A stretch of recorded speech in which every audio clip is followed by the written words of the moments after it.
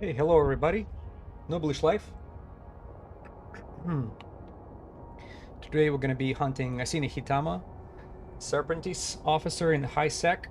So I think I already had one attempt, and we're coming back for it, but with a slightly optimized fit this time. So instead of using heavy missiles or heavy assault missiles, I actually switched to rapid light missile launchers. So with a Scourge auto targeting light missiles. And that was lesson learned the hard way by uh, true Sancha officer in high sec, who actually I did not have enough damage application in order to get through her shield. So now I think I got an overkill. Not only I switched to a smaller radio, explosion radius and explosion speed with this light missiles, but I also have a guidance computer, missile guidance computer, plus the stasis webifier. So I think if we manage to bring officer on grids, she should melt like within a minute. At least that's my expectation, especially with profile damage that I have, because I have a hard kinetic, almost 600 DPS with a good application. Passive shield tank, obviously that's a buffer shield fit with what do we have, over 50,000 HP. So that's optimal for high sec in my opinion, because you should not really expect much of a PvP except maybe suicide gankers, and that's where that buffer tank comes handy. So enough talk, let's take her for a walk.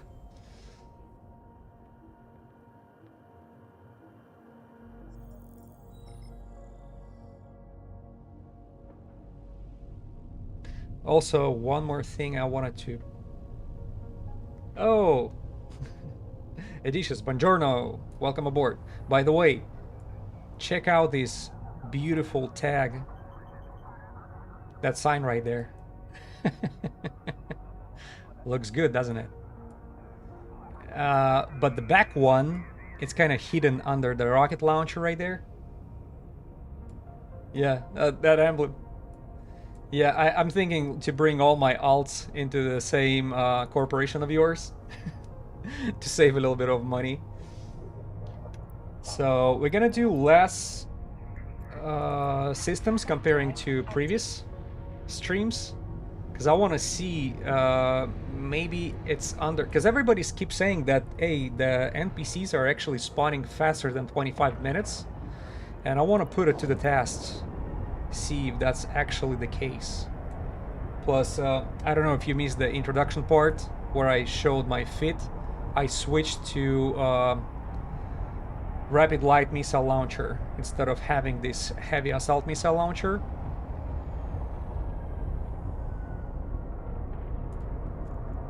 So we kind of...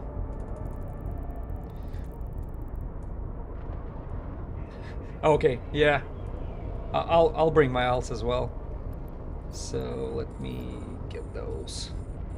Remember, the very first NPCs actually have to attack you in order to activate these auto missile launchers.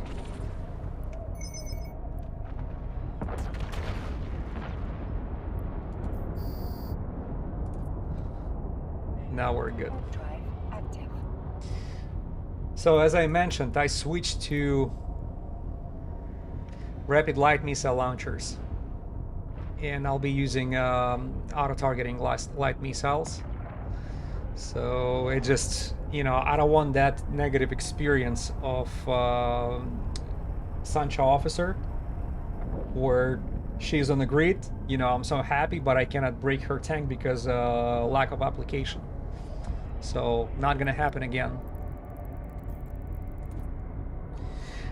Right, still pretty good range on the light missiles, better than I was anticipating. We have 42, plus I do have a script for the range, missile range, in case if they're spawned way too far, I can switch to that range script, and it's gonna give me another 10 kilometers. So switch from max flight range from 42 to 52 on those auto-targeting missiles.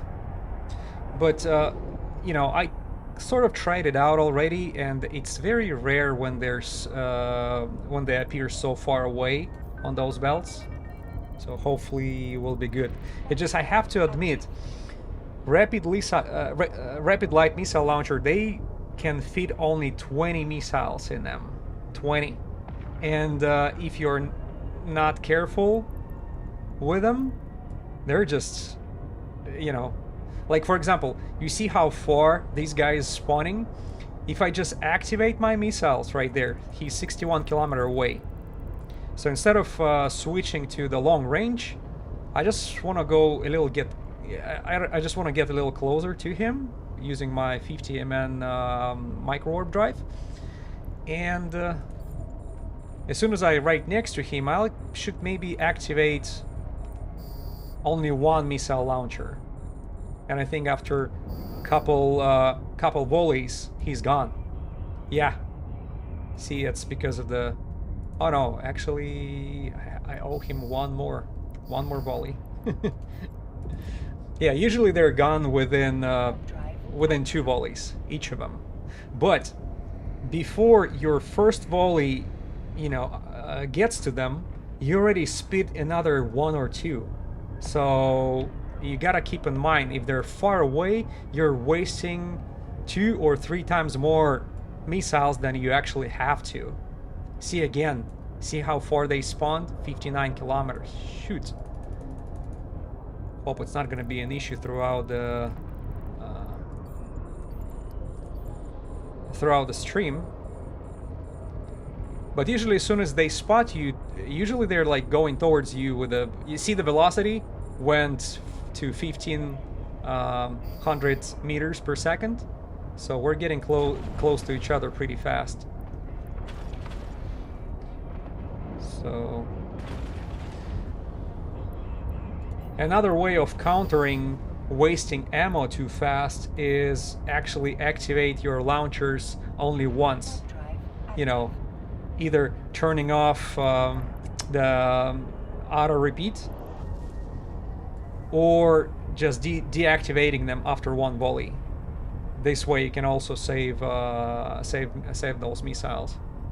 Because I actually decided to buy faction ammo, Legion. Yeah, those Legion Scourge auto-targeting. Even though they're small, but they still worth money. I think they're like, oh shoot, stop. They're still 1300s per each missile. Yeah.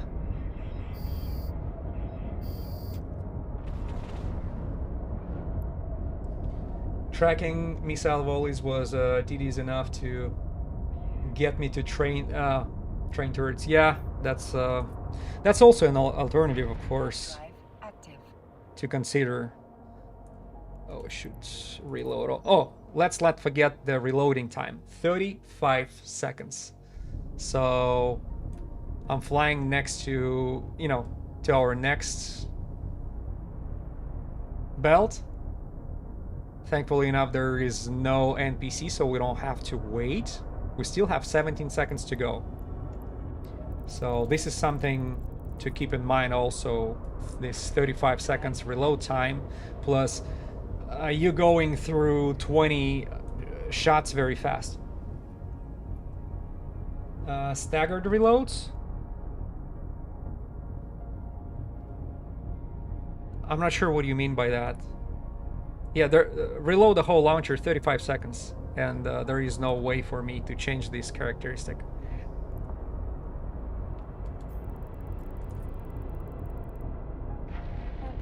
Yeah, but rapid launchers, you know, they're famous for this long time reload.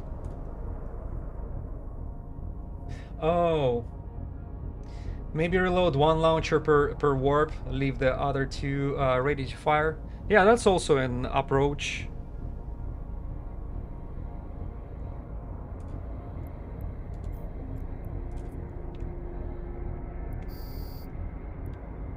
Oh shoot, astral mining is way too close. Where is this guy? Hope I'm not gonna shoot him.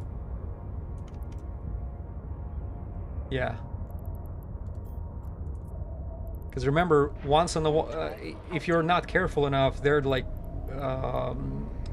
you're actually attacking this astral mining as well. Even though it didn't happen this time. I should experiment with this.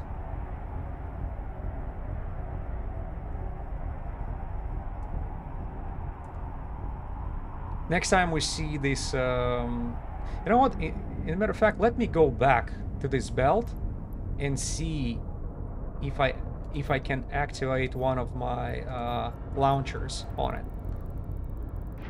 Yeah, let's go back a little quick. Because I remember I was actually attacking those friendly mining fleets, even though that's definitely not was not my purpose. I would like to keep that friendly relationship with him. So let's go see. Yeah, he's over here. He's within my range. Let me see if I can if I activate one of the launchers, will it attack him or not? Yeah, rapid light missile has no suitable targets within the range. That's good. That's good. So we should not worry about it. But I can't remember. I do recall that I was actually attacking one of them somehow with a. Damn, was it my Vorton projectors, or was it? Yeah, nice, no accidental response. Exactly, exactly. Especially from the blue fleet, which I would like to keep, you know, a good standings with. I don't want them to freak out every time they see me. I think we have enough to worry about with this diamond NPCs. Extremely capable of kicking ass.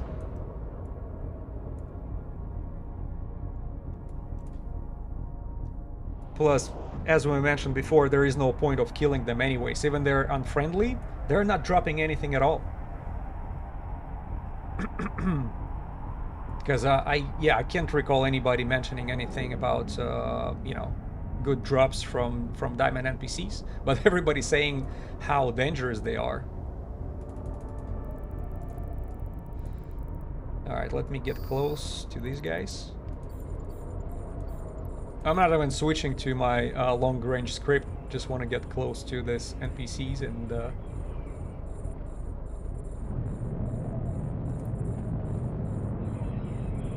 I think it's less time consuming.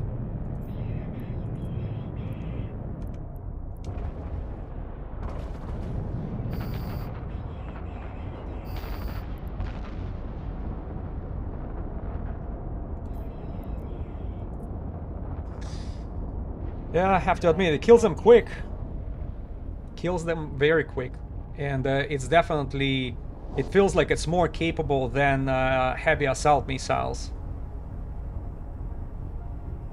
So it's probably... You know, you should keep them for hunting officers in a low sec. But high sec, those light rapid launchers doing the job even better. You know, I think if I would get stuck with this situation with the True Sancha last time when when the officer spawned off the stream, if I would have rapid launcher, even without the stasis webby fire, I think I would be able to get through the tank of what's her face. I already keep forgetting the name of the True Sancha. Usara Skyrola, there you go.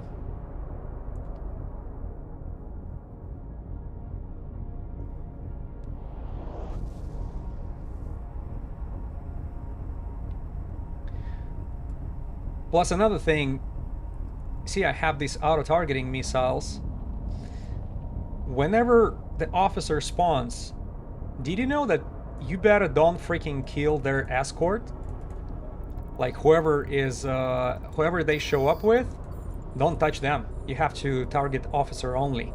Otherwise, if you decide to clear out the grid first and then concentrate on your on the officer at the very end, there is a very high probability, almost 100%, that they will actually warp off from the grid.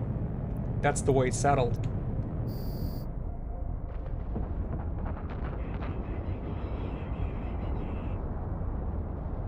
So is it 15? Yeah. So you better ignore everybody except the officer. It's kind of smart of the NPC. Also, there is another very interesting feature of these officers. Even if you have disruptor, warp disruptor, or warp scrambler, and you hold them, they still warp away. Did you know that? They can just break through that pinpointing ability of yours. Unlike other sites where you've kill everybody and the single lone frigate is still chasing after. Yeah, they're showing smart behavior, exactly. And besides, they're having a timer of 1 hour and something, 1 hour 23 minutes. They will not stay on the grid. They'll fly away if you kill their escort. The only case when the timer activates and they stay around, when they spawn on the belt, kill one of the capsuleers, let's say one of the mining barges or Venture or whatever, one of the capsuleers, and then they kind of jump around in a system. If they're being ignored, they stay in a system for 1 hour and 23 minutes. And that's a very interesting feature. So, I don't know, I thought I kind of knew the basics about the officers, but more I do them, and more I research, more stuff is surfacing. Because there is no really a good reliable source of the info. A lot of things you're like learning through the experimentation on your own, with your own hands. And unless I have somebody else's recordings, which is very rare, then I can confirm the info and observations. By the way, I actually dug out a lot more interesting info on nullsec officer hunting. So some of them you can only hunt with extremely strong long distance battleships, right? Oh, there you go. Velator. Where are they at? Oh, right there. But some of them you can actually stay probably 50 kilometers away, which is enough to be secure from their electronic warfare and just apply enough damage. And that's enough to kill them. And I think the easiest one to go after, from what I found out, are Angel Cartel.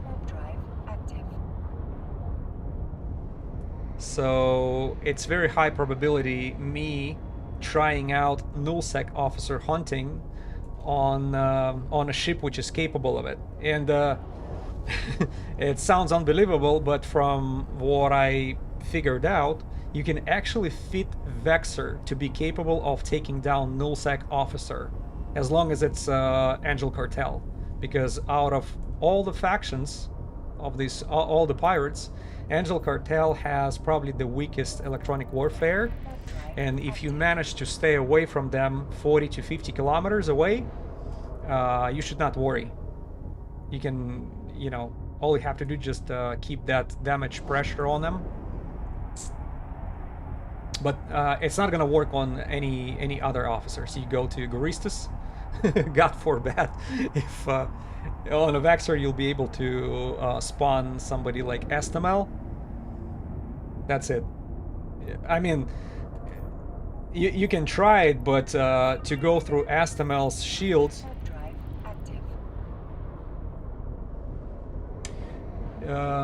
do I know if they spawn in NPC nullsec? That's exactly where they do spawn.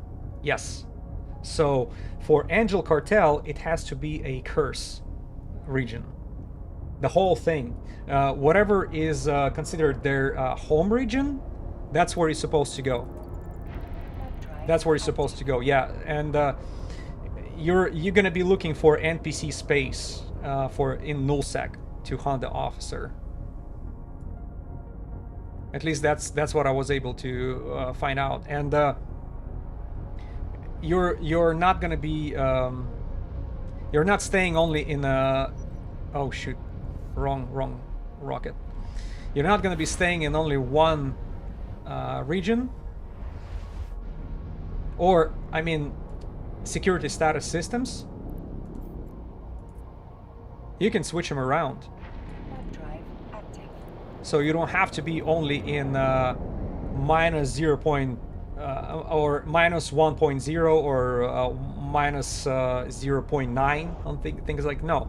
Actually, any security status in the home region of that particular NPC is capable of spawning officer for you, and that's a great news. At least for me, it's gonna be easier.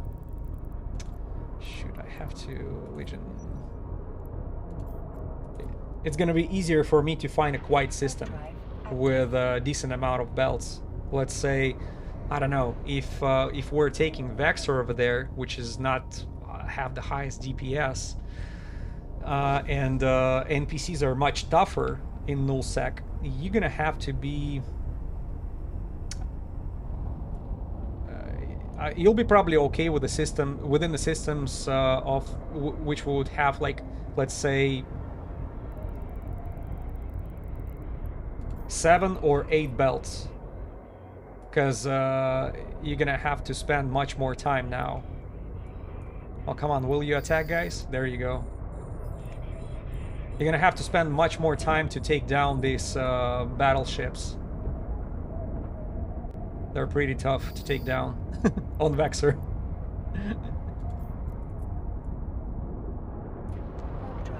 But you know, when I read articles about it, like all these Reddit posts and stuff, some people are forming systems with only one belt. That's gonna be a real grind for sure, yeah. But some people are doing it professionally. They would have a multi-boxing fighting system with only one belt. Only one. Leaving their ship there cloaked, and just waiting for every you know, next spawn, and somehow they're being successful. It just, obviously I'm not gonna be doing that, because we're not gonna be waiting, looking at the stars for 20 minutes, because we need some action. Even alone, you know, I would fall asleep. So, but if you're multi-boxing, or you do some stuff, I don't know, maybe if you have it on the background, but you're doing something else, that makes sense. All you have to do is just check every 20 minutes who spawned on that belt.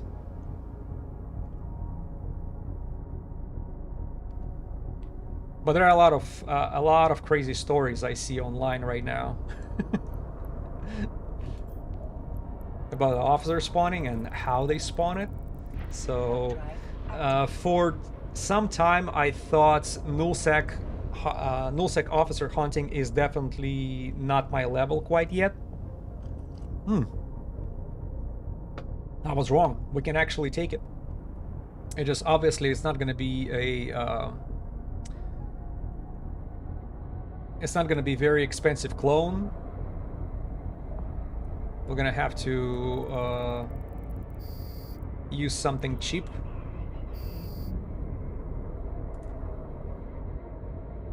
Oh, 2 volleys. It's gonna be nice to see, and not a big deal if Vex are gonna get exactly. So it's gonna be a cheap capsule and cheap ship. Yeah. Plus, if you lose it, you know, at least there would be still entertaining to watch, right? It just, the only downside is if you're losing your ship and you're gonna be somewhere deep in a curse region, and I'm in the Mar, it's just a you're gonna have to wait for a while you know, to get the new ship and then go back to this region. Plus, I'll try to be careful about it. If way too many people getting into the system, obviously you have to either switch the places. So what would make sense is just go into this region and find quite a few spots. Remember how we were hunting in the low sec? The same way.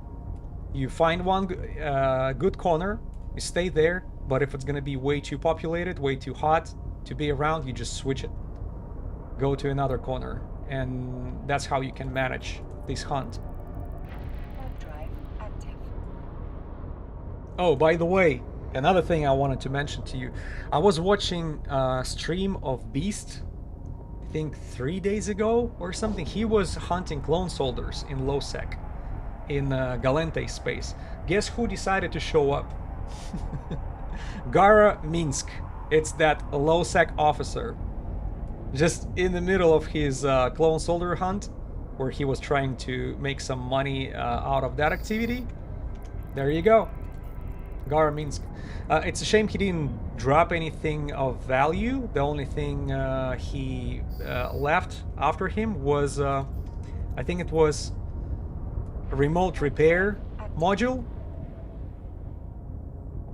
Yeah, it is pretty lucky, and it just happened mid-stream while he was doing something else. So he had pretty much the opposite situation. I was hunting officer. It was Sancho though, not Serpentis. And I made money out of clone soldiers. He was hunting clone soldiers, but made most of his money from the officer. It's interesting how this game treats you, right? I beast flying. I think it was Tengu. Tengu with the heavy missiles, not even heavy assault missiles. No.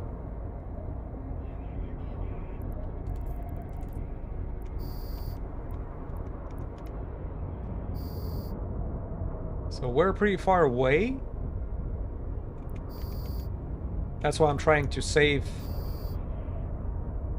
missiles.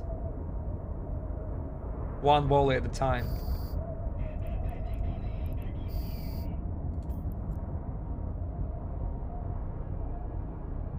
But it does take longer, I gotta admit. Let me reload it all.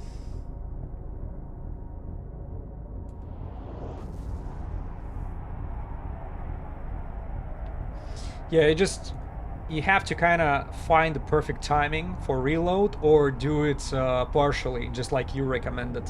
See, we just arrived, but I still have 15 seconds of reloading. Let me align meanwhile. Trying to save as much time as possible.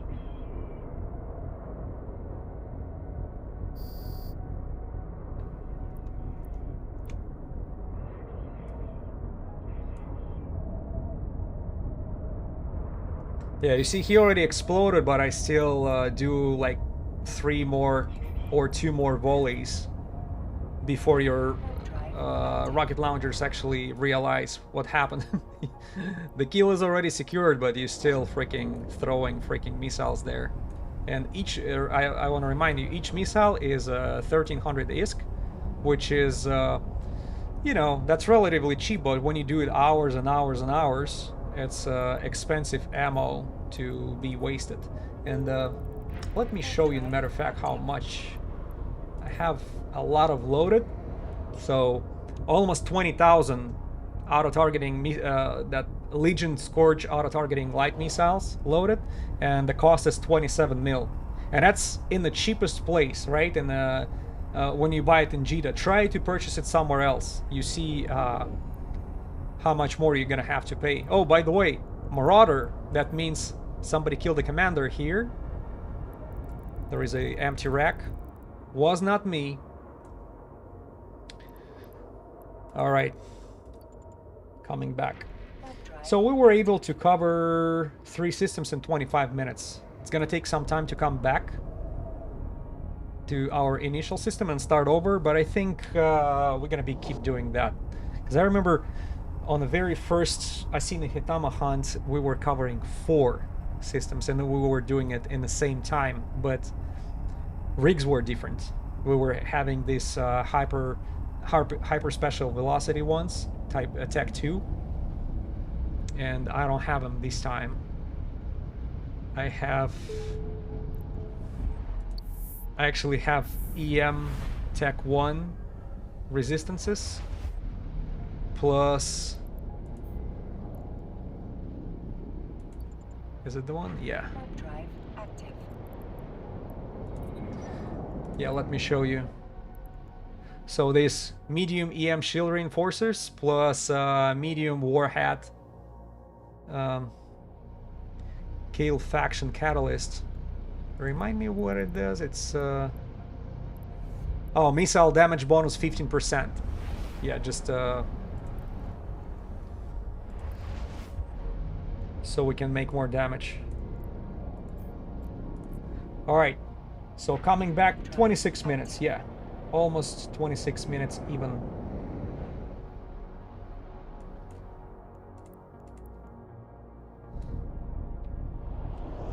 That's a good timing. We can cut it to 2 systems also, but I think it's not necessary. 52 kilometers. Just for the experiment, let me switch to long range.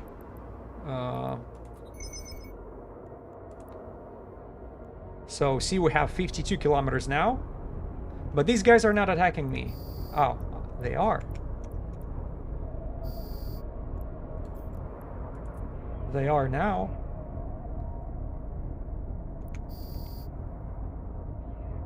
But you see, as soon as they spot me and start attacking me, they're like on my way. And they're already like 30 kilometers away.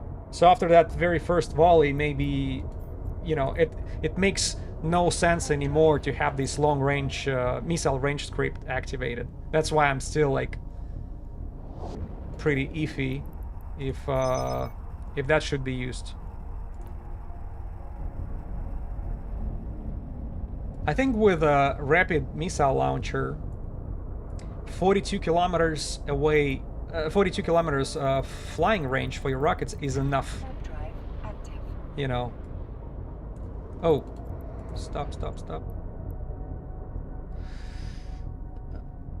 Yeah, 42 kilometers is enough, and this missile guidance computer can be switched, in my case, for another Republic Fleet Large shield extender. I would rather do that, because I do have stasis wavy fire, and I have a very small... as a matter of fact, let me show you how... Oh, it's not over here. The explosion radius. Explosion radius, 25 meters. Very small. And keep in mind, the signature radius of the officer on the frigate is 50 meters. And Moongins, thank you for following. I appreciate it. Welcome aboard. So 25 meters explosion radius plus explosion velocity is almost 300 meters per second. It's so much better than heavy assault missiles, or just heavy missiles. Then you should not worry about damage application anymore.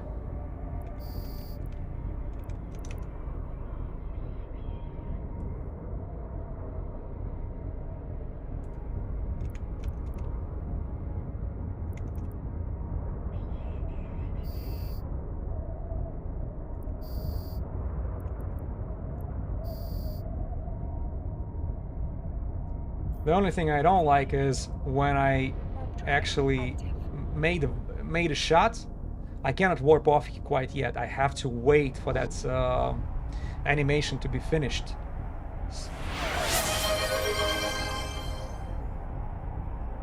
Fred the Pleb, thank you for following. Welcome aboard.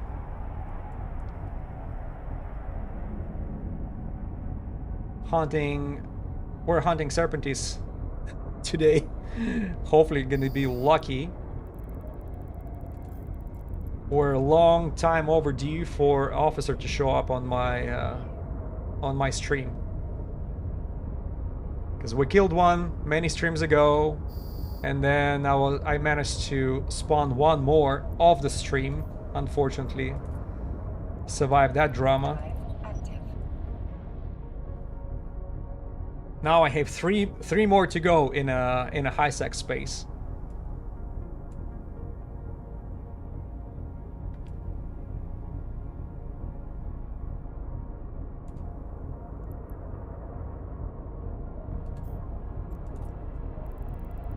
Which will be successful today.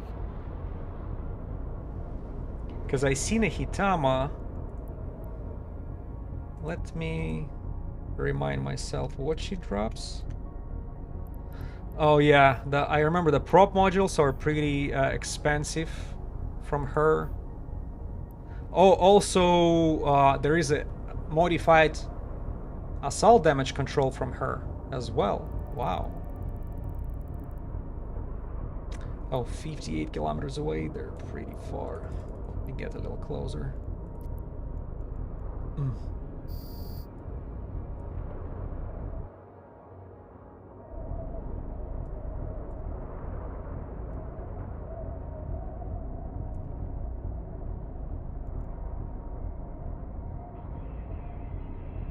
Are you guys going towards me or no?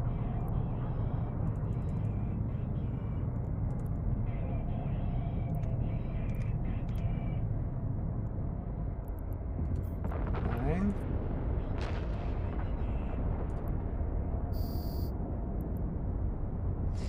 Yeah, if they manage to, if you're right next to them, they're pretty much melting under your rapid launchers. And you don't have to waste ammo so much because once that volley is made, the damage applied almost instantly, comparing to when they're too far away. Okay, 18 kilometers, not too bad. The problem starts when they're like further away from you, like 30 kilometers away and more. That's when wasting of that ammo becomes, you know, you feel it.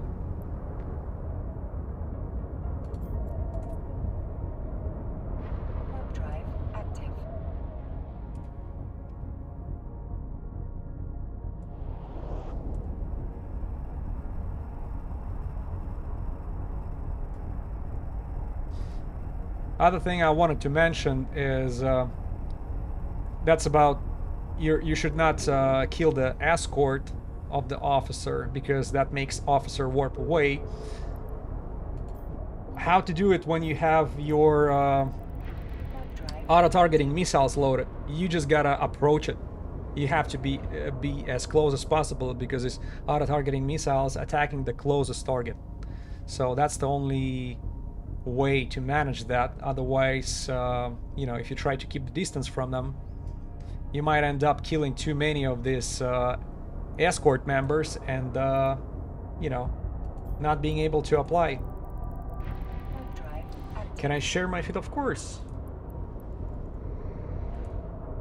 This is so far the most optimized feed for that type of activity, and I did an overkill for, you know, I kind of overkill the damage application. Not only I use the rapid light missile launchers, which are pretty good with damage application to small targets, but I also put guidance computer with the precision script, and not only that, I equipped the stasis webifier to secure that damage application even better. Because I'll be honest with you, with heavy assault missile launchers, which I used to have on my fit when I caught True Sancha on that succubus, I was not able to apply enough damage to break her shield, and I killed her by miracle using the help of another capsuleer who showed up on the grid and pretty much stole the loot from me. So, and my missile damage is maxed out on this character.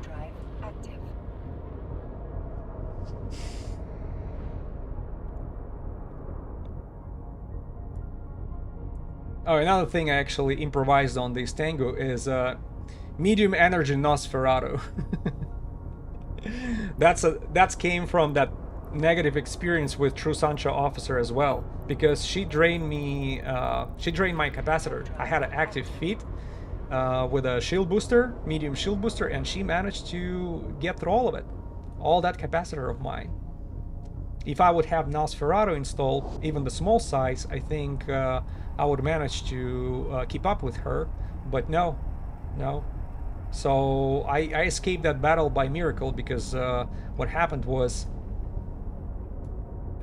she has only 80%. Oh, which one?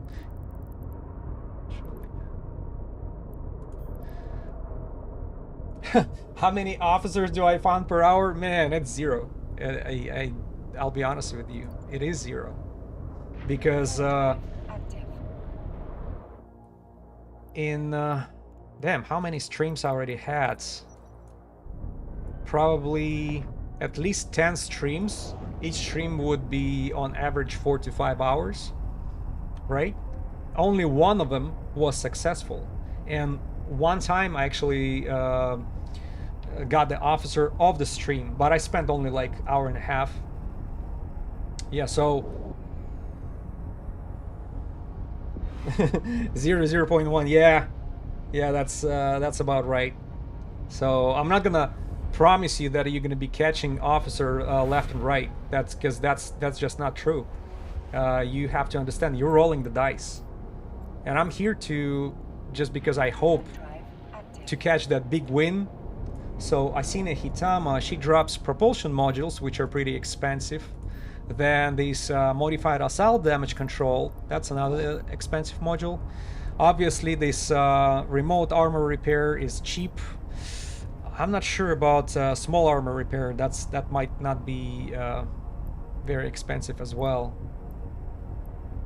So 1.6 for the blasters, 1.6 billion. So you're really making a good money from propulsion modules, mostly from these officers. And you have to be patient with the market too, because buyers for that type of equipment are not, you know, they're not everyday buyers, even in Jita. So I don't do it for money. I do it for my own entertainment, and it's very unusual activity, you know, comparing to what I used to do. There is, what do you call it? Sort of like a ludomania. Do it for the thrill, exactly. So it's a sort of ludomania. Yeah, it's gambling, total gambling, and I just love it. It doesn't take way too much concentration, and whenever you'll be able to spawn this officer on a grid, you know, the feeling is almost unparalleled. I don't recall anything else in this game except maybe winning some extremely hard PvP, which I'm definitely not capable of. You know, maybe by luck, then you would have the same feeling. The adrenaline rush. Plus the reward at the end. Who knows, if we manage to spawn officer who drops me something of value, like 5 billion or more from the officer module, then we can sort of count how many hours we spent on that activity and what's the payback. But so far, I'll tell you, that very first officer who I was managed to spawn, the Blood Raider, high security officer, he dropped only factional loot for me, 360 million. Then True Sancha dropped one cheapest officer module, which is 300 mil, plus 160 of the factional loot, which is what comes to 460, right? 460 plus 360. We have 820 mil profit so far. for all that, you know, for all my attempts to hunt these elite dangerous freaking NPCs. But so if we count right now, that ISK per hour is laughable. But once something big drops, that's when it becomes more interesting. I would still not recommend it to anybody as a source of ISK, obviously. But, you know, whenever you're bored, if you're tired of everything else, if you don't want to do Abyss Run anymore, which is, I don't know, that's pretty, to me it's Abyss running is much more exhausting. You know, I'm not relaxed, even though I do have an idea actually to, you know, oh, that's Avenat system.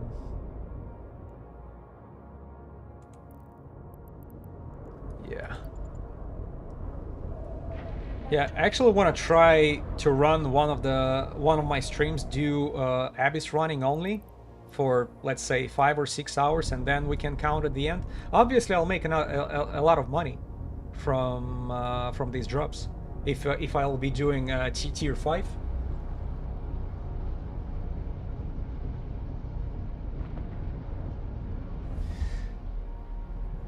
Oh, 7, I tried this. I was just warping belt to belt. Kill everything I see, move to next 0.5 system. Is there more to it to increase chance? Unfortunately, no. You just have to be consistent, you know. Have to go belt to belt, you know. Have at least one or at least 2 systems, maybe right next to each other, so you can cover them relatively quickly within 20 to 25 minutes. Do the full round. And that should do it for you. The only thing to add may be you have to watch if there are Athanors in a system of yours where you do the hunt. Because what happens is, if the Athanor exploded that, you know, piece of moon right next to it, game sees this as a separate asteroid belt. And that's point of spawn for the officers, besides the regular asteroid belts that that particular system has to offer. So in this system where I'm at right now, there are 14 regular belts. And I know there are no Athanors. But if there would be, it would maybe make sense to check this Athanor just to see if that exploded piece of moon is over there. But if it's just pulling that piece to it and it's not exploded yet, then it doesn't count as a belt. So I know in nullsec some people saw NPCs, the officer actually spawning next to the Stargate.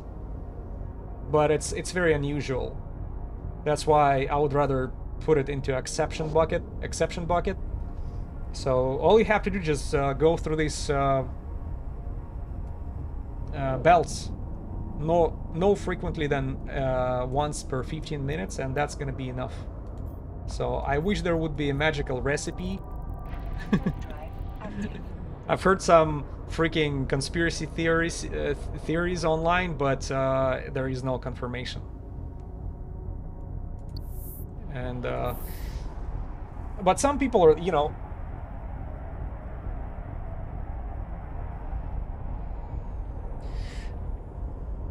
oh, so you stick to a couple of systems and ping back and forth. Yeah. I was going to new systems every time. Well, you see, when you go into new systems every time, you are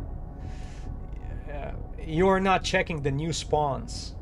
And I think the mechanics behind it is like every time there is a new spawn, it's a new roll of dice.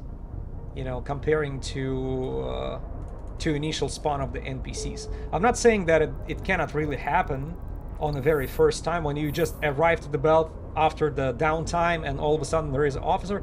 It's possible, and I'm pretty sure it's happened. I actually read some online that it happened to few players, but it's way too rare to do it on a regular basis. I would rather stick to couple systems with enough belts for you to stay busy with, and just keep clearing them up. Do the same circle over and over again until you get your lucky spawn. That's how you do it. And there is nothing special behind it. And by the way, you have commanders spawning from time to time, who actually do have a chance of dropping faction loot.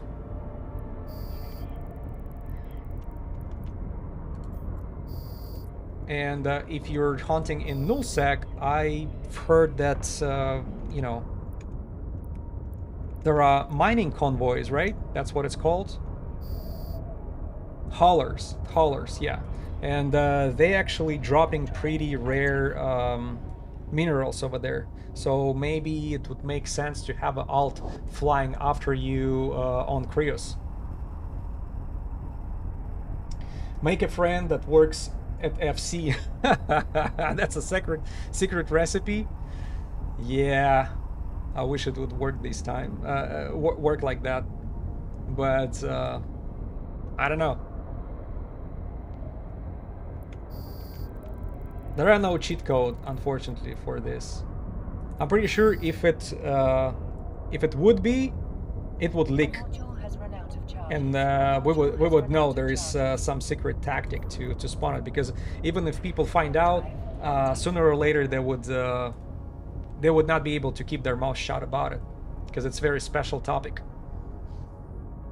I did make 200 million from Dark Blood Rats, so it wasn't complete loss. Yeah, it's it's for people who actually have money already, and now they're just missing. They're missing entertainment. They're missing this adrenaline spike, which you can clearly get from PvP. But you know, my problem is I'm not really good at it, and I'm not willing to lose expensive ships, which I love to fly. Yeah, I don't know, somehow I just, you know, it's not my thing to fly cheap every time, because I know everybody like competing like, oh, how can I do the most expensive activity on the cheapest ship possible? I know it's like specific art to do that, but you have to be on your toes all the time, and you know, utilize your skill to the max.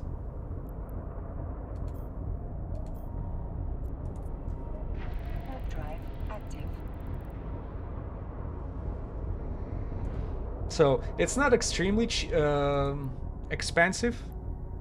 On my feet I have like, yeah, it's a little over 500 mil on this Tengu, and the only special stuff I have installed on this particular Tengu is shield extenders, shield extenders. The Republic, yeah, I have a couple Republic Fleet large shield extenders, that's it. Everything else is Tech 2, and I don't have any problems quite yet. The only problem on Last Officer Encounter was damage application, and that's why I came up with this overkill fit, where you have small size rockets with good application, you have stasis webby fire installed, and you have missile precision script on your guidance computer, missile guidance computer. That should secure my damage application and bring it to the level where I should kill the freaking officer so quickly he will not be able to say mama fast enough.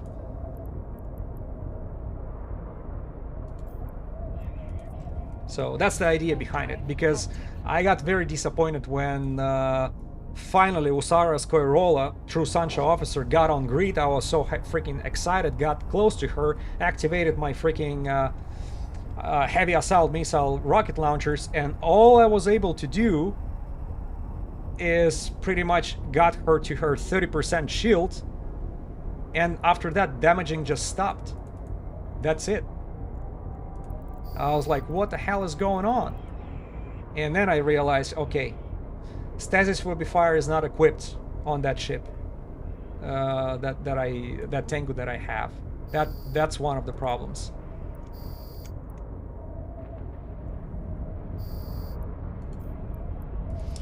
I never done officer hunting. They're dangerous when you encounter them. They are not just dangerous, they're deadly. They are deadly. If you do it wrong, you will lose even oh shoot, even strong and capable ship just like that Tengu can be lost. Yeah, you play your card wrong. It's 13, and you can lose even Tengu to it, and that's almost happened to me with this True Sancha. As I mentioned, she was flying around me on succubus with a speed almost 2 kilometers per second, with a signature of 50 meters, her signature radius. So my heavy assault missiles were not doing enough damage to it. So, and I pretty much stopped at her 30% of shield, and I could not break through that shield anymore. So treat that officer just like Burner. Probably, yeah. Burner is will give you just as much trouble. And whoever did Burner missions, they know very well they're not to be. You cannot really, what do you call it? Underestimate their danger. So officer, same level of danger, if not more. But that's only if you're not sure in your fit. Like, for example, right now I'm like 100% sure it's gonna be enough. I have a passive tank, which is gonna be more than enough to give me enough survivability.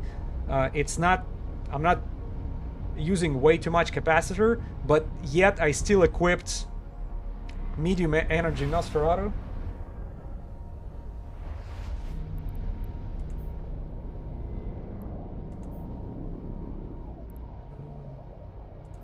Why I keep forgetting which system? Oh, this one.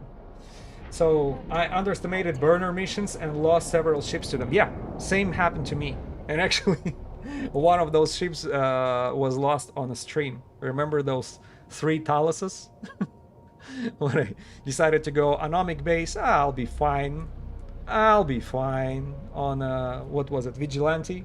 Yeah. Got my lesson learned right there. Alright, another 26 minutes per cycle. It's good enough. Start over. Drive active.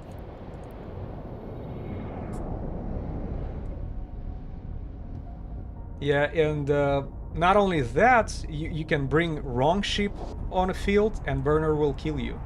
You will forget to activate resistances only because you were so confident and, you know, you're not paying attention anymore. He will kill you.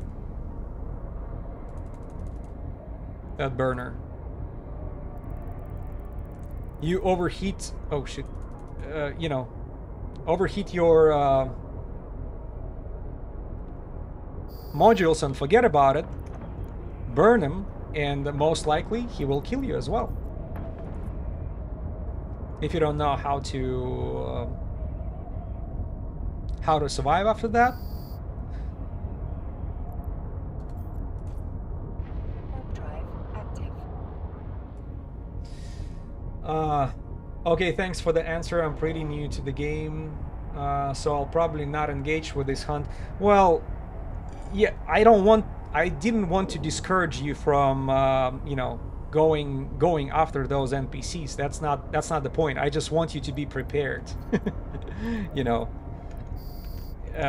Just do some research before you go, and that will save you a lot of ISK. Otherwise, you know, as a new player, you might invest way too much in a relatively expensive ship, especially in your situation, and then at the end just finally you got extremely lucky. You got your officer on grid, and he kills you. Yeah, you don't want that to happen. Just keep in mind, in the high sec, specifically for the high sec, damage application is the key, I think. And with this, I will definitely recommend the ship with stasis webifier and with either enough tracking to track the fast small ship, or explosion velocity should be very high and explosion radius should be very low, just like what I have at the moment. So your damage application. Warp drive active.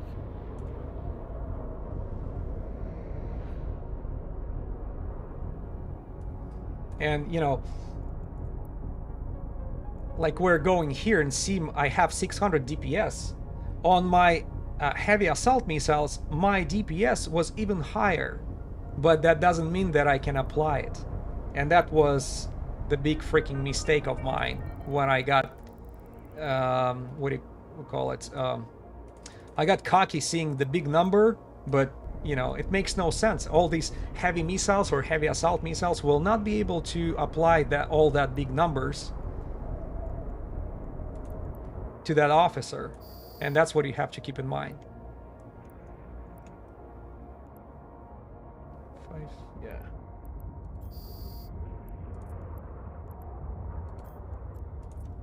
So stick to smaller rockets, or maybe smaller calibers of turrets, and work on your traction or damage application from for rockets, and then you'll be fine. Plus, yeah, you know, let's not forget about your shield and capacitor also.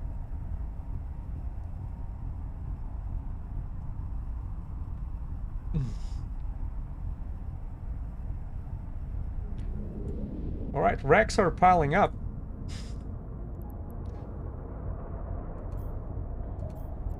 I don't see much of the competition on grid. Yeah, it's really nobody on belts. That's good. Even though the systems where I'm at, usually it's there is a lot of activity here.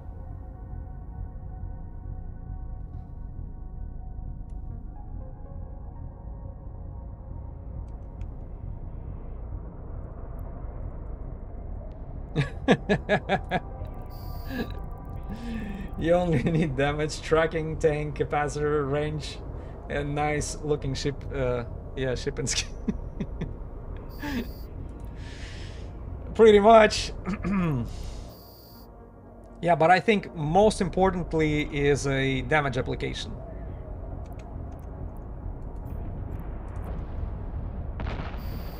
At least if you want to prioritize what you should start from,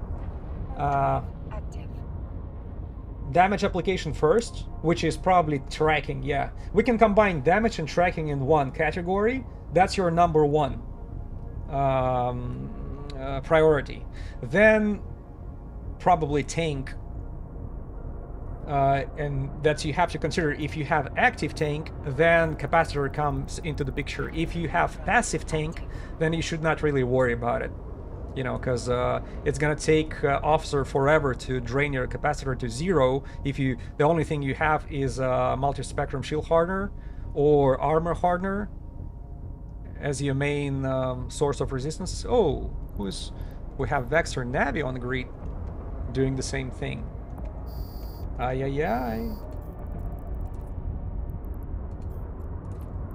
Vexor, who are you?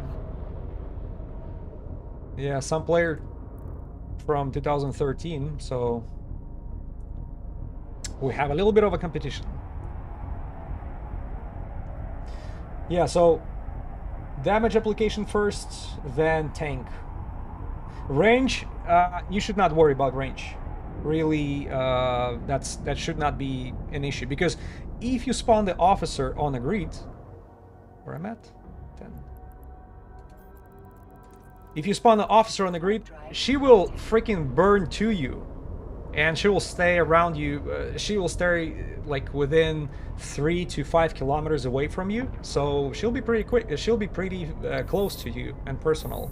So range, I would not worry about range much. Range plays a role when you are, you know, doing it long enough and you are tired of NPCs spawning way too far. That's when you should consider it, but that should be your lowest priority. So priority number 1, damage application. Priority number 2 is tank, and that's enough. And tank is just I would stick to passive tank, honestly, to be on the safe side. And for the new player, definitely make your bet on a passive tank. You'll be fine. You know, it's a little less for you to manage. Maybe I would say it's much more less for you to manage, and you don't want to get lost in those buttons. Even though, you know, experienced players think, oh, not a big deal, there is not much to manage. Trust me, when the officer appears on the grid, you feel like you just, all that experience is lost. Your hand palms are sweating, you're all excited, you start making most basic freaking mistakes and stuff. But this is the feeling you get from this activity, and that's why I love it. And the game humbles you from time to time, just like that True Sunshine officer did to me.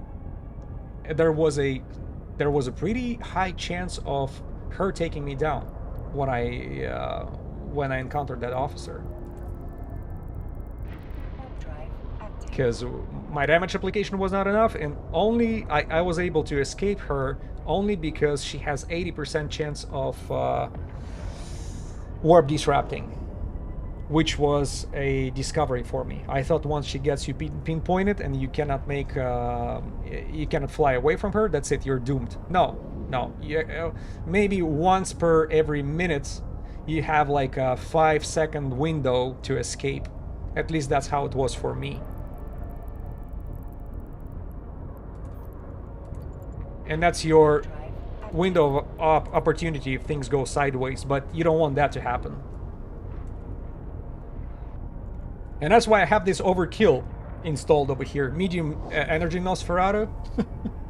I know it makes no sense for me to install it with my passive tank, but I saw my power grid allows me to, only because rapid light missile launchers do not take as much power grid as heavy assault missile launchers. So I was like, why not to utilize all this power grid by installing that medium energy Nosferatu?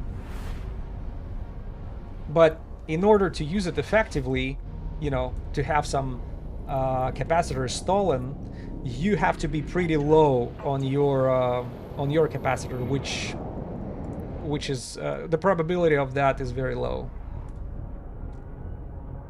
But the feeling, damn, I can't forget when my Tengu was just freaking sucked dry of capacitor by True Sancha high sec freaking frigate officer. That was not a nice feeling. I was like, okay, that's it, I'm losing my Tengu, and I'll be a freaking clown for the whole ZKill board to point at me. You know, when that kill mail gets posted. Luckily, I escaped that situation. So don't let it happen to you.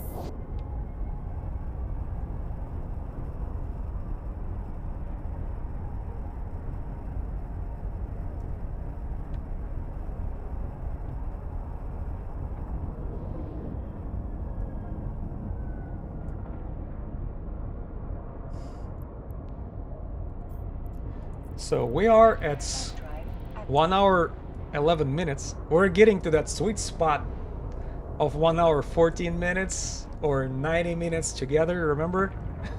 That's where the officer usually shows up. Ugh.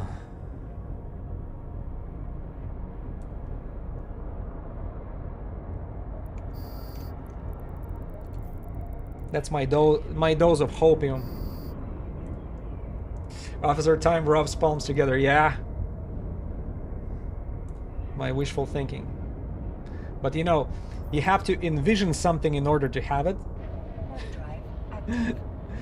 Let the universe do the work, but you have to imagine what you want first.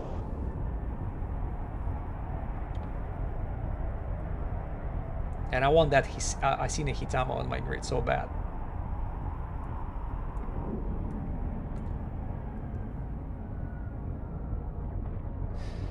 Low disk space.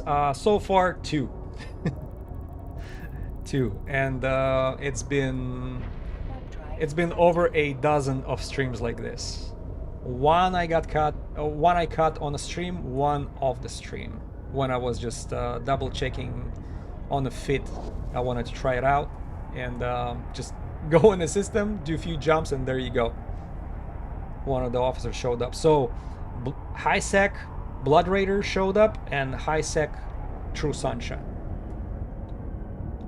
For the high security space, all I have left is Serpentis, which we're hunting today. Then Goristus and Angel Cartel. Nobody from low sec or null sec quite yet.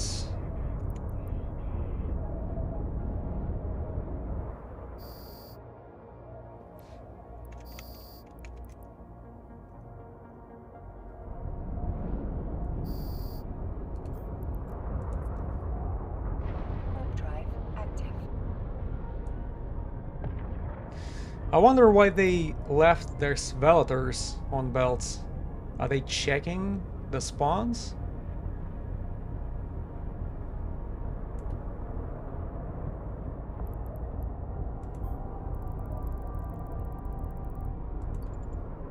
I don't think it makes sense because... Severe. Yeah, because you're not really checking every single belt. Maybe that's how you keep kind of hand on the pulse of every single one. Imagine all these multi-boxing, put the Velators on the belts. Just to see what the spawns are. But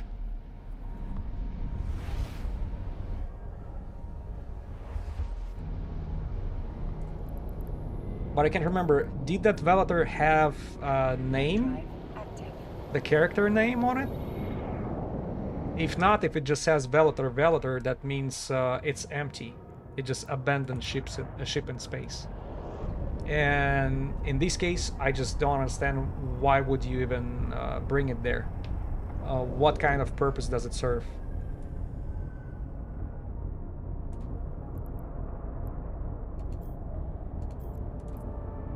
So, if you know why they do that, enlighten me, because I have no idea. Just keep looking at this beautiful sign of my new corporation that I just recently joined. Looks better than my old one.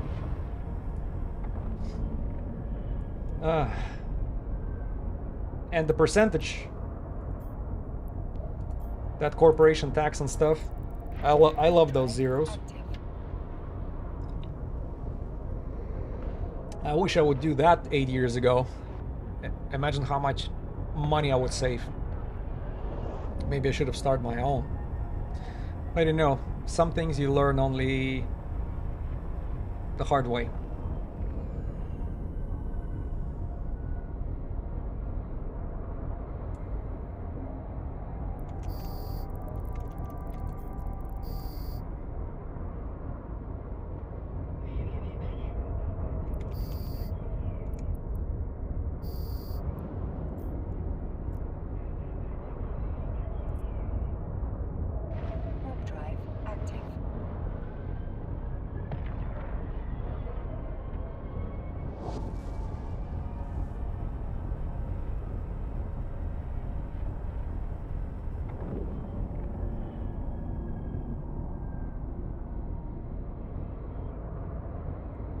Well, I'll tell you, a lot of NPCs are spawning. That's good. Because once in a while, it seems like they're just forgetting about me, and despite you're spending more than a half hour tracking them, they're just stop spawning. I don't know what it's related to, but it's definitely some sort of hidden mechanics of how they spawn. It's not just a simple timer of 15 or 20 or 25 minutes. It's more complicated than this. Technically, you know, more I do that, more data I collect. And I'm gladly sharing it with you. So most likely our next attempt to hunt the NPC will not be in high sec. I want to try it in null sec for the first time. And as I mentioned that before, I want to try it against the easiest ones to hunt, which are Angel, Cartel, and Curse. I think the hardest part is to get there safe and to, you know, to be there safe. That's the hardest part. Because the way this officer described are, they're like, electronic warfare is the weakest one. All you have to do is just manage 50 kilometers away from them. Within that distance, you'll be pretty safe.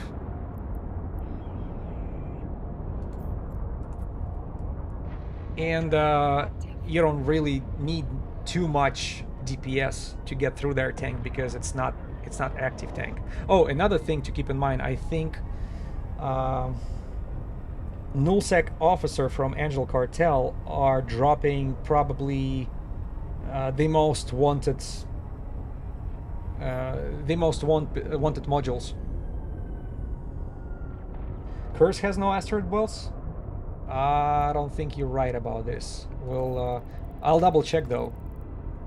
Because Curse, that's the home region for these nullsec officers to spawn. I find it hard to believe. But thank you for the hint. I'll definitely double check that before I go. Hold on, in a matter of fact, let's just take a look. Give me 1 second. I'm gonna drop these guys a little quick. And then we align to next belt and we check the curse. Just pick one random system out of there and see if there is asteroid belt available or not. All we need is just a curse NPC space, and the whole region is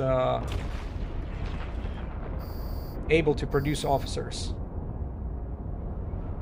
At least that's the data that I have on it. Alright, curse.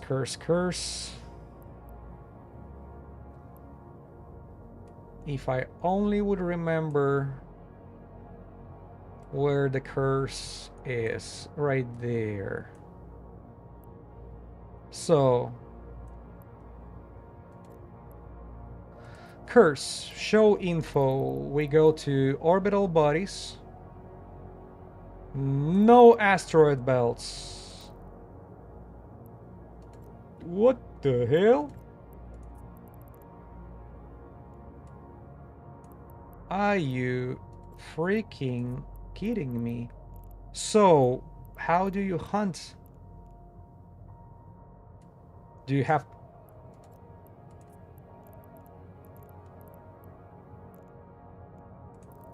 You know what? I'm gonna have to check that resource once again, just to see, because I already checked like 5 systems around, and not a single system gives me anything. Alright, let's check some other NPC space. What is... I think Syndicate is the one, right? Not Solitude. Placid. Cloud Ring.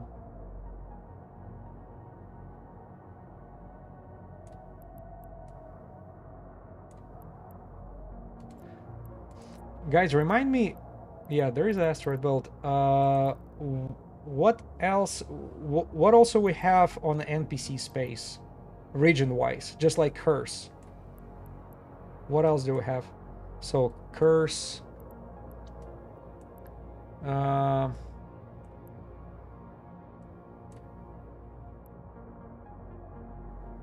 Tucker. Well, I don't think Tucker is interesting. Not these guys. Outer Ring, maybe? Well, it's or. I know Drone Region is another one. Is another place. I don't know the NPC nullsec area. Delph and Vinel. Okay. Delph.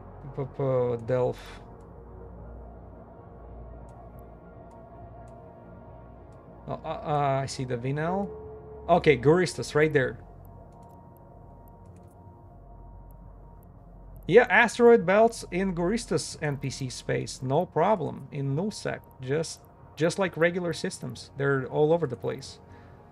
How come Curse doesn't have? So where should I look for the NPCs then over there? I mean for the officers. If there is not a single asteroid belt, is it some sort of glitch? How come the whole freaking region doesn't have a single asteroid belt? Are they not reflected, or they just, I mean, not shown over here, but they exist, or you actually were there and you did not see a single one of them?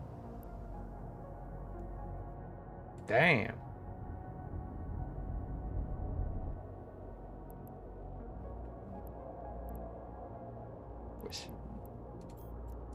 All right, yeah, we'll definitely double check what's going on with this. And Robibos, welcome aboard. Thank you.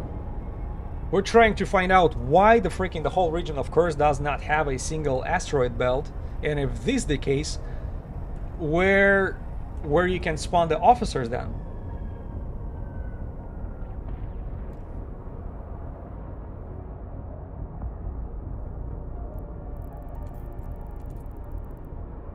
I'd like to know. It is strange, yeah.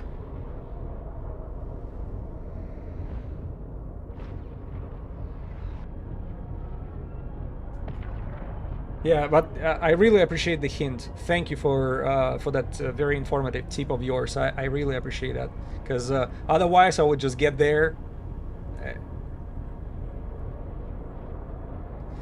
Do they spawn in mining signatures maybe? Well, it is a possibility, but why that's the only region where it happens like this? That's what, you know, puzzling to me. Makes no sense. Why it's because yeah, no problem. Thank you. Yeah.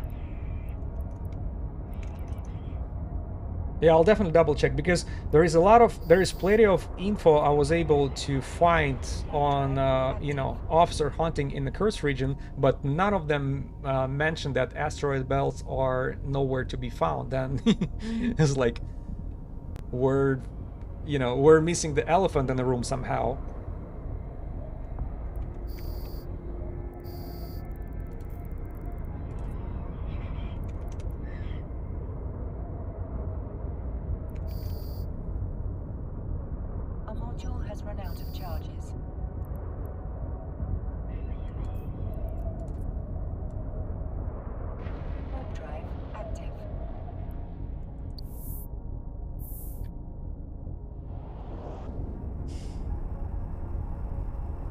If they spawn in mining signatures, but you know, mining signatures. How many mining signatures do you have in one system in nullsec?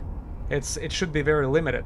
Plus, it's, you know, it's not going to be easy to find it unoccupied. There is always some sort of activity going on, because nullsec mining is, you know, going.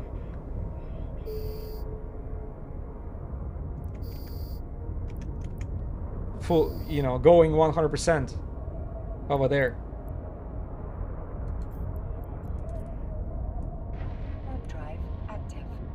So yeah, puzzling.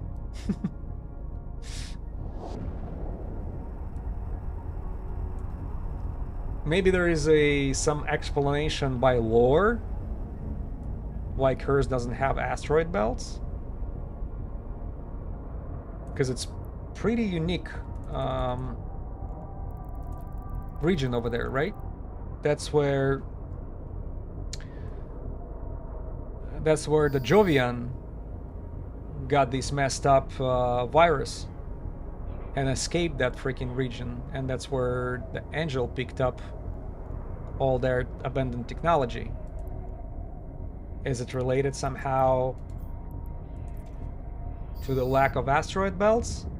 I know I'm stretching the theory, but who knows? You need another level of knowledge to explain that. I should ask Ashtarate or something. He knows everything about lore.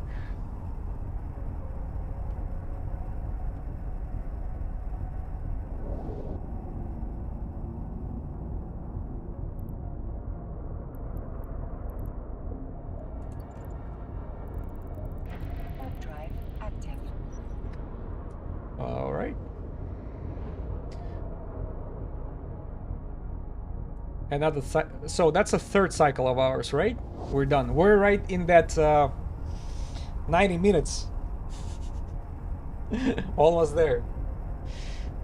So fingers crossed. Who knows? Maybe that's gonna be a lucky run. Run number 4, because on average that's like half hour. Plus coming back to the system. Plus talk. Plus checking all the crazy theories and stuff.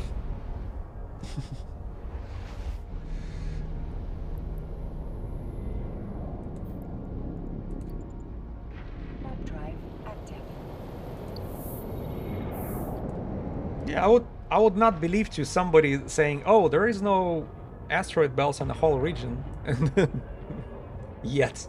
I just clicked like 10 systems over there, and asteroids, or I mean orbital. What is it, like orbital bodies? It just shows nothing, except the planets and moons.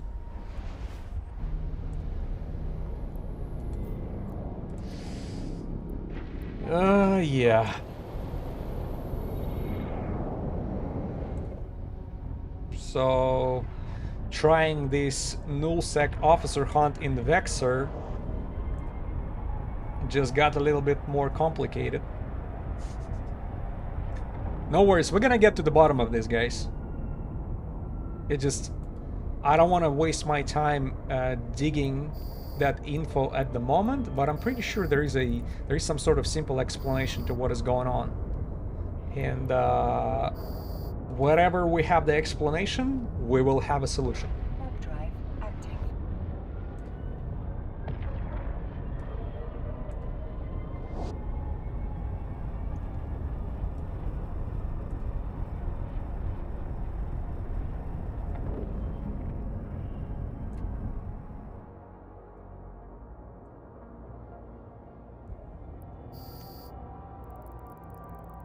Now they're spawning on the top of me.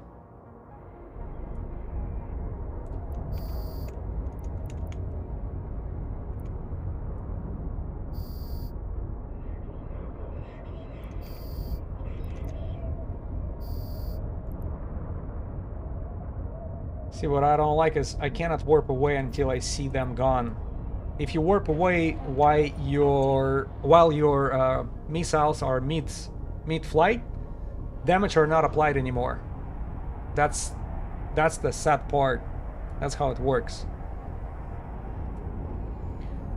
Maybe I can try to play the experiment with this. Like, let's say we are aligned to next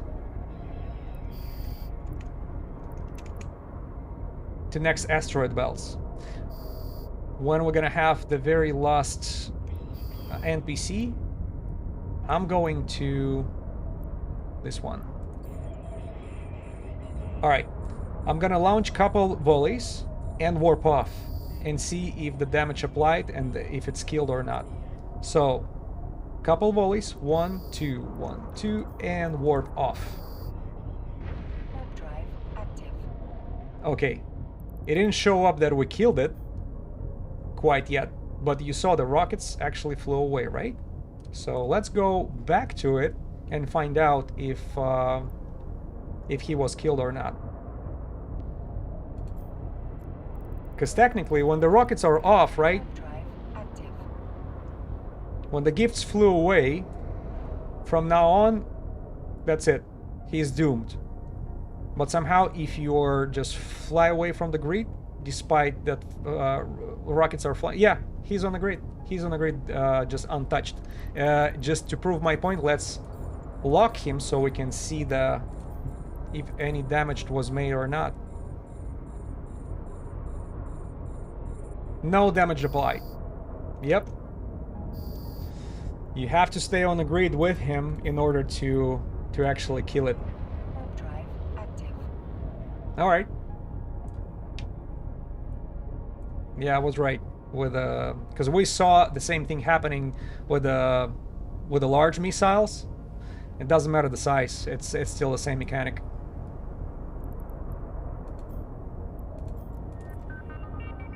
Warp drive active.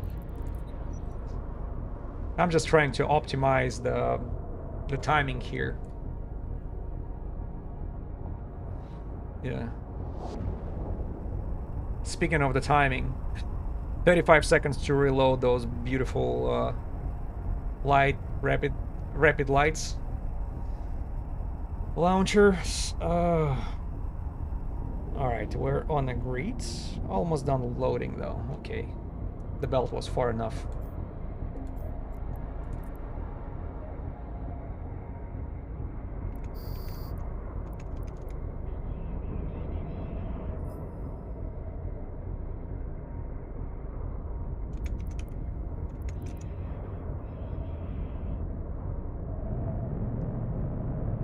See that? Only because I have to wait for these rockets to actually hit the target. Well, Warp drive it seemed like one of them exploded with only one volley, which is only 2 rockets. Because I remember I have like 6 rocket launchers on this Tengu. So I pretty much combine them in 2 launchers per volley.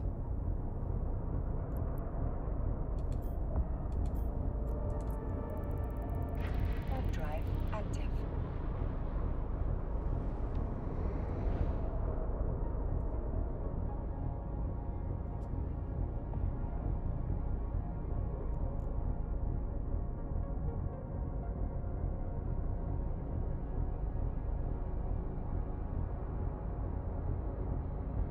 Oh, lovely.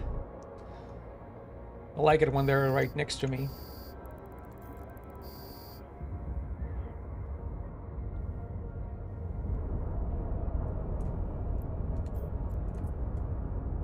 See, that was pretty fast. Warp drive active.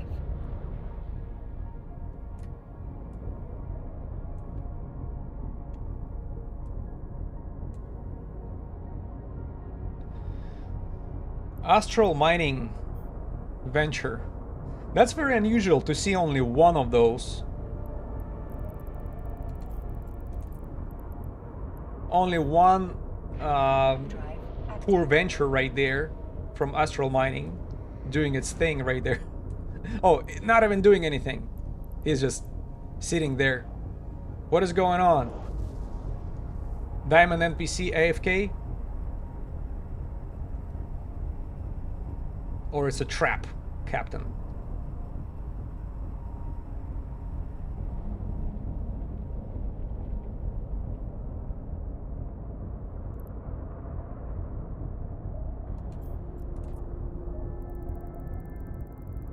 Warp drive active.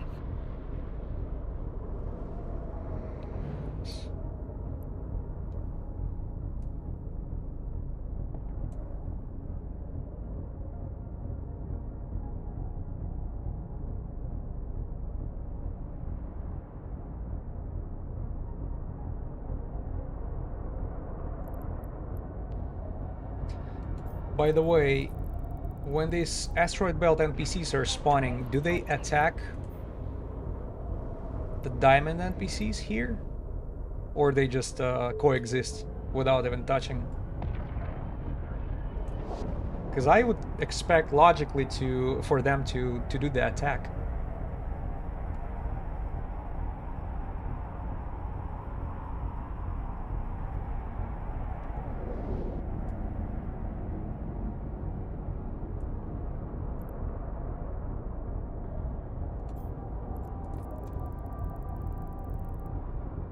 Warp drive active.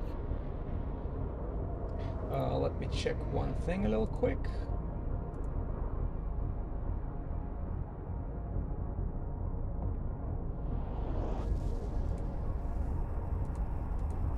Sorry. I'm back here, so we're good. Alright, killing more of these crooks.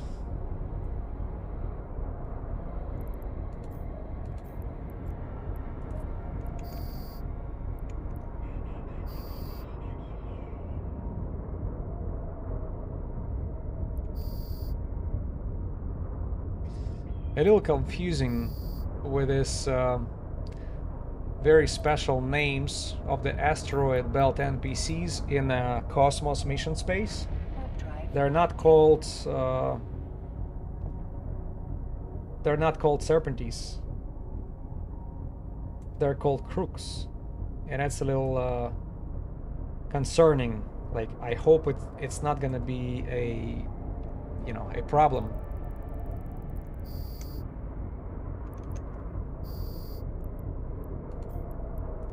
Because I don't want to find out later that, actually, Cosmos mission space is not spawning any officers.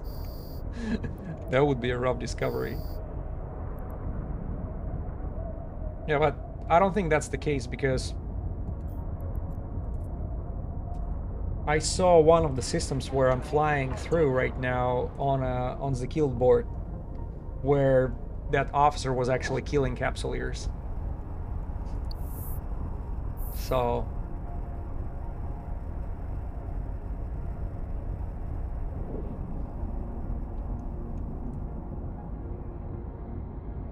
probably should not worry about it.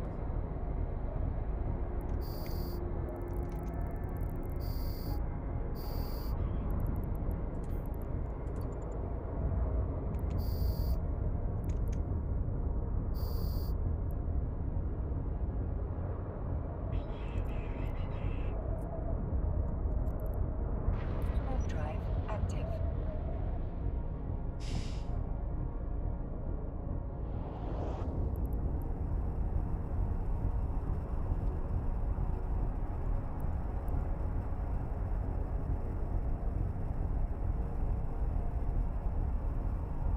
I forgot to activate my stopwatch. That's okay. I'm pretty sure we're gonna be staying in this 25 to 30 minutes time lapse for 3 systems. Are we jumping?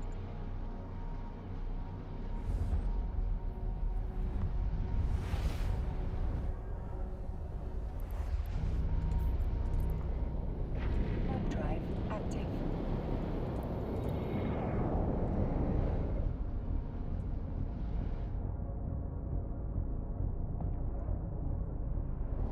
Come on, come on, come on. I feel lucky today. Yeah, because I almost got completely freaking discouraged by so many streams without the officer, and then all of a sudden that True Sunshine decided to show up. So I'm like, yeah, I'm on the right path. Warp drive active. Just a little more. Just a little more. One more belt.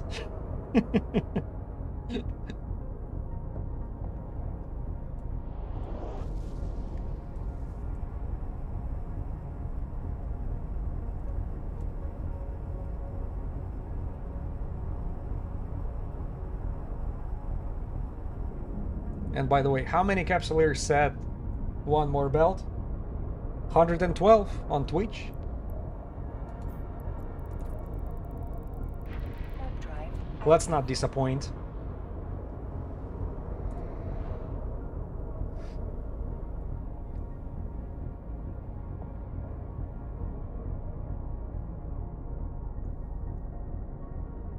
Yeah, I think that's an empty Vellator. Yep, and the speed is 0. He's just pretty much sleeping there. I mean, not sleeping, he's abandoned. Warp drive active. It's just a abandoned ship in space. The only thing is, I have no idea what would be the purpose of it.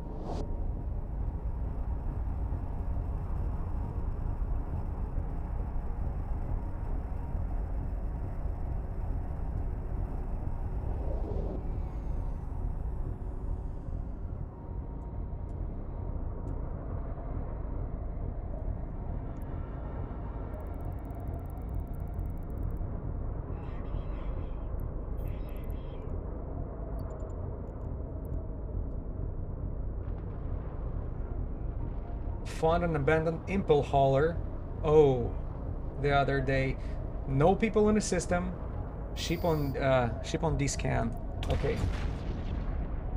So of course, hopping into my pod and took it. It was empty, right? Nothing was nothing in it.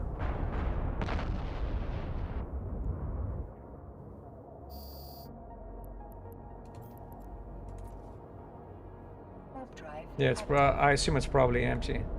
I remember somebody showing on stream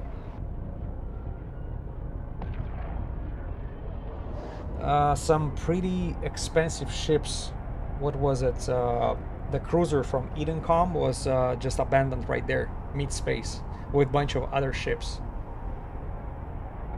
That was probably one of the luckiest and most mysterious encounters. And I don't think it's a setup by that streamer, because it's just makes no sense. So, nothing in it. Apparently it's used to roll wormholes. Yeah, had 0 mass entangler and a bunch of meta power grid modules. Okay. Yeah, maybe if you found it in just in space, maybe that's what happened.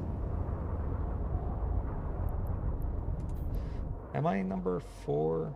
No, number 5. Warp drive active.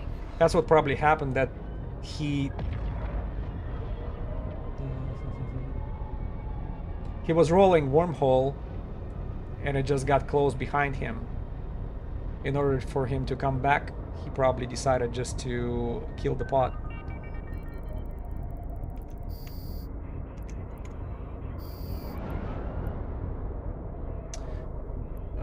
Yeah, cheaper to abandon it than fly it anywhere else. Yeah, yeah, time consumption. We're looking at that also.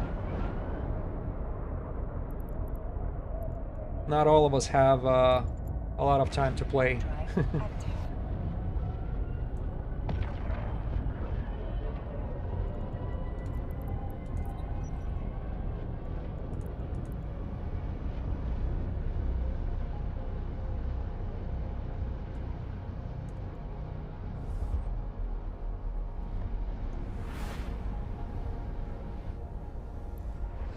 Like me, for example, I'm trying to utilize my weekends. Warp drive active.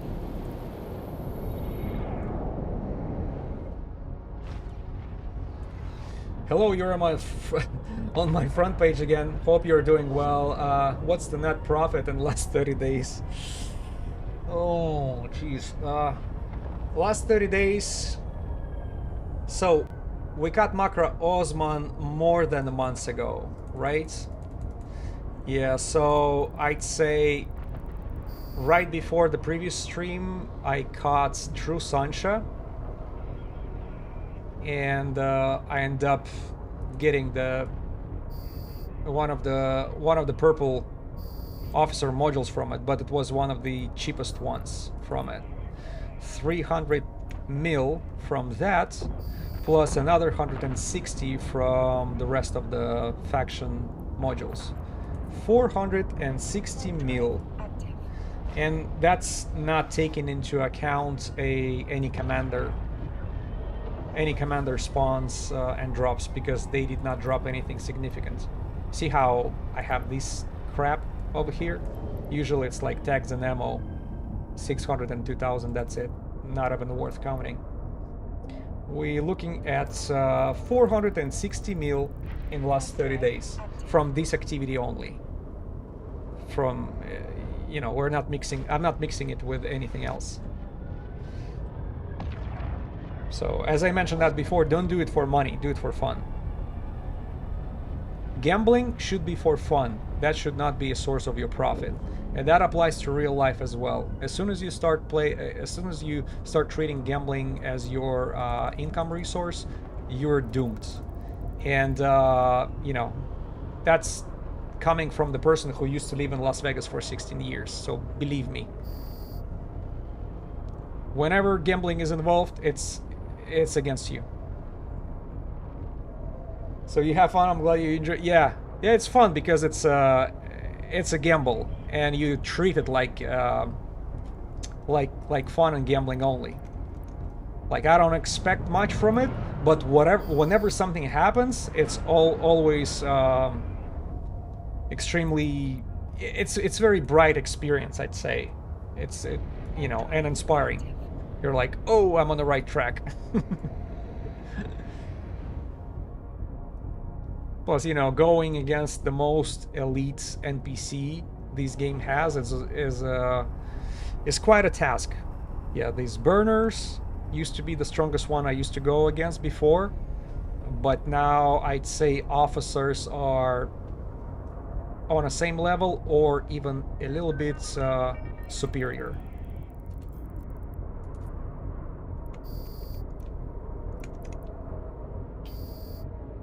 Officer harder than 10 out of 10 NPCs? Well, I cannot comment on that because I never did. Oh, these guys 42, more than 42 kilometers away. Yeah, I've never done DD 10 out of 10. Never. The hardest one I've ever done was 5 out of 10. And you see, 5 out of 10, can you call it hard? You know, the way I used to do it, I would show up on the Marauder and start pretty much kicking ass and chewing gum. How hard that can be.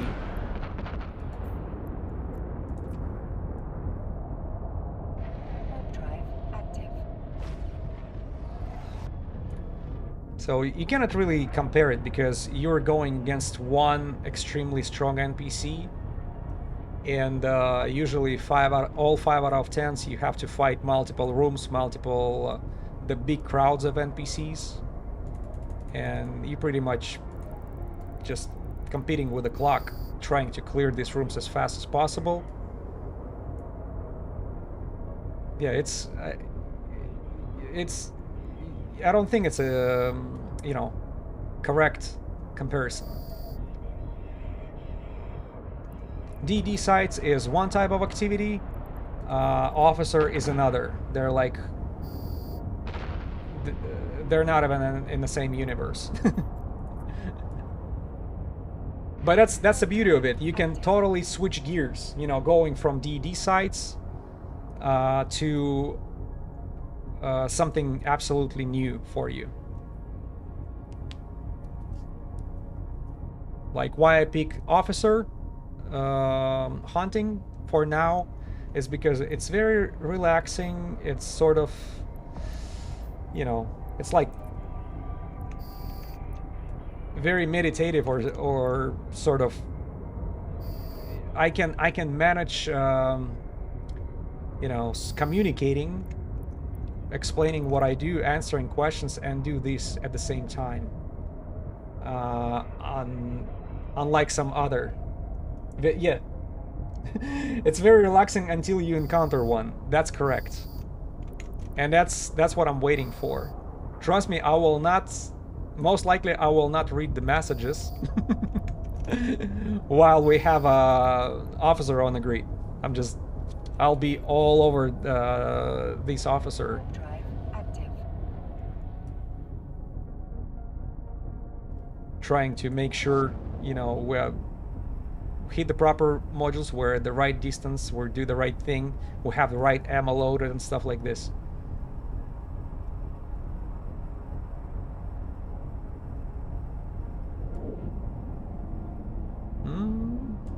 Machina decided to do some mining. Warp drive active. That's great.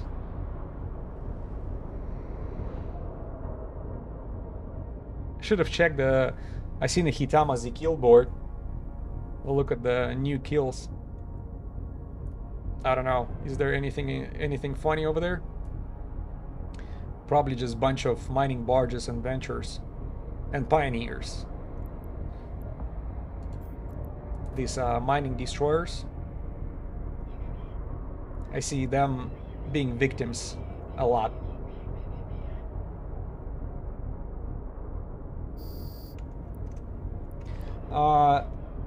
Yes. So your Tech 3 cruiser is more than enough.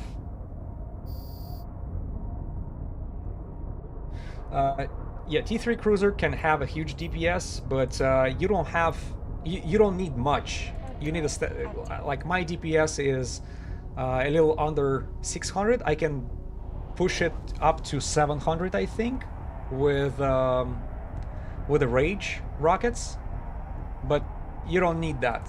All you need is a good damage application. So you can bring any T3. Not probably. You're supposed to look for the easiest one. I think Tengu is the most optimal for high sec hunting, and the reason why is because of all these missiles bonuses. Yeah, Tengu is optimal. That's 100%, at least for high sec, and for some low sec as well. You don't want to take Tengu.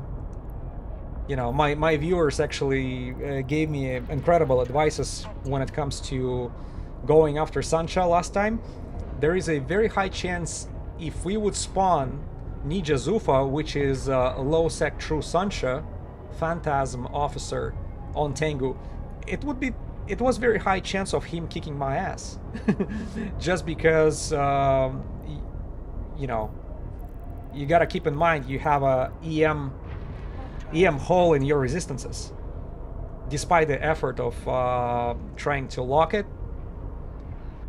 you know, maximize the resistance over there, you will not go over 75%, because my res are, with everything activated, 59, only 59 on EM. And I think when we were hunting True Sancha cruiser officer, I managed to bring it up to 72 or 71% using the electromagnetic shield amplifier, the passive module.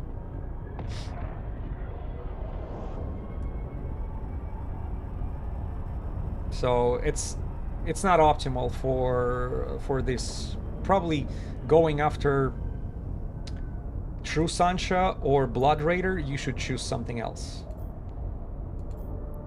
Going after Dreadguristas or Serpentis, Tengu will do just fine.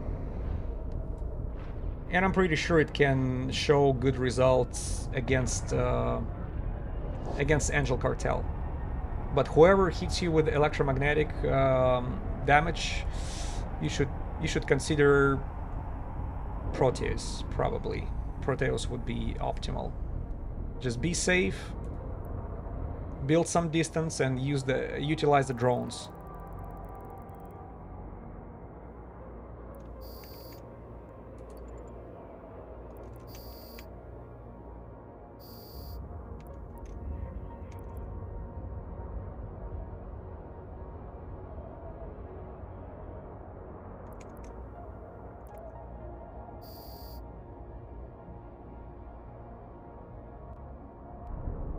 Done. Warp drive active. All right. Yeah, we're under 1 hour for 2 cycles. Yeah, so we're getting closer to this 30 minutes. Maybe because we have more spawns comparing to very beginning. Oh my, hold on. For some reason, I don't hear the messages anymore. So you can speed tank and at the same time high res, 78% apart from EM and 100 shield boost. Yeah, there is always a way to do it right. I'm not arguing that Tango is you know, not capable of doing it. It's definitely it can do it. It just you have to make sure you're using the right fits and apply the right tactics. And I think I was having wrong fits and I would not be using the right tactic because this.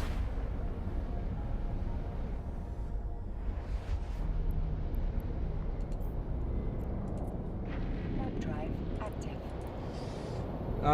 Thanks. So how do you know what system to pick to hunt just one with a lot of belts? Well, uh, back in the days, which my stupid ass, decided to find out how many belts, I would go to this system and check, but later, later I found out a much easier way to do it, and that's a shame, but everything happens for the first time sometimes. All you have to do, just go to the map, and you pick any system. For example, let's say this one. First of all, you need 0.5 security status system in high sec. Right click, show info, and you go to orbital bodies. And that's where you can see, besides the planets and moons, you have asteroid belts also, and you can count how many you have. Like, for example, this ballet system has 1, 2, 3, 5, 6, 10, 12.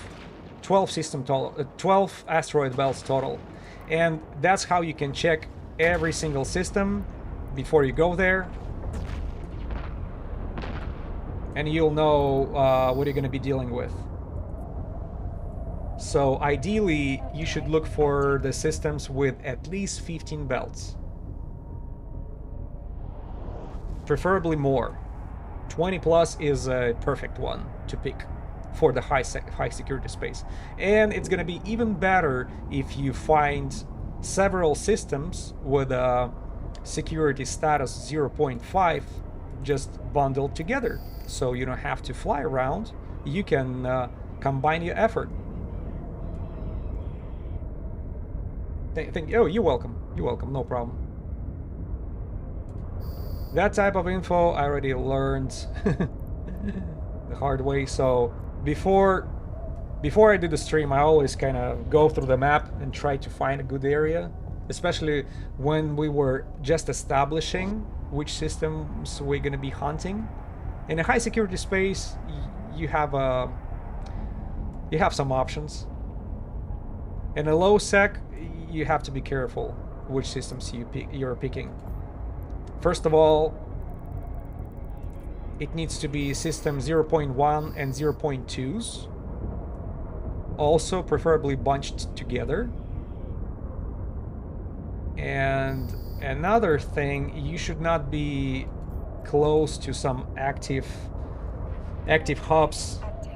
Obviously, you should not be close to systems like Misaba, for example, in a Mars space.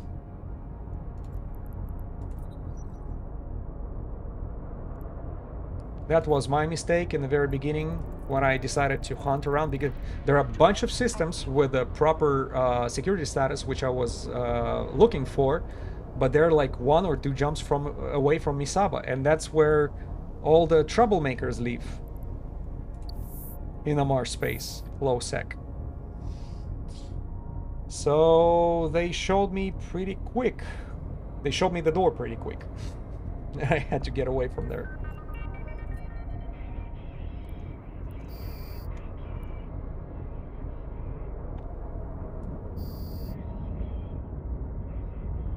man. The whole batch was wasted.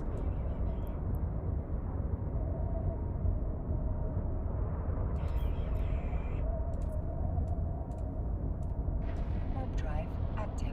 See, if you just let them run, you waste at least a couple more volleys after he explodes. You already put another like 2 strikes, 2 more batches of rockets of that precious missiles of yours. And I'm using a pretty expensive ammo here, this Legion Scourge auto-targeting light missile. Each one of those is about 1500 ISK.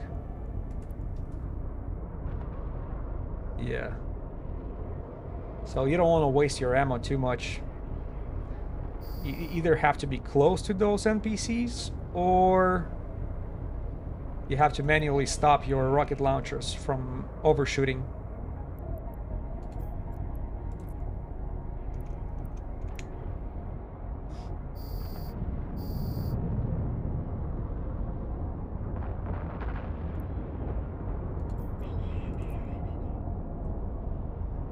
Hasta la vista. Wow, that's a huge pile of wrecks already compiled here.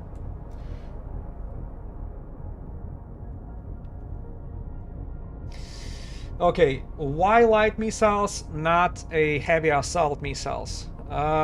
You missed the beginning of the stream, but I'll tell you again. When I spawned True Sancha officer on Tengu outside of the stream, unfortunately, I had heavy assault missiles equipped, and by the way, I also had this missile guidance computer with a missile precision script. So I thought my application was good enough, and unfortunately, I was getting to, I'd say, 20-25% of Usaros Koirola shield, that True Sancha officer, and I could not break through it. That's it. Just because my application was not good enough. So what I should have done is switching this guidance computer to stasis webby fire, because she was flying around me with a speed of almost 2 kilometers per second with a signature of 50, right? 50 meters per signature radius. And my heavy assault missiles were not applying enough damage, despite the fact that DPS was pretty high. Doesn't matter. The velocity of your explosion is low. The radius of explosion is too high. She was, she was running away from that explosions easily. And I tried everything. I tried I tried Mjolnirs, Kaldari Navi. Then I switched to Scourge Kaldari Navis. Nothing helped.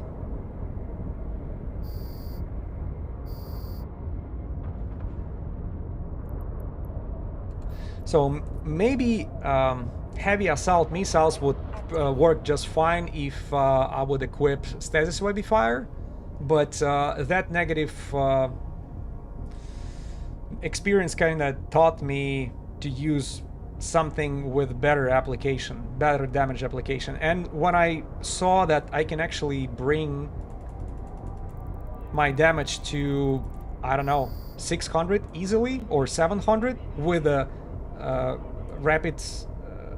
light rapid missiles, I was pretty happy with this, because I was expecting less, to be honest. So I'll use that.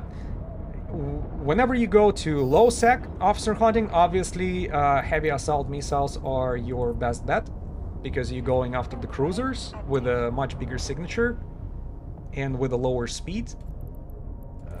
But when you're hunting these smallest officers in the high sec, I would probably recommend rapid launchers now.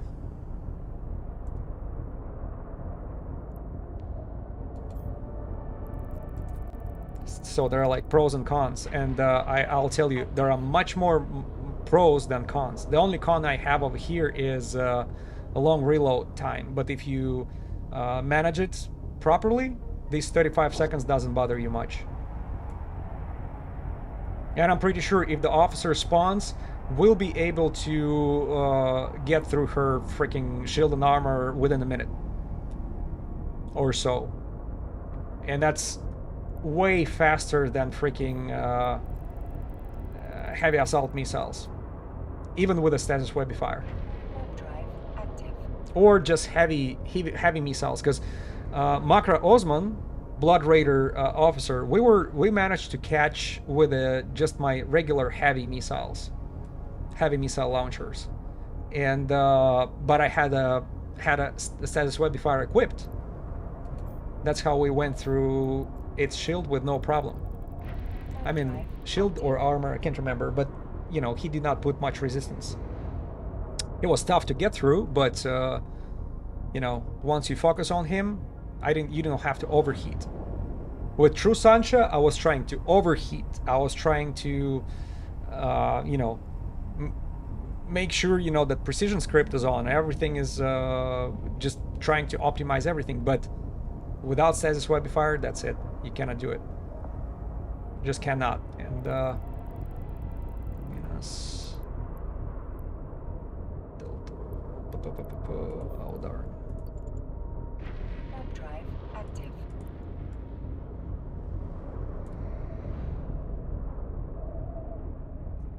So that's the most optimal fit for hunting pretty much any officer in the high sec, in my opinion. You're overkill on damage application.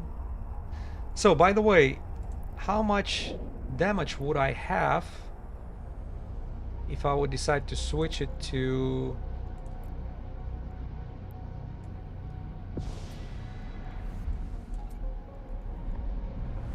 So I got the Fury all over the place, right? 791 DPS with a rapid light missile launchers. That's pretty impressive for me. Almost 800 DPS, and that's without boosters. With you know, solid damage, exactly, and it would be pretty solid even against cruisers, I'm pretty sure. It was cold damage, 800. Let me go once again over there. We go. I'm going for the light once again. So 791. Let's heat it up. 931. 931 with its overheated. Drive active. Absolutely. We're not we're not almost 1,000, but we're getting close there. And keep in mind, no boosters. It is very sexy. So you have to, you know, you can have your argument for heavy assault missiles, of course, but those light rapid launchers, they do not disappoint me. I was expecting much less from them, to be honest. When I was just installing them, I was pretty amazed by how much damage it provides of course in a short period of time, but it's extremely intense, and you know, it's more than enough for just a freaking frigate in a high sec, even though that's the strongest one you can meet, but with your damage application you will have no problem whatsoever. But obviously I would not use the Fury, that Scorch Fury, against the small target. Most likely I'll try to stick to auto-targeting missiles, but if I'll be running out or I'll be low on ammo, I think it makes sense to switch to Caldari Navi Scorch light missiles and just take, you know, pretty much take them to shreds.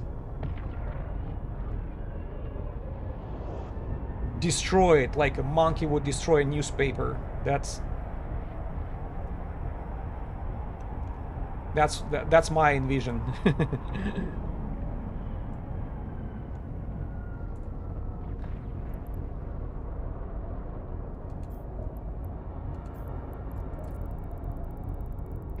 Warp drive active.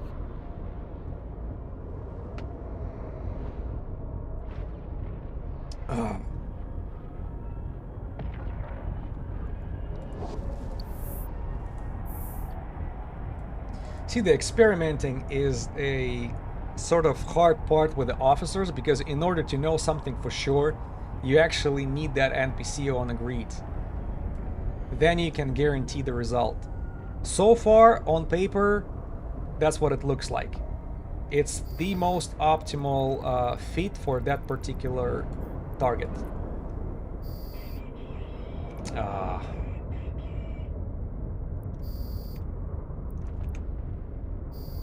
Is it absolutely the best? I don't know. But damage application wise, I'm pretty sure that's like as far as you can go. You have light missiles, you have missile guidance computer with a missile precision script, and you have stasis webifier equipped. What more can you do besides boosters? Or should I ask, what more should you do? Probably nothing. That's it. If you want to just be extra safe, you would have to sacrifice a little bit of damage application. So that missile guidance computer should go away, and I would put one more large shield extender. Yeah, just to be on the safe side so nobody drops you here in high sec.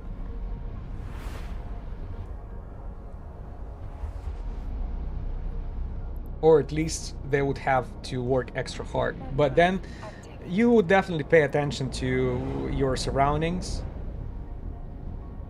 You know, if all of a sudden there is a spike in local and some weird activity going on, people with a suspect, or some familiar names appearing on your local, people who are famous for actually taking down expensive ships. Should we point fingers at Aiko? Or you guys know who I'm talking about? Active. Yeah. Yeah, but obviously you're not immune to suicide ganking. But you're gonna be one tough nut to break.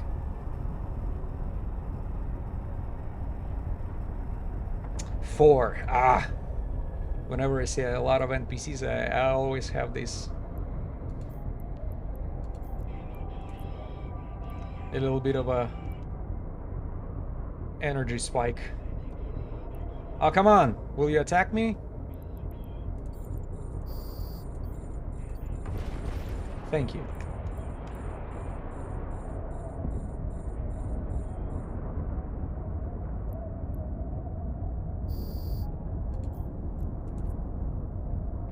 Warp drive active.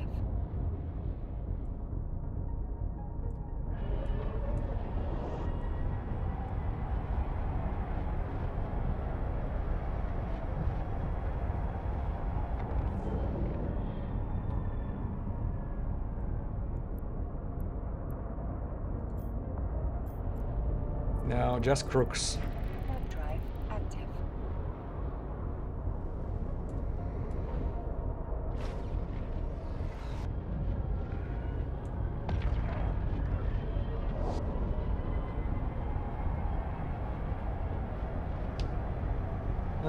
Come on, Asine Hitama.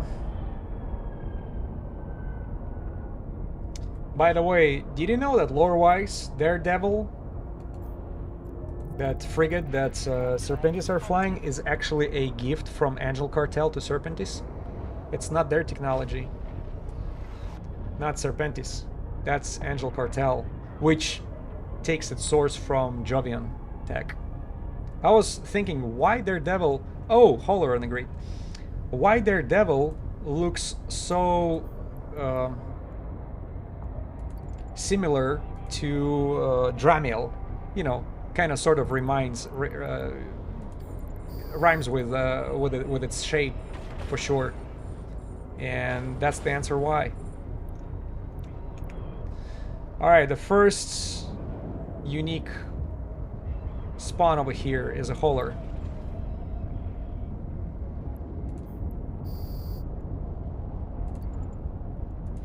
That makes sense. The other angel ships look quite different. Yeah.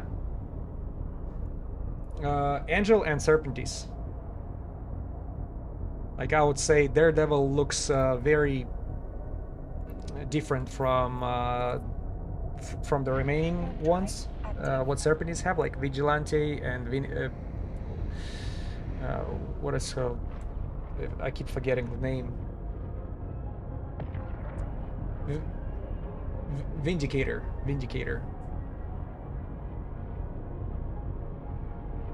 Ah, another big spawn. God damn it, they keep freaking bait me. Because I'm telling you, from the point when you warping to the belt, and all of a sudden there is a big spawn, it looks almost the same when the officer is spawning.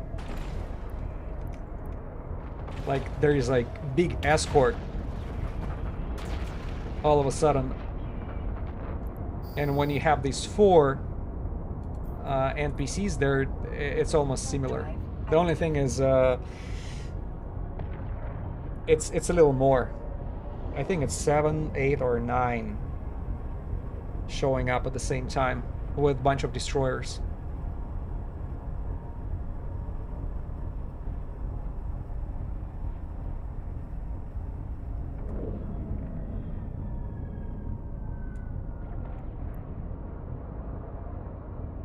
Nobody's home. Warp drive active.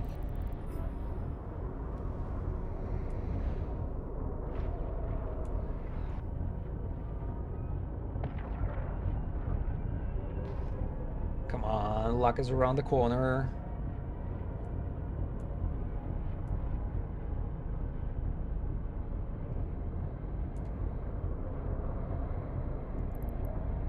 Little more faith. Because I'm telling you that True Sancha, when she decided to spawn, I was not expecting that. Matter of fact, I did not even, you know, it's not like I even wanted it. It just out of pure luck. Just found the systems, decided to take my new fit with this heavy assault missiles, take it around, and without even trying, she decided to show up. Now we're trying hard.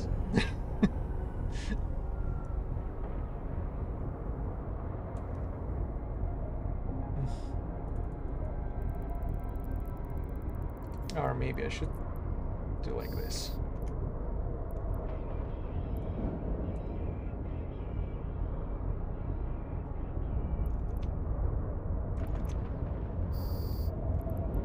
And for trying hard, you should get a reward. Warp drive active.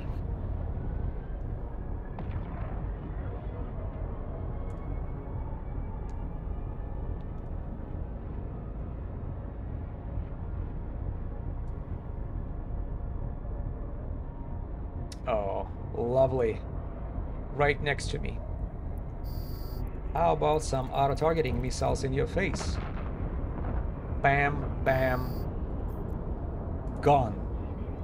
If they would spawn right next to me like every time, it would be much faster.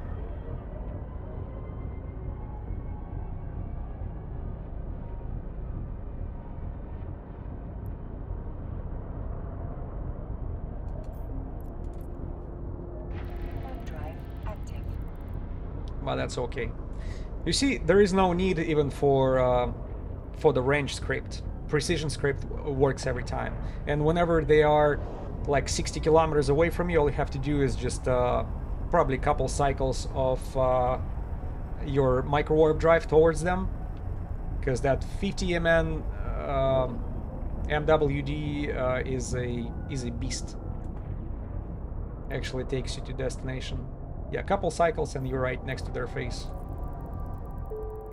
Warp drive active.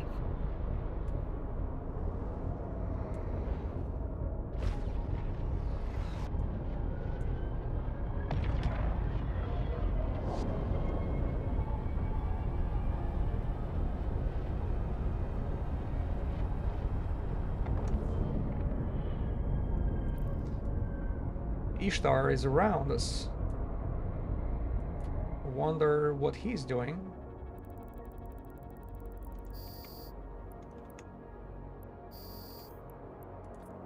Hope not the same thing as we do.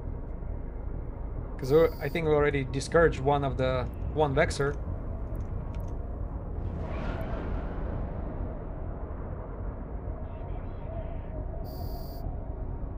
Oh, and he flew away. That's good. That's a good sign. Warp drive active. I've heard the discussion online saying like whenever you start seeing some unusual behavior from NPCs, like they're warping off and stuff, it actually brings you closer to your target. That's just a another conspiracy, but at least, you know, that's what people say with some experience. People with some experience. So, unlike most of us who did not see Officer on the Grid ever in our lives, I tend to trust to someone who actually at least killed one of them.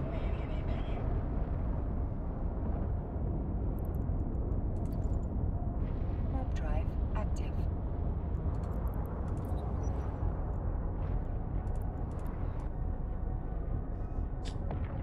I have a quick question for you with the Nosferatu. I have not used that before, and every time I try to, you know, I do attempt use it on NPCs, it gives me 0 gigajoules every single time. So what is the requirement? You have to be low?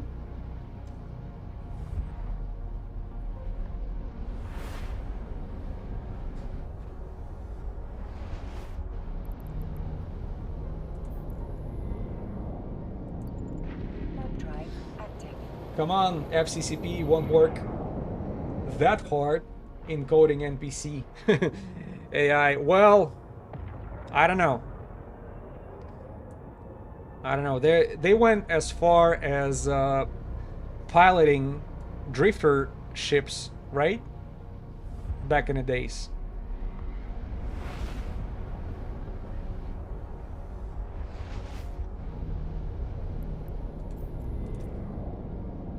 Warp drive active.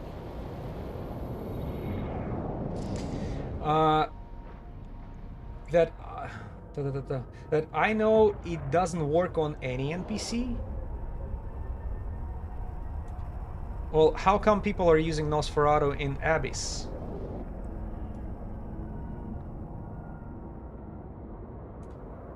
So, are you saying it doesn't work on any NPC, only on some special type or something?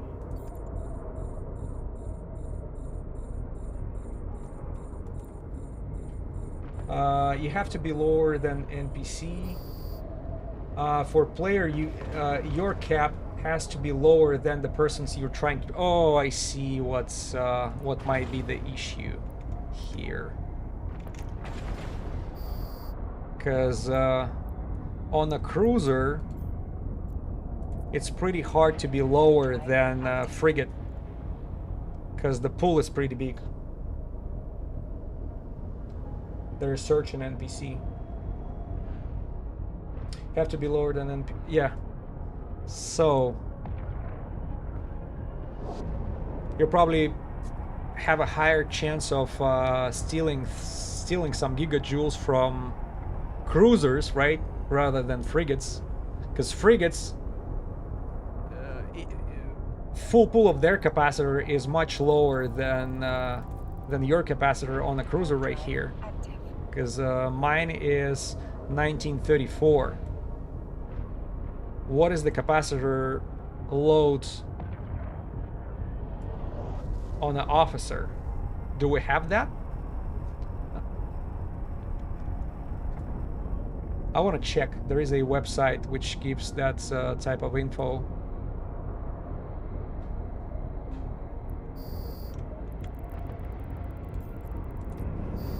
I could be wrong about the NPC, but I have never been able to get it to work on NPC. Okay. Yep. See, maybe the problem is that your capacitor was not low enough. Every time you're trying to activate your Nosferatu, you're not below, let's say, 25%. You're like me, like let's say you're at 87 or 50.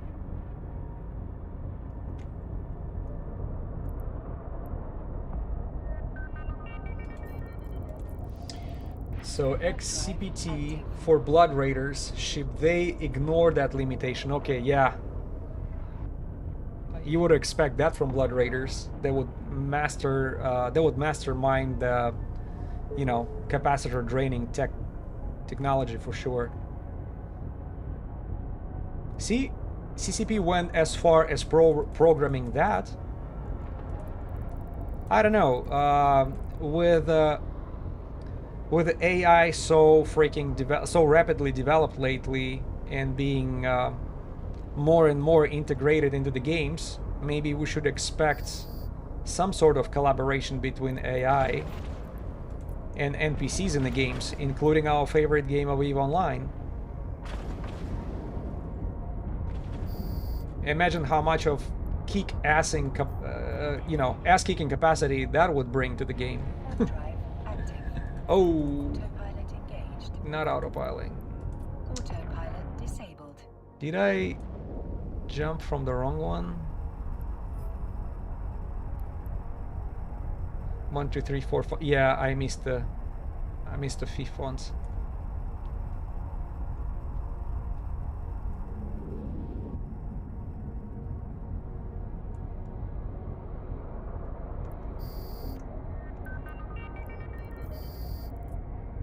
By the way, Blood Raider Dread NOS applies full your capacity. Holy shit.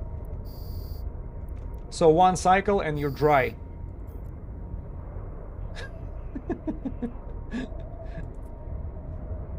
Yeah. What a unique ability. That's very encouraging to go against Blood Raiders.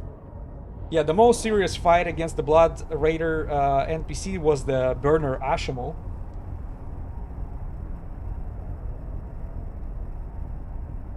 FCCP needs to improve new player retention first. Yeah.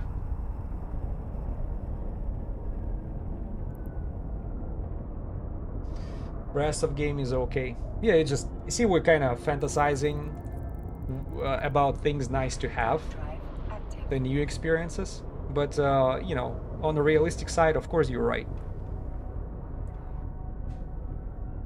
New player retention is important.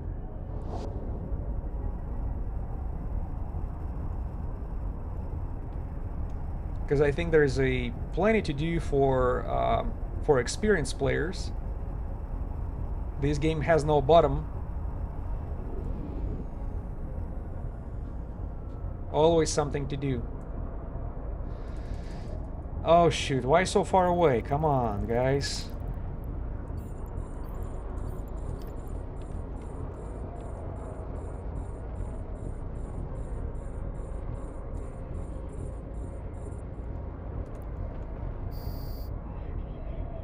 Get a little closer so I can save the freaking ammo on your asses.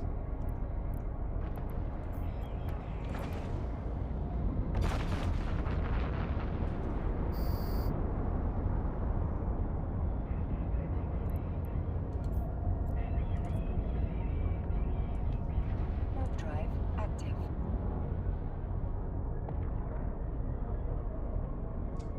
What is my view on ANSI update? The Unsimblings capacitor introduction to the game, I have no idea, because I'm so far away from this alliances and these huge freaking corporations and shit. That's I don't have an opinion, but I see what they were trying to fix, right? The ability of the big alliances to, you know, having access to the mobility of their big fleets, right? So they want to limit their capacity of attacking everybody too far away.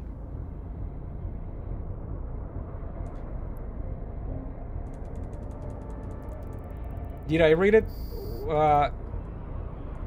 Not fully. I know the main change, right? The unsimplex capacitor. And now closer you are to the capital of the system in nullsec, more ships you can launch.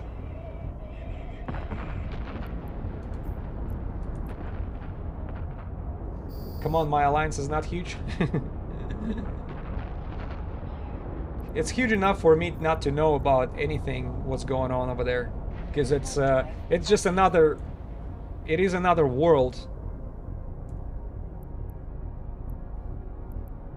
9, 10. For me personally, like it's game within a game, which is you know, which is even bigger than a regular play of, you know, of decent guy like me. Because I do like mostly lone wolf activity compared to what these alliances are doing. Warp drive active.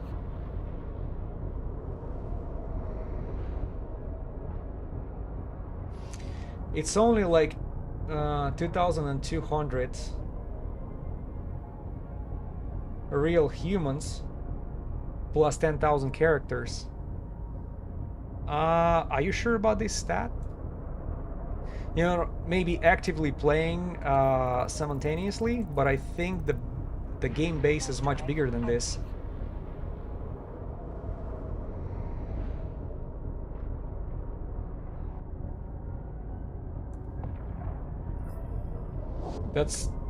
That number seems pretty low.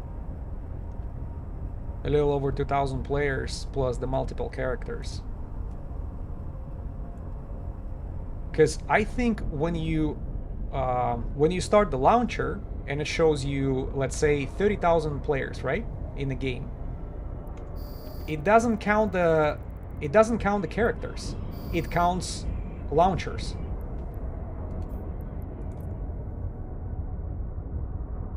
Yes, active is that. Oh, that's for your alliance only. Okay, and you're calling that not huge?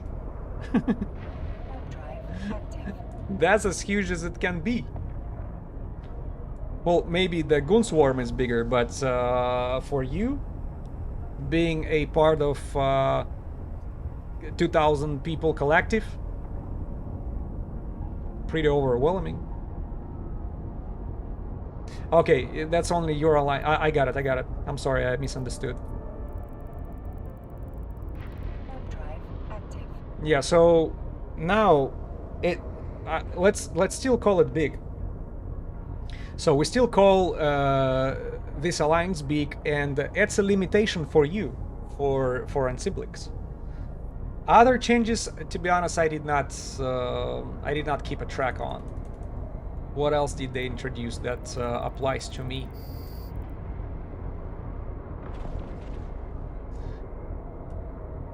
Goons are busy gooning, just like always.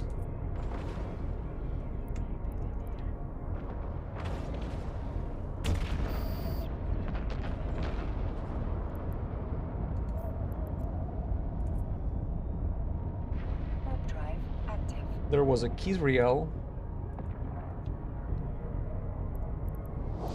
Have couple catalysts. Yeah, Israel is no longer in D-scan. I wonder what he was doing on the asteroid belt. Same shit?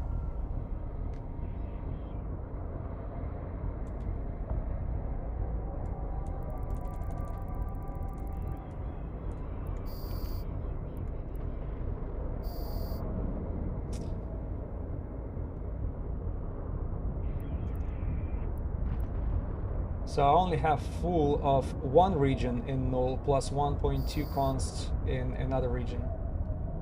Okay.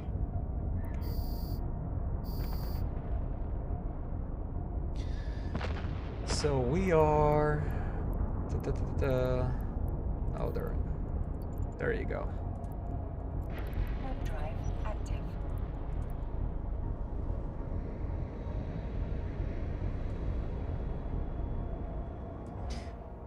So, what is the biggest change that hit you? Did you participate in all this huge Ansiblic, the bridge warps?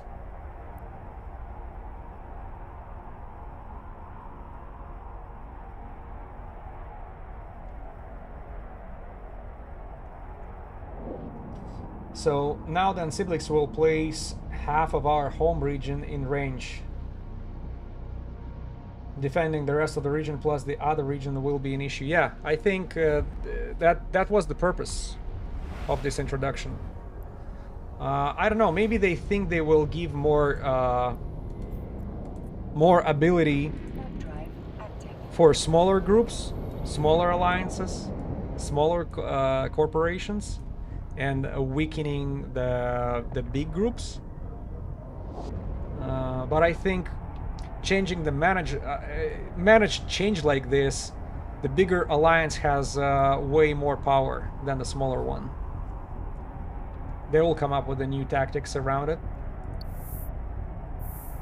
Oh, Kizriel. That's how it's gonna be, huh? You decided to just go around and do this.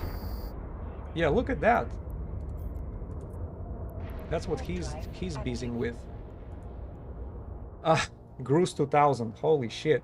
He's Russian speaking.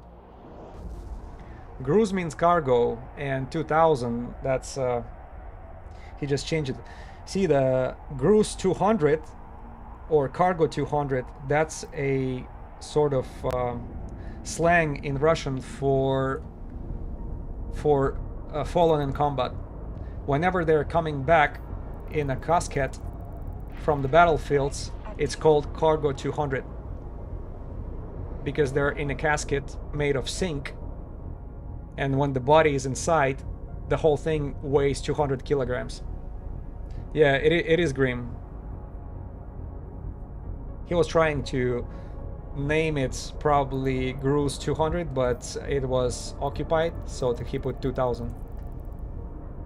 Warp drive active. I'm in Special Corp, but that won't be able to use NC anymore. Yeah, they had to put probably a limiter, but think about it. Now you can actually, what do you call it? You can pretty much ruin somebody's operation like this. All you have to do is just ruin, use all the capacitor available right before some operation is planned.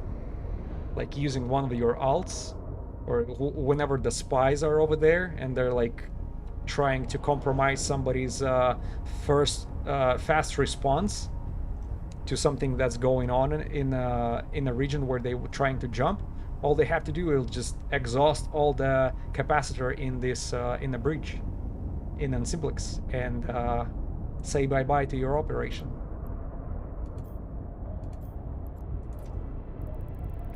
Warp drive active.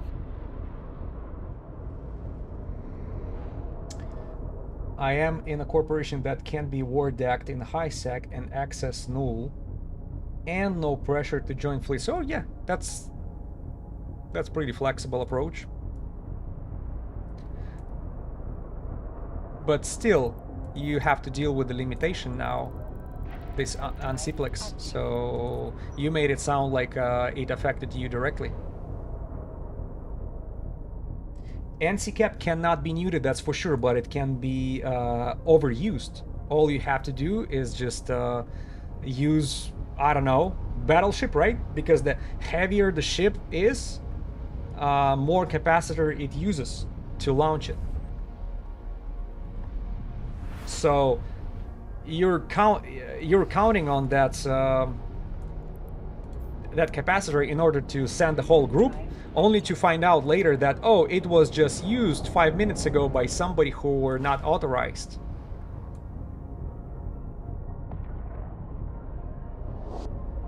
not I mean, not authorized, he's allowed to use it, he's just now you have to kind of control him, because you're counting on that capacitor in order to provide that fast response to further areas of your controlled region.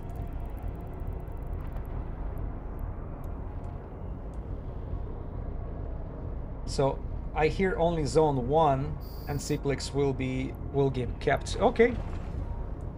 Yeah, it's like closer you are to the remind me, zone 1, is it the one that closer to the capital, or zone 1 is the furthest that's far away? Warp drive active. Here only zone 1 and Ciplex will be kept. Yeah, zone 1 is probably the closer to the capital. So you can use it without limit. But further away you are from that capital, more limitations you have. Less capacitor on Ciplex, less ability to send big fleets further away down the pipe.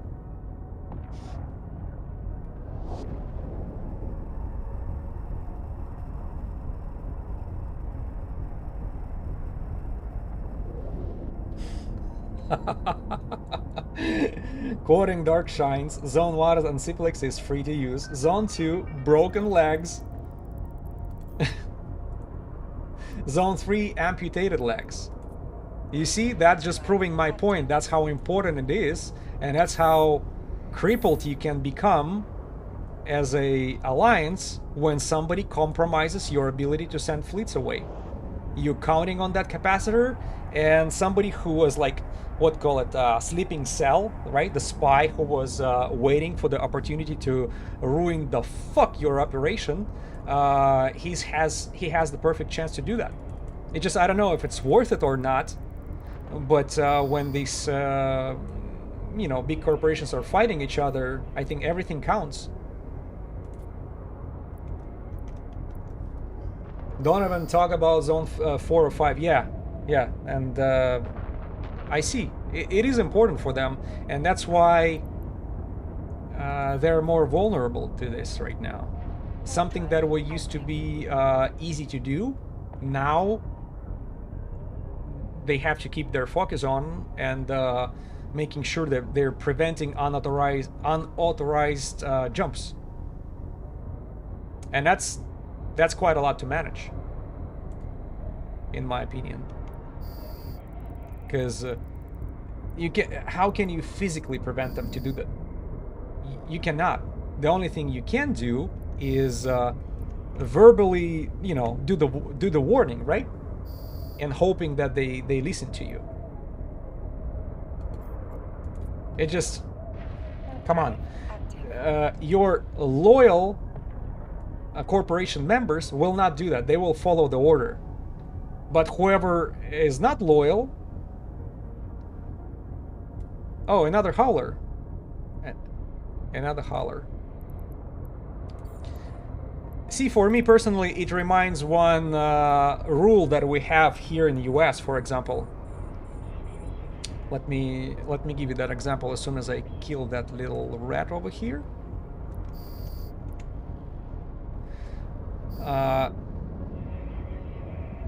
You know how United States is on open carry, right, of the arms? Is it the one? It's a tritanium. Shoot. See, just like in the United States, you have a restriction on carry the weapons to some, let's say, to the government building, or to some sort of businesses, or to schools, or to things like this. What does it tell you, when you're coming up to this building? You're getting to this building and you see this big sign, firearms are not allowed. Or, I don't know, I actually saw that on a big market centers and things like that. I see more and more places like this. So, what does it guarantee you? Law-abiding citizens will be unarmed. The motherfuckers who break the law and showing up on a to the places like this with harsh intentions, criminals, they will know for sure everybody's unarmed. So it's like sitting ducks for them. That's what it is. This is what I mean when you don't have a physical barrier stopping these bad actors from doing what they do, what they're capable of doing. You put all these restrictions on law-abiding citizens. So when you do the verbal warning to your corporation members not to use it, only the loyal ones will listen to this.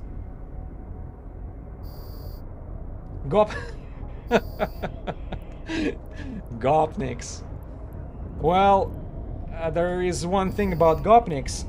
Gopniks are not armed with a firearm, because in Russia it is illegal. There is a huge freaking restrictions. You need to be, in order to have a firearm, you know, it has to be like a hunting rifle. You need like hunting license. In order to get it, there is so much hustle you have to get through in order to get it.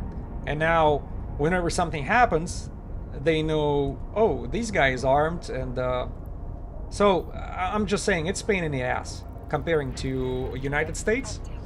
So, and in Russia, oh, don't even think about open carry or things like this. You'll get stopped, and you'll get stopped and sentenced for things like this. Over here is a different story.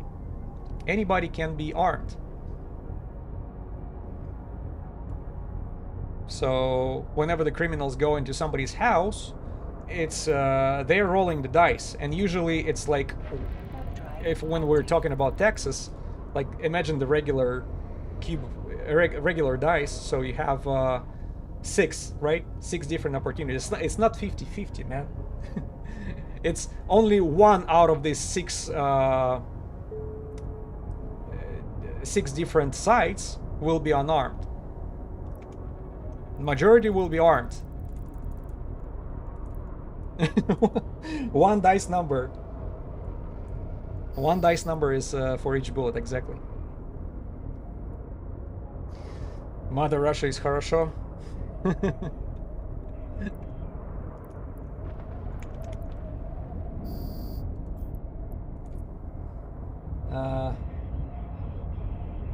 Yeah, I read this message. Mother Russia хорошо. I wouldn't confirm the spelling is right, but I know what you mean.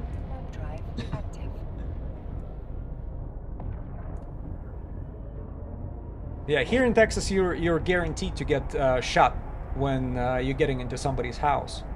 And honestly, these signs on buildings and mass events that, hey, make sure you're not bringing the firearm in, the only thing you guarantee that law-abiding citizens will be unarmed. This is the only thing you guarantee. Bad actors will be armed, and they will not tell you. They never do, right? So, applying the same logic to our conversation,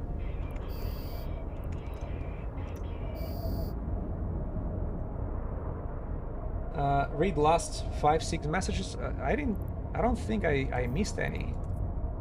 So Gopniks, one dice. Gopniks, Mother Russia, хорошо. We still have ACL with Alliance. I don't know what ACL means, to be honest. Oh, hold on. Did I miss some important messages? Give me 1 second. So ANSI takes a lot of resources. So from big cat capitalism, keeping zone 3 and more is useless. Okay. Zone 1 and few zone 2. We will still have ACL with Alliance. Okay. Okay, well, that's the way to deal with this, probably. You know, just don't go all the way out there.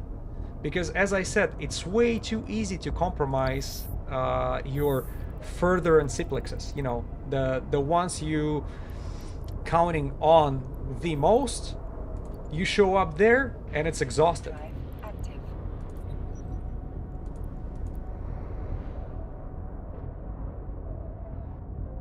Access control list. Okay, no, I didn't know that. I'm sorry. That's probably something commonly used in alliances and that big groups of players. But as I mentioned before, I play alone, so that's why I don't know that specific terminology that you guys are using. So forgive me for that. But thank you for explaining. I really appreciate it.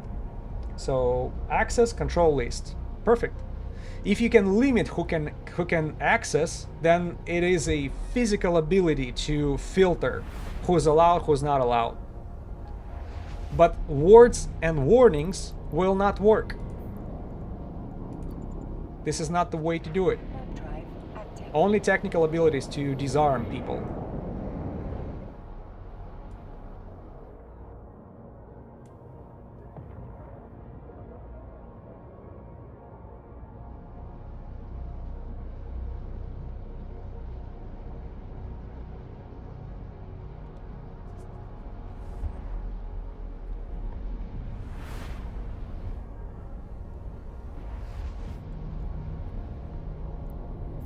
And coming back to the conversation of, you know, guns in US, there is no simple solution.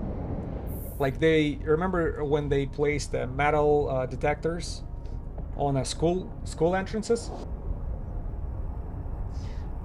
The only thing it did is formed a huge lines in front of the schools, kind of ruining the purpose of the whole thing. Now you have a, you know, massive crowd of vulnerable kids in one freaking spot waiting for them to go through this metal detector, which is a perfect sitting ducks right there for the bad actors. What did it solve? Freaking nothing. ACL is used in the computer networking like in the firewalls in cybersecurity. Well, you can tell I'm a terrible IT specialist. Don't tell my employer. Remember the saying, fake it till you make it? I think I keep faking it and I just never made it. And they just never, they're not competent enough to find out. Is it my problem? Nah.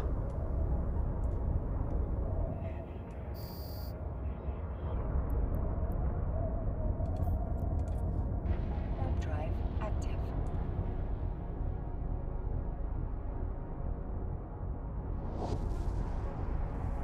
Oh shoot, I forgot to restart the clock.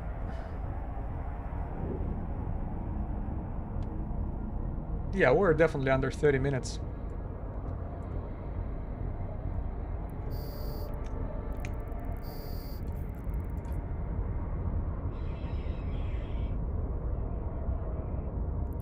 Come on, don't waste my ammo. There you go. Drive active.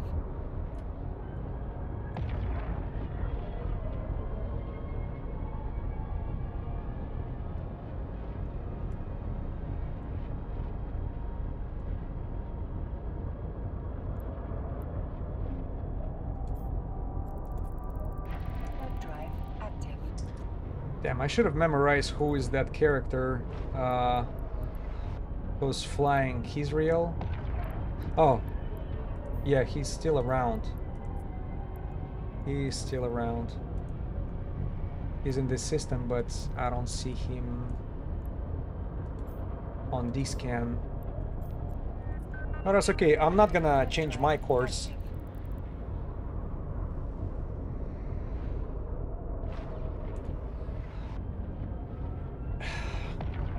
Imagine fighting for the freaking loot that drops from the officer with this Kizriel. That would be short and vicious fight with me going down, but at least I would try it.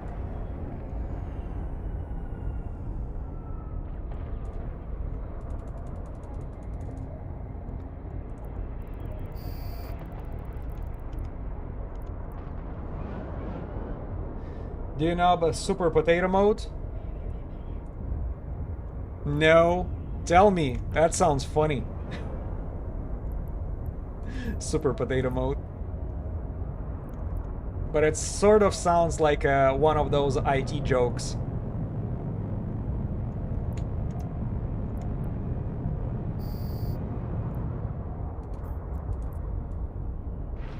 Drive active.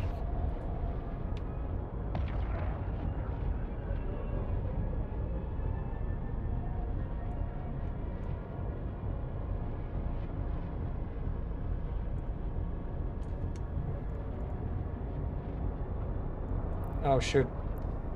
I should have Warp drive active. I should have seen even. You see how he named his ship right there? Hizra? That's just all, you know, he's just using Cyrillic letters for Kizriel. That's what he did. Yeah, definitely a Russian player. It only leaves icons plus overview and menus, no other graphics.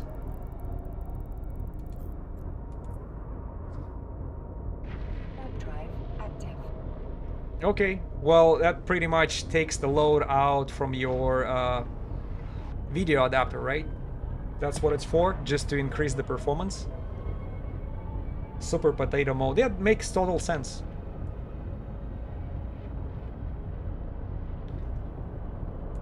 This is so weird. This one lonely astral mining venture just stuck up there, not doing anything. You know, just being abandoned behind. Very weird.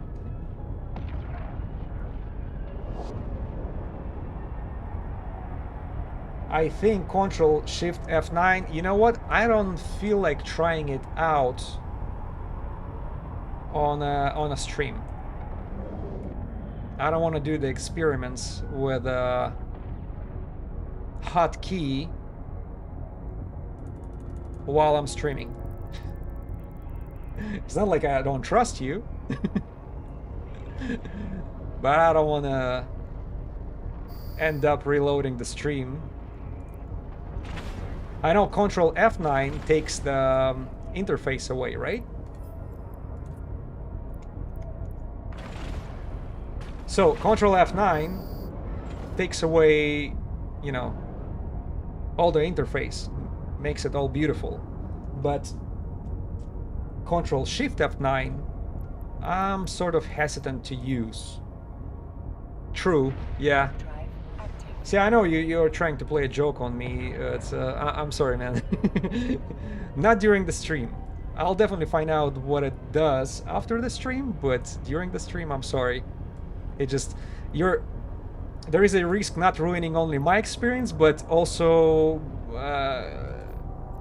quite a few viewers. So I'm trying to value their time as well. Well, the stream will left untouched.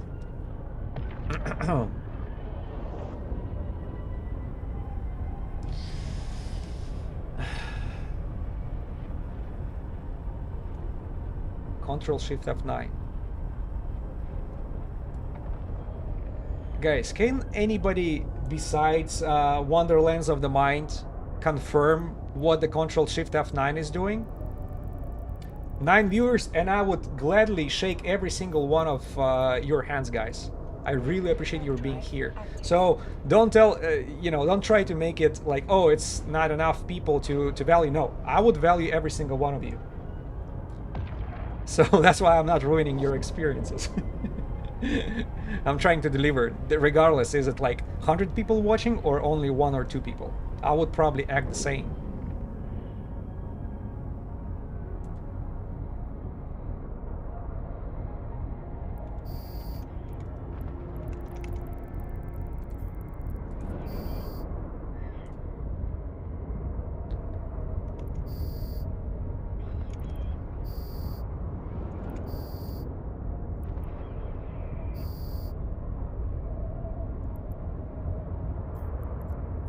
Even 1 viewer is important, exactly.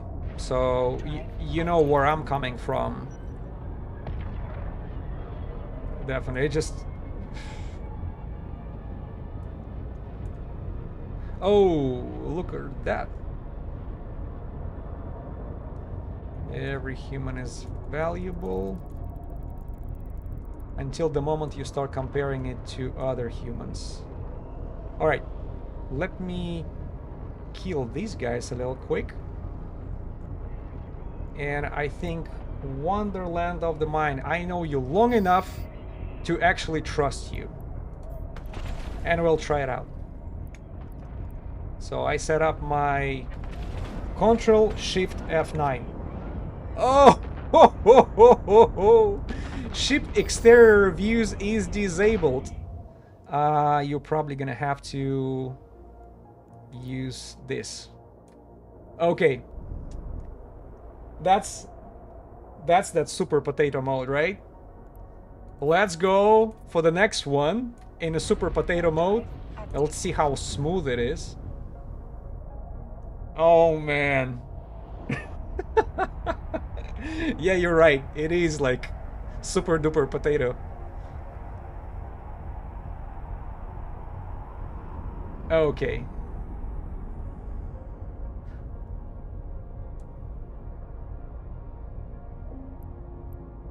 Let's go through the gate. Let's go through the gate with this super potato mode.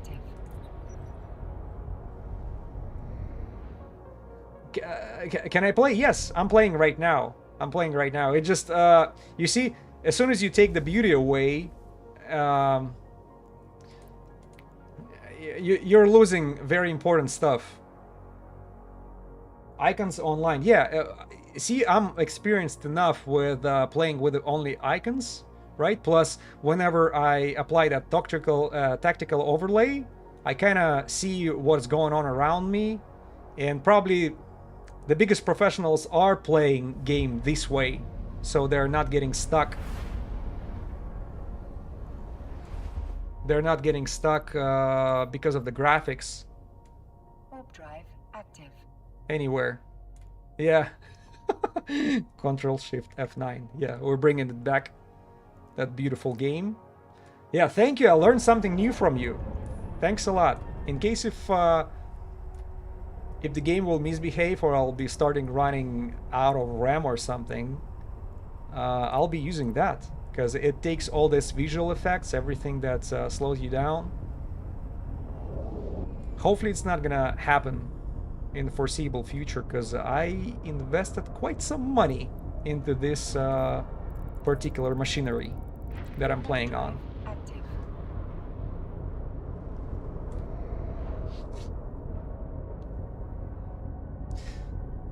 Professional 26 account multi-box. Exactly, that's where it's getting freaking handy. I see what you mean. Right. Instead of manually going into the graphics of each account and lowering it down, you can just, with this fast command, you pretty much downgrade everything and optimize everything. Oh, come on, guys. Are you guys gonna attack me or not? Control F is FPS monitor. Control F. Oh, I see. Yeah, I think I'm limited to 60 here because of the...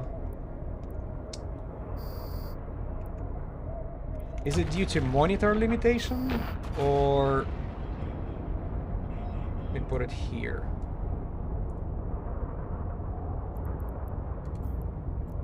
Because I have 60 Hz monitor.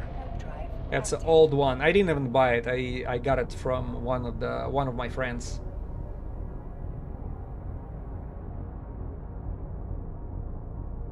Yeah, that's interesting. Yeah, thank you for sharing these commands with all of us who's watching.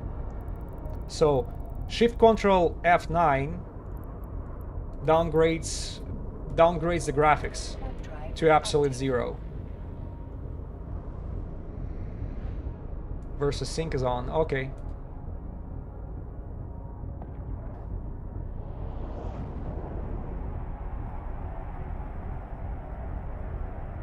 In setting, turn off VSync.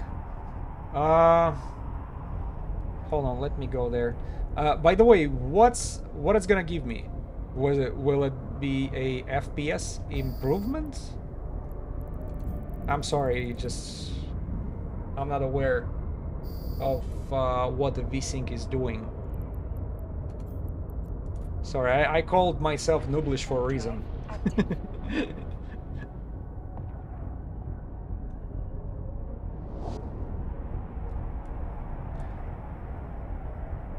Then check FPS. Okay. Vertical synchronization. I'm gonna turn it off. Let me take care of that crooks a little quick, because we are stable at 60 pretty much all the time. And let me go to, oh shit.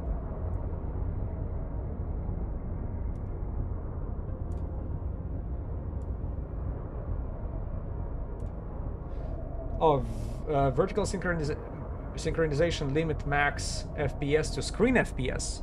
Oh, that's interesting. Okay, let me go to settings. We go to display and graphics. VSync on. Let's VSync off. Unscaling renders game and I don't have to restart the game, do I? Okay. Turn to the game. Holy shit! FPS is 165? What the hell? From 60. Do I actually feel it? Let's go through the gates. It's about time to... Oh, not these gates. Let's go through the gates and see how it affects the FPS. You guys see the FPS, right? It went from 60 to 160. Holy shit! It's almost tripled. It's almost... I don't know if you guys are able to see it on the stream. It is nice, but my question is, does the OBS... does it for you? Does it change it for you as well? Okay, it drops to 50, 40. Yeah, throughout the jump, it jumps as low as 40 frames per second. Drive active. How will you feel it? Monitor is 60 hertz. Yeah, probably. I don't know. Probably I'm not gonna feel it. Do you feel it? Because for me, I don't see anything changed. Because if I'm technically limited by this monitor, then nothing changes for me. But if it changes the quality of perception for streamer viewers, I can leave this setting just like this for the sake of your pleasure. But I don't know if... am I limited to 60 FPS by Twitch or YouTube stream or OBS? Man, that's a lot of things to learn. I'm not a technical geek, obviously.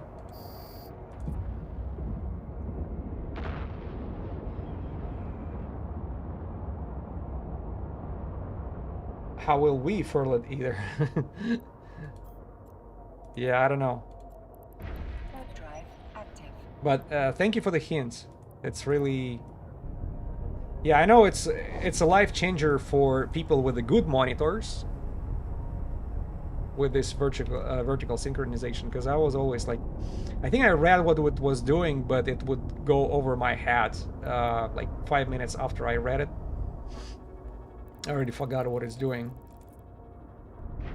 Drive active. So, but seriously, does it change anything for you when you are looking at it? Is it much smoother for you now, or it's the same shit?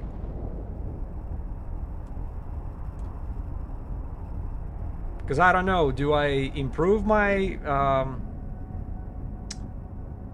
do you improve that stream by doing this, or I hurt it?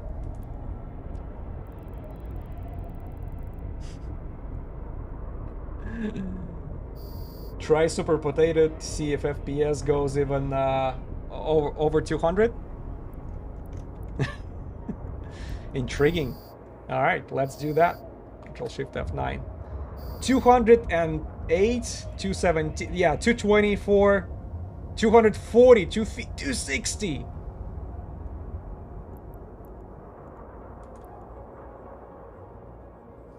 Oh, yeah.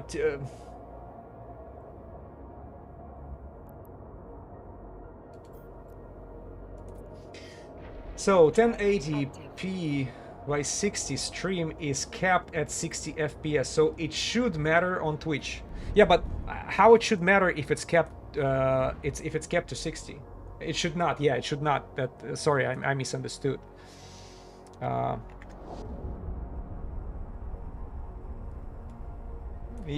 yeah, but Wonderlands of mine. Thank you very much. You're really teaching me something new today. I think since there is no difference for Twitch streaming, I should bring it back to 60. I just don't want to. Honestly, I don't want to mess it up.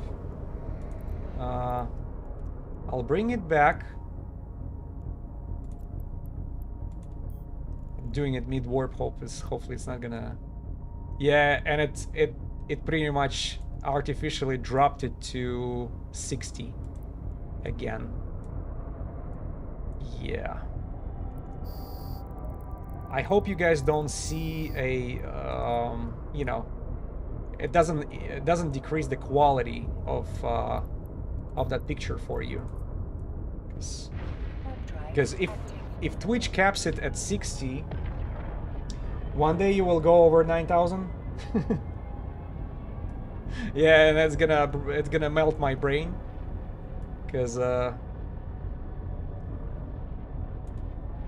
we're still limited to our capacity. I don't feel a difference, honestly. To be what I saw was it did not show it on this FPS monitor, but I had game frozen on me quite a few times. It was behaving a little shifty comparing to how smooth it is right now again. But I think the blame is on me for not using a proper monitor, which is I'm trying to get the budget for it.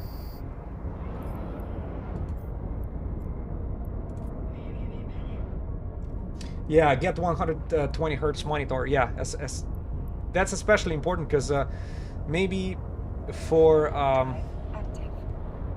a game like Eve, it doesn't really matter. But if you play first view shooter, that matters a lot. It gives you so much of an advantage when you have a higher FPS and stuff, and higher sync, higher frequency monitor. So yeah, I will get it. I will get it. It just, I don't know what's the price range on those. Are they going up to? I think it's like between 300 to 500. Those monitors, because this one definitely supposed to go. Not only it's old and it's technically inferior to the new ones, it also glitches out sometimes. It's like it starts to blinking, or like a top part of it is become dimmer. So I definitely should let it go.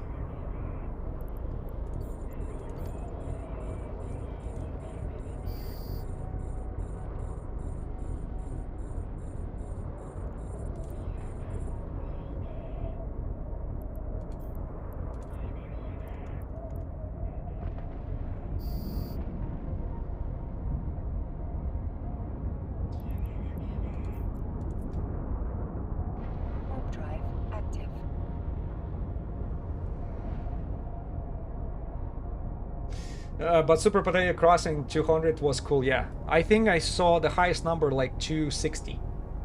260 frames per second. I do not recall playing anything in my life with this FPS. I mean, if the monitor would be good enough to actually support that, I don't know. I would probably start puking in a rainbow or something. Like a meme.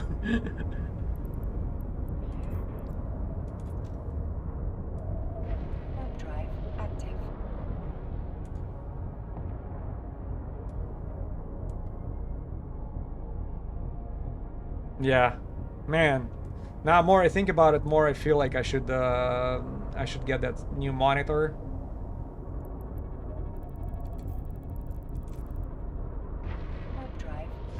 Does my TV has a soap opera effect feature? It does not. I have LG, which is like freaking 11 years old.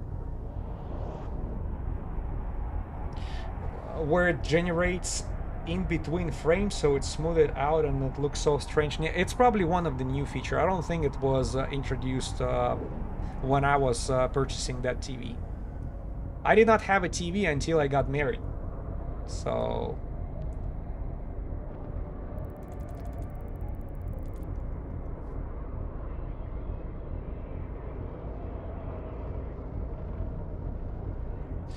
if you get 240 hertz monitor, you will play on Super Potato mode. I think I'm losing the point. If I put Super Potato mode, then what is the reason for you know, for this monitor? Because frames per second supposed to give me you know, the pleasure of playing smooth and beautiful game, and Super Potato mode takes all these special effects away. I want to have my beautiful AMD video adapter being able to pull off all these special effects with a higher frequency FPS and higher frequency monitor.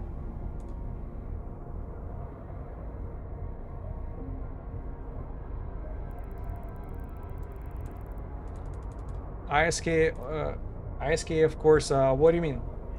ISK is beautiful.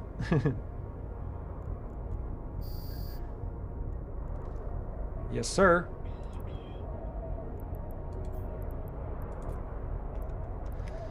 ISK is beautiful, but what would I need this mode for?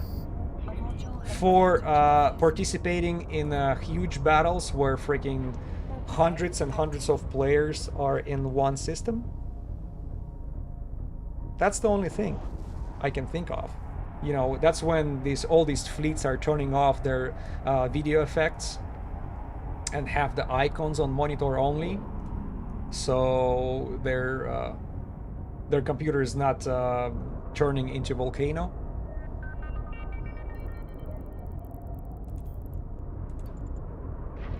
Drive active.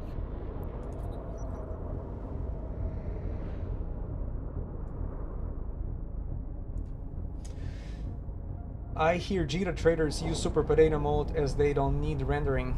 Yeah, that would make sense.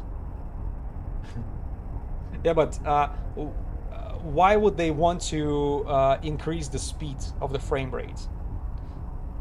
So they can place the bet faster, or do the scalping tactics and buy some stuff off the market as soon as it appears on the market?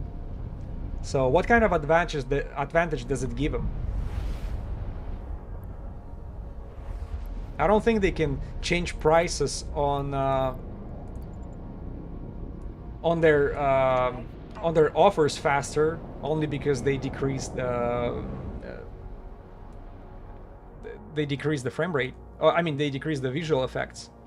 If they do multi-boxing, of course, you just lower it down to you know, every single one of those extra accounts you're using.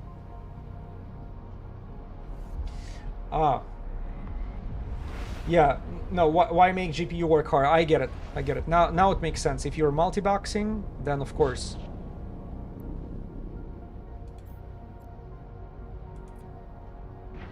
Drive active. See, if it doesn't matter for you how it looks. I wonder what it looks like when you're inside a station, when you go into Super Potato mode. It probably just turns everything into gray walls.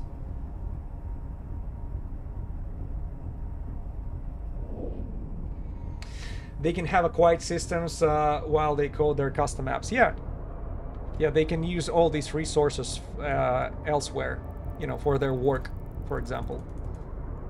There is definitely a purpose for it. It's not my purpose, because when I play, I try to enjoy that visual beauty of that game. That's why I try to maximize the visual effects. And you know, we gotta keep in mind that it's a game from 2003, and it still amazes me how beautiful it is.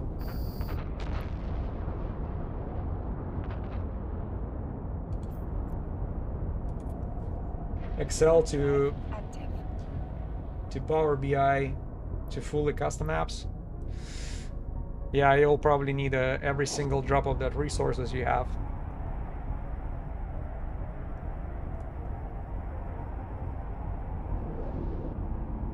especially if you're using on either Hive massive data operation or freaking visual effects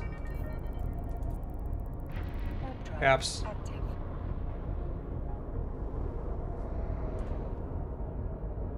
I mean, I was surprised how many coolers my system has. So like there are like 3 in the front, 1 in the back, and then 2 more, 1 for processor and 1 for a video card.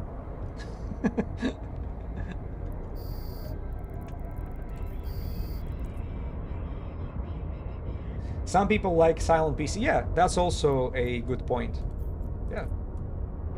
Warp drive active. But you see, I'm wearing the headset, so I can't hear it. But if I take it away, yeah, it is pretty loud. It's probably even getting louder if I play something more graphics demanding.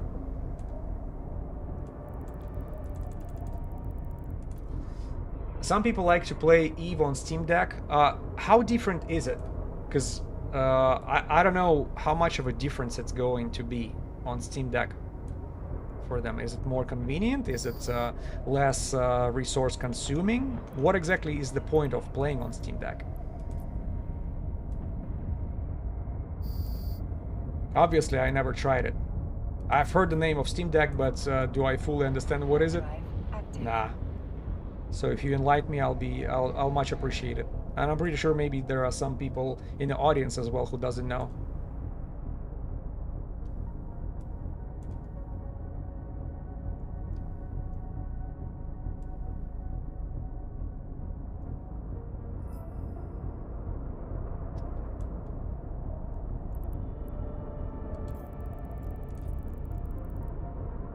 Warp drive active.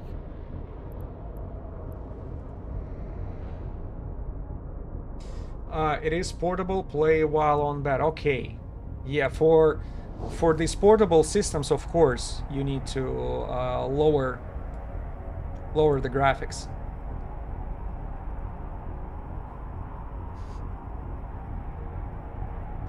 Yeah, play while on holiday without bringing laptops. Yeah.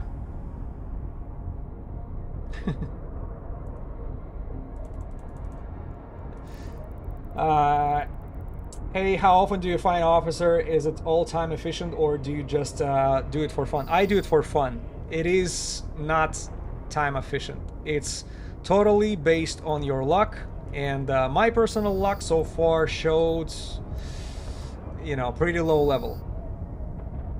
I was able to spawn 2 of those, and I had like a dozen of these streams. Once we spawned it on stream, and once I was able to spawn it off stream. So 2 officers so far. And none of them dropped anything significant. One of them did not drop any officer modules at all. Another one dropped a shitty module, which by the way was stolen for me and then given back by this generous player.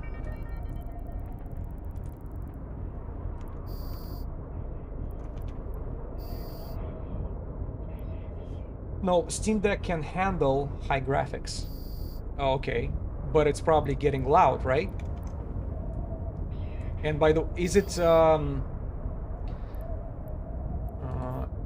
is this hardware limited, just like PS5, to some frame rate?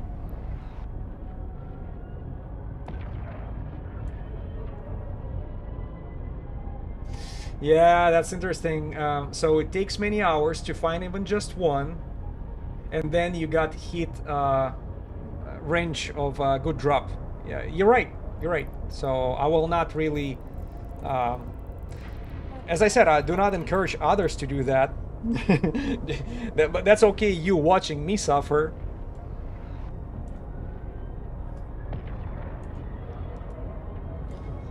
Yeah. So, but here's the tricky part about officer hunting.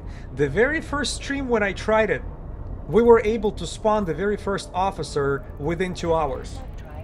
1 hour and a half, and we got an officer on grid. I was like, oh my god, if it's if it's such a higher chance of them spawning, I'm gonna be doing it all the time. And you see, Adisha says it was so easy. Yeah, and I thought it's gonna be easy going forward.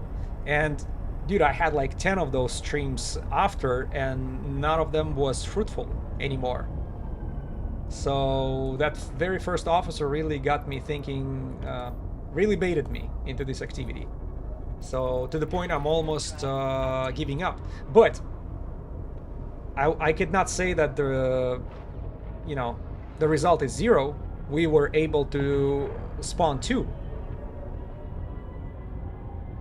The first officer spawn was the hook. Yeah, I don't know. CCP was able to program that. so I guess that's how this casino works. I think I missed. So Steam Deck, no fan. You mean you are no fan of Steam Deck, or it has no fan installed inside? Search Steam Deck Eve online and check images. Okay, I will. I'll take a look at it, because I hear more and more about it. Whoops. The first taste is free. Yep.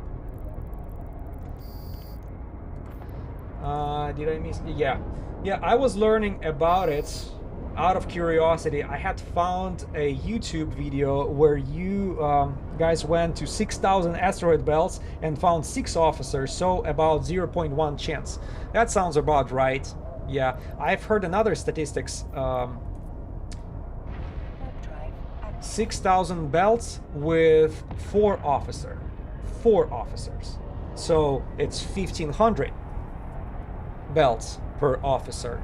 But the guy was farming in null sec and I'm in high sec. So I don't know if there is any chances, but I start to feel that chance is the same. You're rolling the same dice.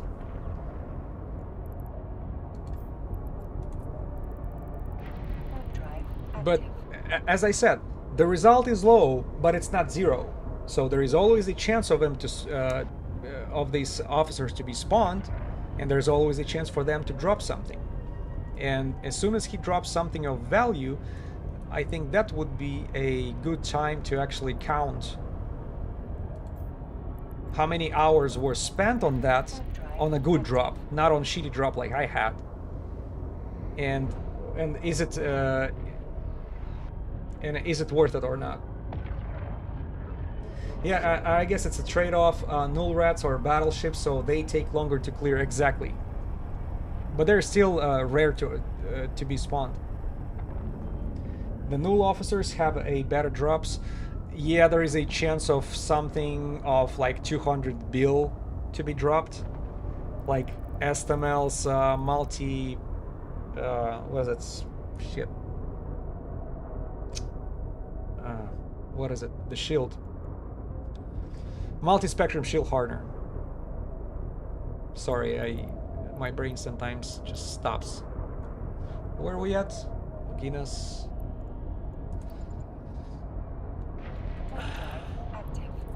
Yeah, and imagine freaking 1,500 jumps, and all of a sudden STML is on a freaking grid, and you kill the guy, and he drops a multi-spectrum shield hardener, which is you can sell in JITA for 135 or 200 billion ISK.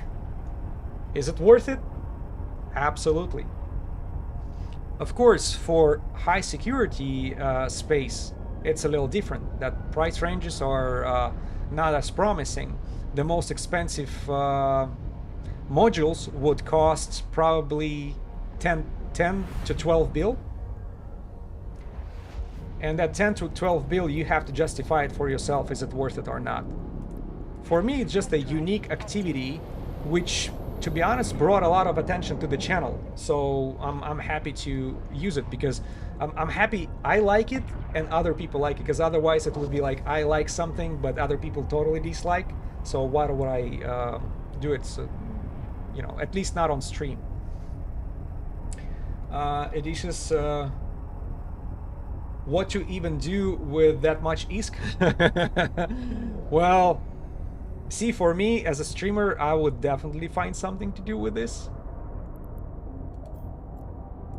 You know, because I'm thinking about, Drive you active. know, how can I increase people's participation on those streams? How can I bring more attention to it?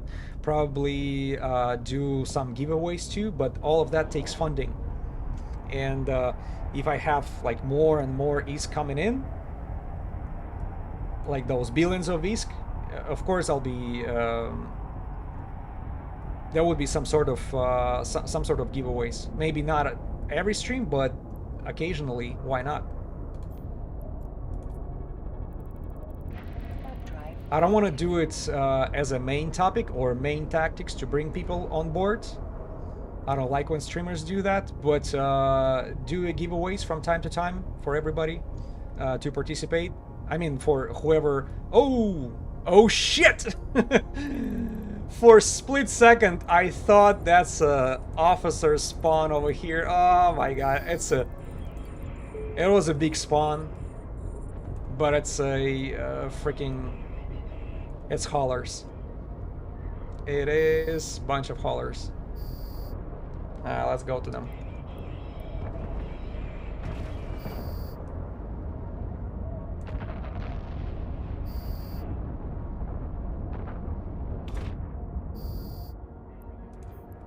What do we have over here? Freaking tritanium. What this guy has for us?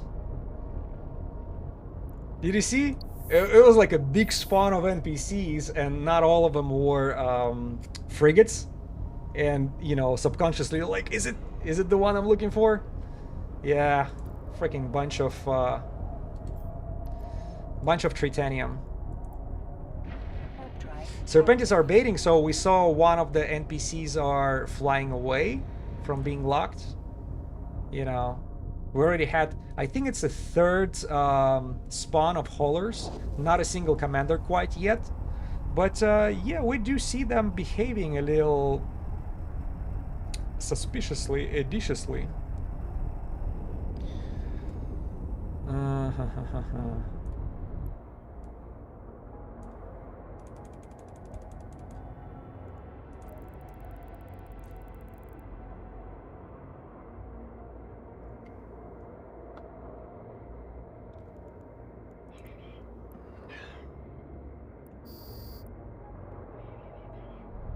I don't know. I'm pretty sure a lot of players would consider that total waste of time, but to me, as I said, I do it for fun and out of curiosity. Plus, I already saw that it actually works. So, the chance of spawning the officer is here. We actually did it. That brings you to 1% of players of this game who actually saw officer on a grid. Quite a unique experience, I'm not gonna lie. Plus, don't forget, encountering it and fighting it is very entertaining. They're not easy NPCs. They're not just a red freaking triangles on your interface. They're capable of humble you, and that's almost happened to me with a true Sancha. So I learned my lesson the hard way and decided to, you know, but every negative experience like that gives you an opportunity to improve your, for example, your feet, right? That's exactly what I did.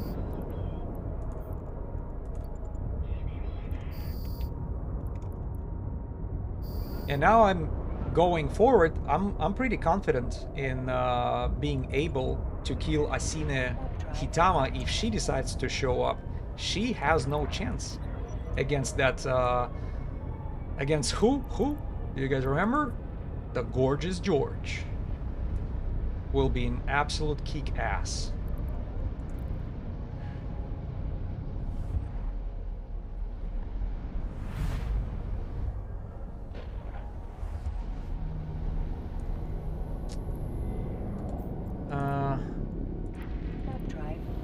So I had looked at what officers I can find in my space, but it didn't look like they were particularly good. Yeah, of course, especially if you're in nullsec, there are like multiple battleships, and you have to know which ones are exactly dropping something something good.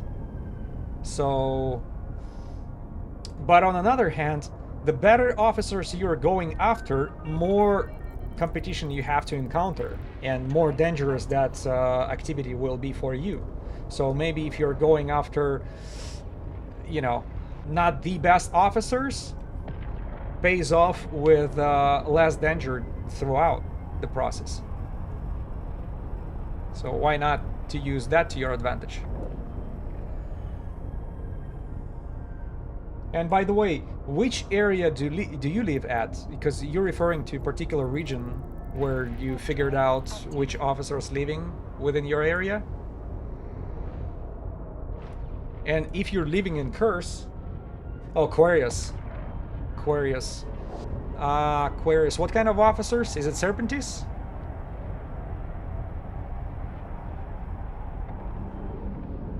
Oh, Blood Raiders. Doesn't have a nice officers in Delph. Doesn't have the nice officer Delph has. Okay, Blood Raider. You know, I've heard the opposites. There is a file being dropped not so long ago. It's in Russian language, though. One of the people who were doing this hunting professionally for a long time in nullsec with a lot of experience, he was sharing you know, the details of his kitchen. Very freaking entertaining and you know, very enlightening. It's a PDF document which I think iBeast shared it on his Telegram a couple days ago.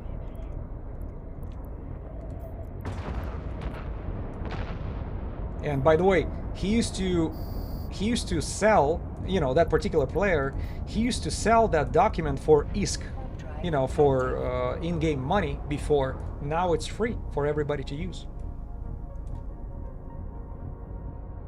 And as I said, it's in Russian, but obviously it's not a big deal for you guys this time. You know, you have to just throw it in a chat GPT and you'll have the proper document in front of you in a language that pleases you the most.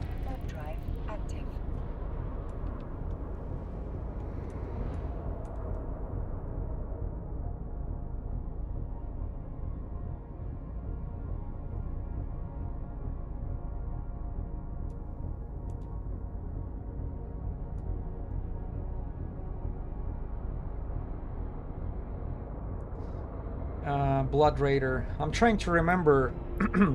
iBeast actually mentioned something about the Blood Raiders, but he was not saying that their loot is not good.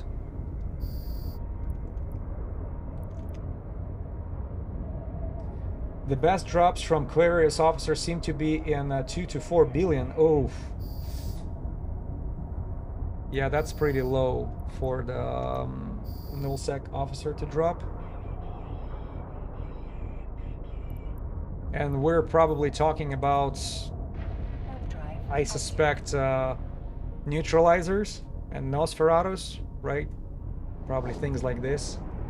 I would expect from Blood Raiders to be the best.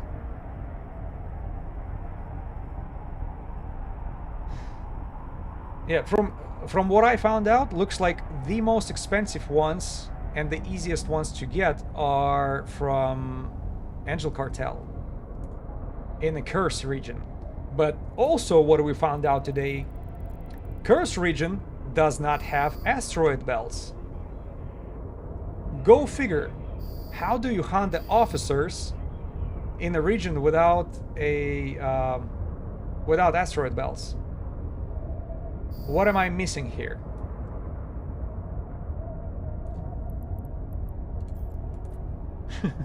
I don't know, maybe since you're the nullsec player, maybe you will tell me what's going on with this, but so far I'm pretty puzzled. Because on one hand I wanted to try that going after the Angel Cartel with a cheap ship. On another, like, what am I supposed to do in a system without belts?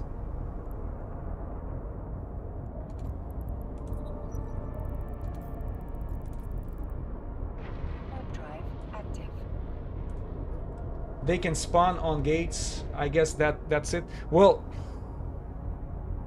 it's that's not enough. And the gates, I would not want to hang out around. You know, in a nullsec, I don't want to be around gates. Very high traffic. You know, high chance of my. Unless you're local with the intel, yeah. Probably not a good idea. See, I was thinking about taking cheap but capable ship to do just that. Take advantage of the Angel Cartel nullsec officers not having electronic warfare, not a strong one at least. Just staying away from them, no closer than 50 kilometers away. And I don't know, using the drone damage. That was the plan. And now thinking about it, like if the gates are the only spots where they can spawn, then you know it's not a good idea, because how much time do I have to spend to, you know, set up the ship, bring it to the area, you know, research the system, just put the bookmarks around and stuff, and then by accident or by some locals humble me there. Now how much time do I have to spend actually going back, you know, getting that ship ready and fly back to this area where people are waiting for me? Yeah, stream wise it's gonna be a lot of time wasted. So I don't know. And for that purpose, what I know that Vexor can be used. Not very expensive one, by the way. Only in Curse though, only against angels. But there are different approach. You can actually use Myrmidon also, which, yeah, it costs a little more, but it's still within a good range of you know, possible budget for that particular activity. So I'll be focusing on that. Do this in a cheap ships, research a little more, you know, get that muscle memory, use the D-scan all the time, watch the local, see what's going on in the area, find the quiet spots, and take advantage of it. That's the plan. But for the curse now, I'm very disappointed. If the gates is the only place, phew. What about skyhooks and these other moon mining structures? I forgot what's the name for them. I've heard they're also being a spawn points for the officers. Can that be used?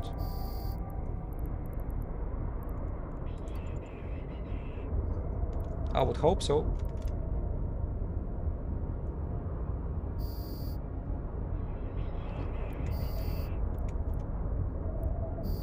But then I don't know how heavily those areas are guarded.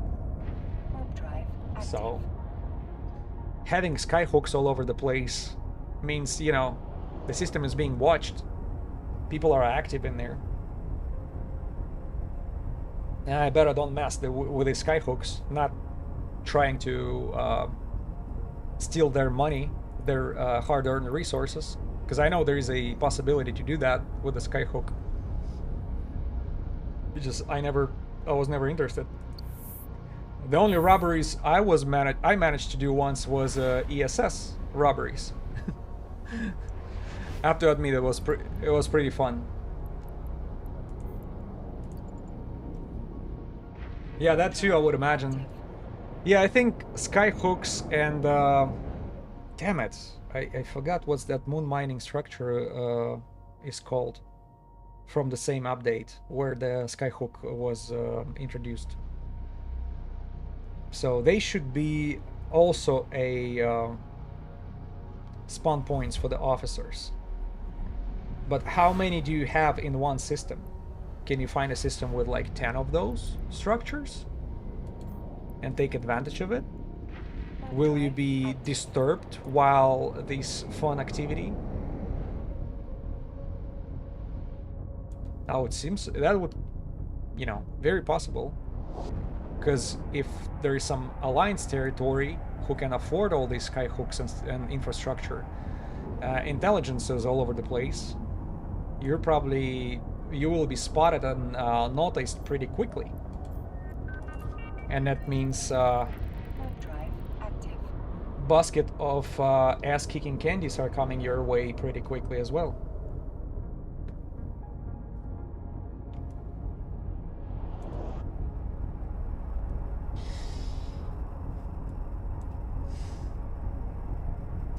If you're part of the group that lives there, then it could be realistic. Yeah, but as a neutral, you'll be hunted fast. See, on one hand, that's the obvious minus, right? That's a con. Oh, shoot, they're way too far.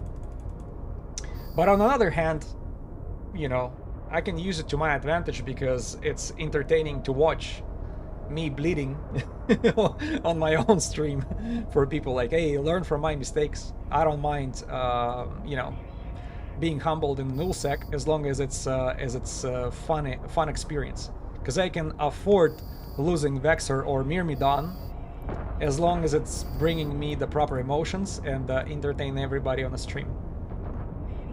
Because I'm, you know, after 8 years of playing in this game, is it 8 or 9? Moonlander, welcome aboard. Thank you for subscribing.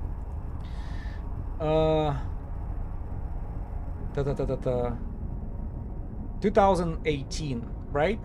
I'm at my 8 years in this game. Right now, I'm all for hunting a fun emotions, you know, and experiences, rather than, oh, what's my ISK per hour? I don't give a shit no more.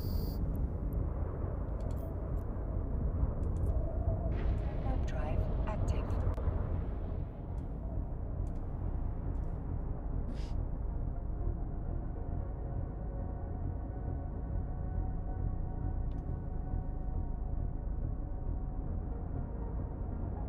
Here to join the party?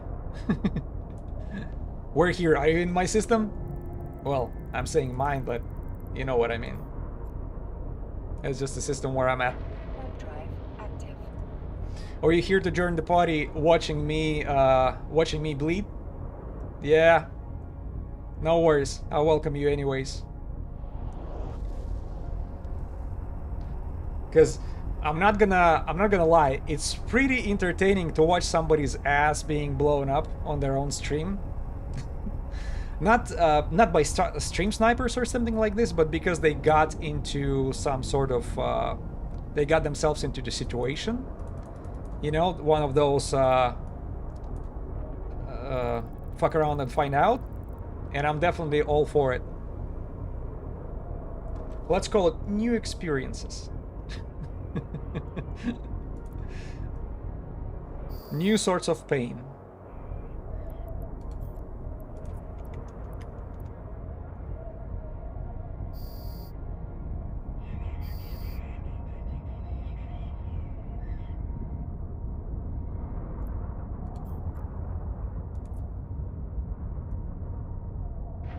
Drive active.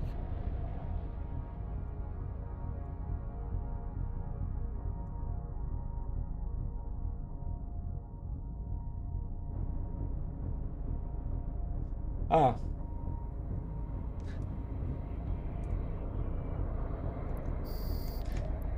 Yeah, just going to enjoy the stream, that's all. Yeah, that's that's nice. It's totally on me to make sure to make it entertaining. Because it's like, you know, negative emotions are still emotions. There are people watching you suffer playing some game. Makes it funny. It's not like you're pointing your finger at somebody and saying, "Hey, I'm glad that you got blown away," but you know, it's like my previous experience of playing World of Tanks. I start having more negative emotions than positive from that particular game, and I was still playing and playing, and then eventually I had to stop.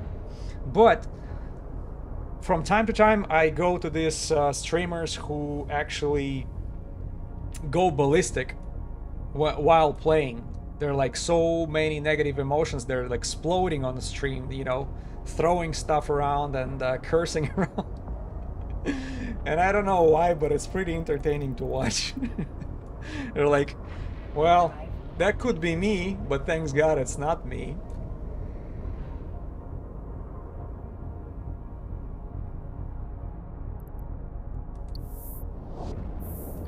Yeah, that good old times of World of Tanks. Oh yeah, people enjoy seeing people struggle live. Yep, it's and I don't know, it's just part of the human nature.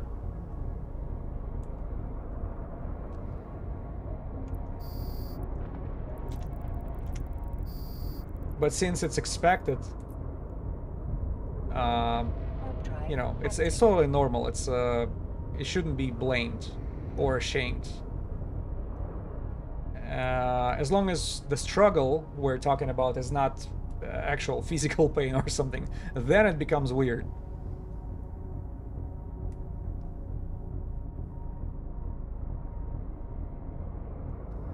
Man, I'm so tired of these guys are spawning so far away.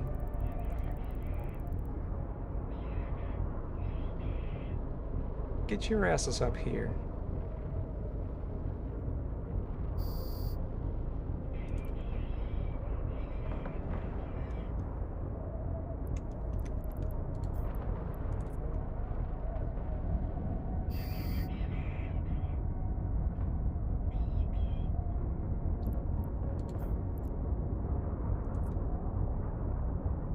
Warp drive active.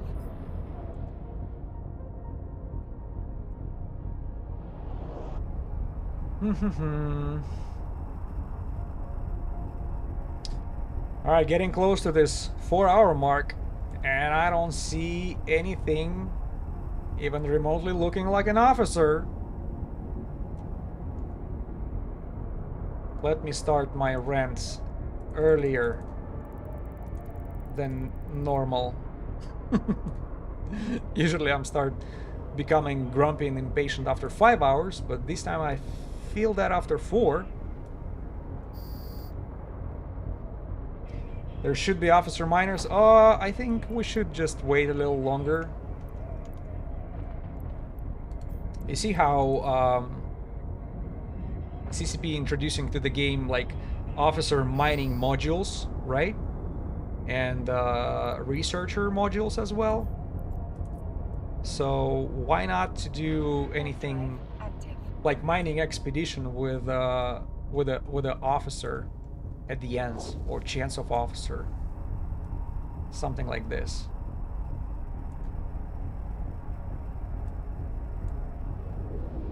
Turn miners into treasure hunters rather than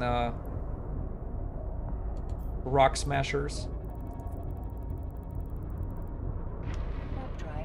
Moonlander, welcome aboard. Thank you for following. That'll be really cool, yeah. And you know, my heart goes to miners because I don't think is that multi-boxing efforts is with a super duper potato mode on each of those windows. That pain should be rewarded with the purple modules. I think this guy deserves that.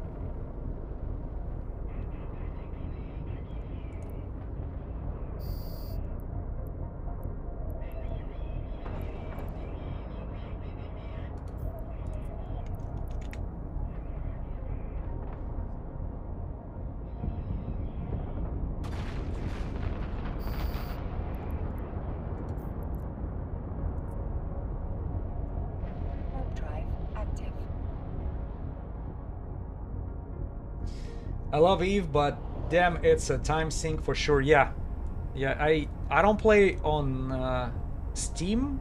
That's why I don't know how much time I spend in this game. But it's probably the most the game where I spend the most of my time in my gaming career, for sure. Nothing else can get close to it. Maybe Grand Theft Auto 5 online, where I have, I have like over 3,000 hours in that. But it's not totally legit hours, because a lot of times you would leave your character for the night over there just to do well, there is a nightclub mechanic over there which allows you to generate wealth. I think that's where we're supposed to jump. Yeah, Warp drive active. I don't know how you guys familiar with Grand Theft Auto Online, but if you are, you know what I'm talking about. That nightclub which generates product while you're in game, but you cannot be in game for 7 hours or so. So that's why I used to leave my game going on for the night, just to wake up for the next morning and having the full club, full nightclub warehouse to sell. So I think at least 1,000 hours from this 3,000. That's where it's coming from.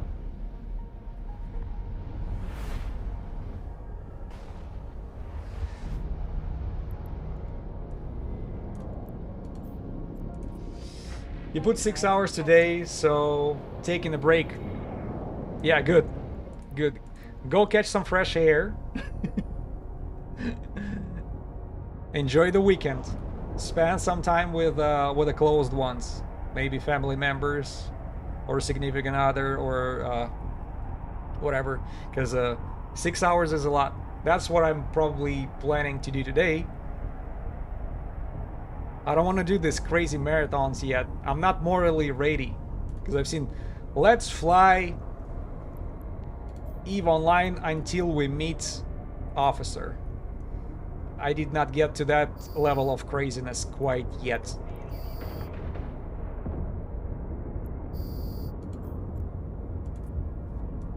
Warp drive. But I've seen some streams like this before. Like, at least with the name. And I'll tell you this, it's not always successful. More than half of them ending with nothing, with no officer spawned.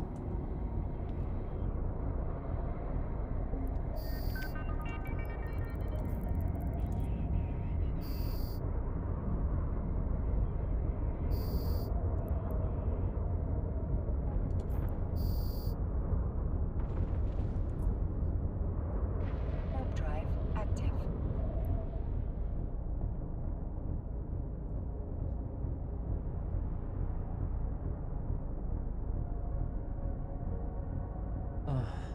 I think we're at the point where the wrecks are already despawning, because I think somebody told me wrecks have 2-hour time limit timer.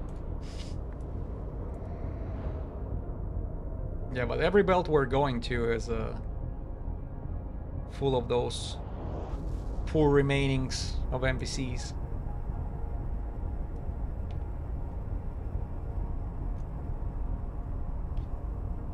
But Asine, Hitama, has no mercy for her minions. She is nowhere to be seen. She is nowhere to be taking it in a jaw for the boys. But you've seen her face, right? Because I did the thumbnail for my YouTube stream. You know how I envision this girl. Bad bitch.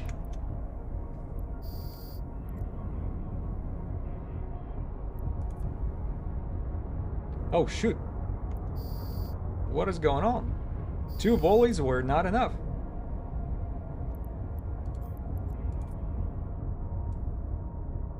Warp drive active. That was one tough crook right there. Exploded. Usually 2 volleys are enough. And I have like separated like 2 launchers per volley. 4 rockets.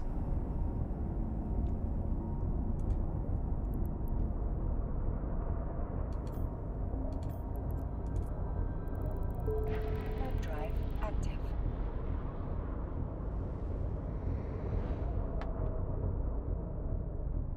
Ah, damn. Running out of vodka.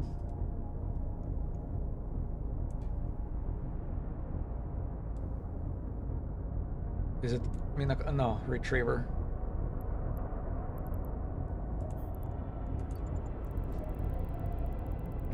Warp drive active.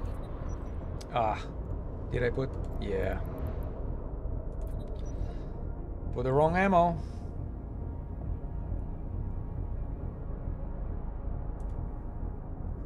I think if I would be just with a Legion Scorch auto-targeting light missiles, that would be enough. But just in case, I brought with me a bunch of Kaldari Navi Scorch light missiles, just to even increase even more the application and damage, in case if I see the officer, and I will not be able to do it in one batch. Warp drive active.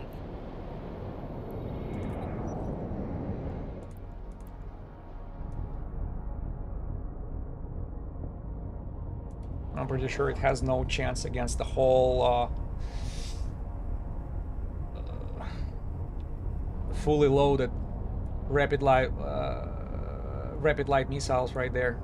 If the whole battery is pretty much loaded with this. 20 each, Warp drive 120 rockets in face right there. And it's a Dramiel, who's gonna be webbed, by the way. Oh, not Dramiel, I'm sorry. The Daredevil.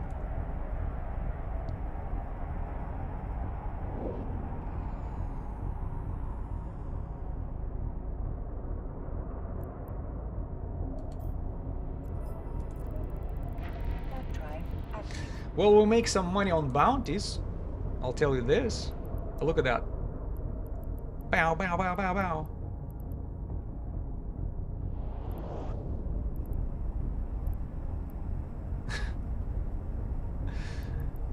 Looks like maybe a couple millions for the stream.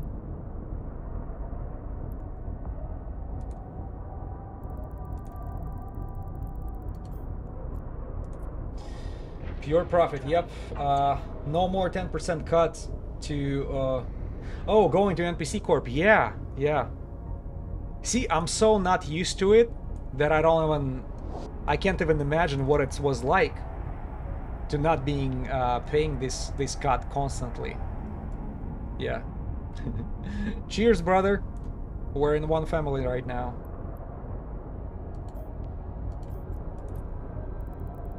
Yeah, but expect more characters, because I have quite a few more. I wanna apply to the same corporation, so this way I can save money on all of them.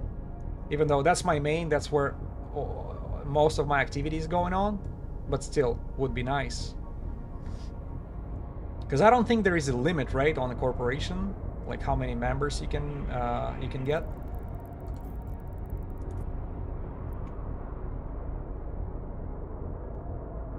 Oh, come on. Will you guys attack? I cannot activate my auto-targeting. Oh, there you go. Thank you very much.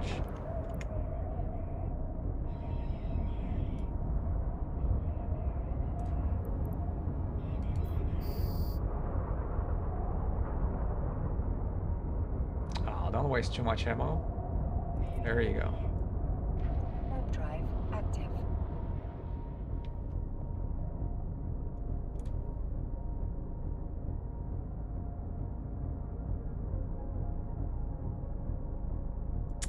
Ah, another big spawn. Without the officer, though. And with a beautiful view. Come on, what else do you guys want? Beautiful view. Gorgeous George. Perfect feet.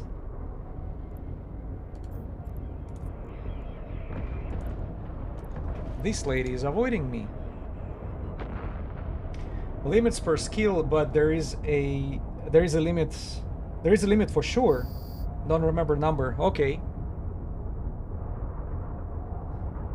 We're talking about corporation, right? Any regular corp. And I'm pretty sure the one I'm a member of, this one, Ember's Exploration. I love these beautiful zeros right there. Member count, shares.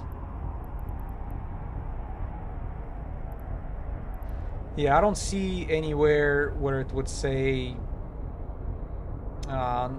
you know, member limit.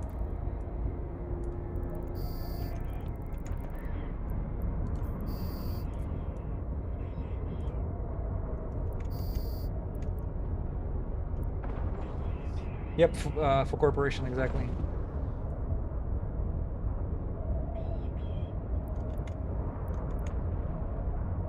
Oh, right now we're limited to 10 members. It's based to CO skill. I see. That's how it's limited. Drive active. If we ever need more, we'll train the skills for. But you don't mind me joining with more, because I have 3 more characters to bring. If that's okay, I can limit it to 1 if you have plans to these spots. Oh, don't mind at all. Okay. Yep. All right. Thank you.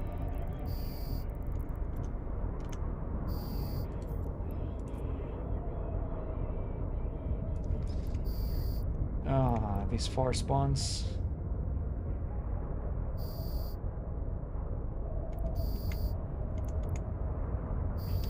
I don't recruit, but if you come across chill folks, they're welcome to join. Yeah, that would be cool, because there was some cool people we've been encountered before. Remember when I was trying faction warfare, and there was like absolutely random, out of the blue contact. Somebody joined the stream and brought me into low sec faction warfare with the big fleets flying around kicking everybody's ass. That was cool to try. So I think it depends on what kind of activity you stream. Well, like if we come back to a faction warfare on a big scale, or maybe try the Sunshine Incursion. Yeah.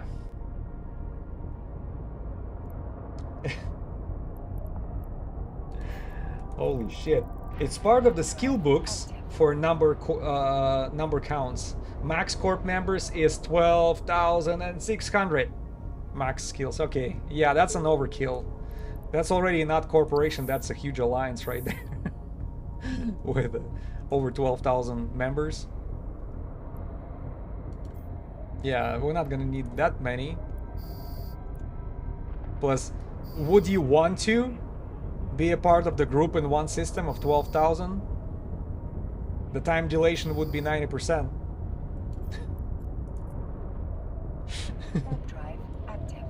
There is nothing you can do with that many members in one system.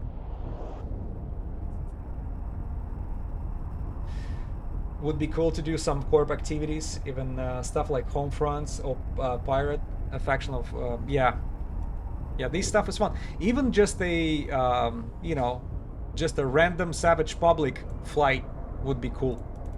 Just going into nullsec to cause some fuzz, right? Cause some disturbances. Learn something new. Right, but this is something going forward. So far we're because you know, it's now you have to manage stream viewers and also, you know, members. So imagine how much management it is for one person. I think it's too much. Then probably chat will be heavily moderated by someone, and somebody else has to be a fleet command, because not only I don't have such experience, but also I don't have a regular PvP experience on a big scale. Just decently randomly tried attempts back in the days, which I'm planning to come back to.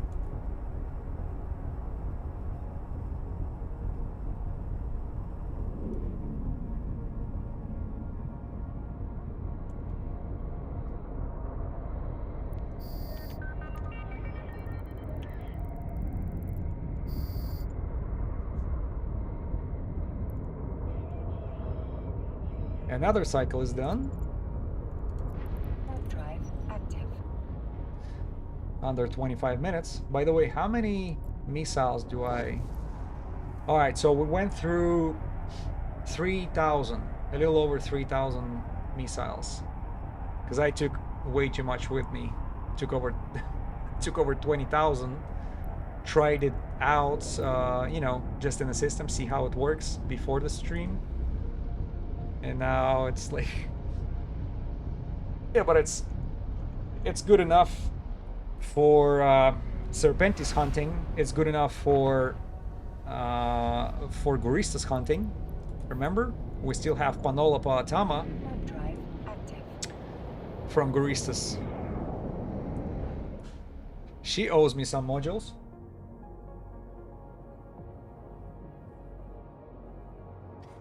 Impossible to do everything solo. I already got it. Because as it's scaling up, like once in a while, my streams are being rated, and it just the chat goes totally bananas, and whoever saw me trying to manage it, you saw me like I was, you know, I was not at my good capacity to process that many chat messages and things like that, and address everything. So I have no idea how the big streamers are doing it. Probably through heavy moderation and only addressing a limited amount of chat messages. Even if they do have enough time to read it. Because you do see how the most, the biggest streamers are streaming, and their chat window is just flying by. You cannot even see even single word. People are just throwing memes in there, like GIFs and emojis and stuff, but put the big text in there, forget it.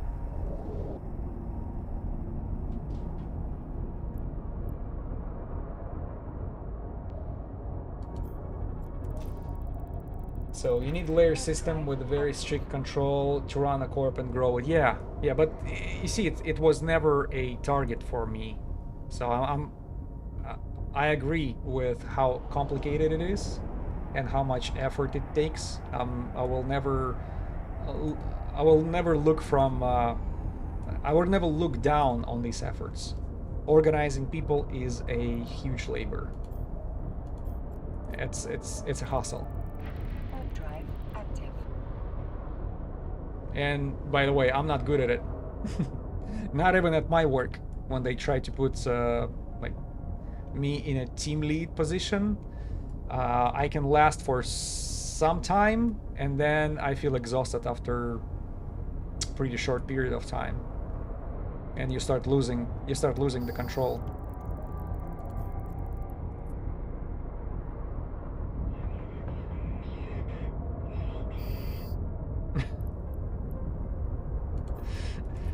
Do I like herding cats? Because that's what management is like. Yeah, I have to agree with this. I'm okay with one-on-one with cats, because I'm more of a cat person rather than a dog person. Always love cats a little more, just because of how much of a freaking assholes the cats are. You really have to earn their respect and love. There is no unconditional love from cats, you know, unlike dogs. So they allow you to be around them. They're okay with you pet them, and you know, they tolerate you for so much. And that's why that was the challenge. But it's no more than one cat. If it's herding cats,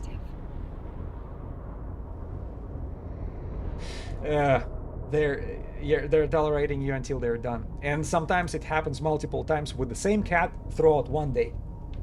So within one day you already have like ups and downs.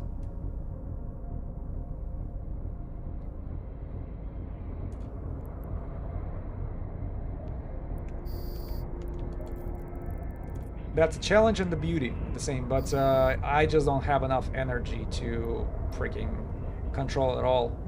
Some people are enjoying it. Warp drive active. Like another example, some people are working as a what it's called, like consultants over the phone, and they spend all day long either advertising or selling or convincing or explaining or supporting others. I can't imagine how much energy it would take me to go through the day like this.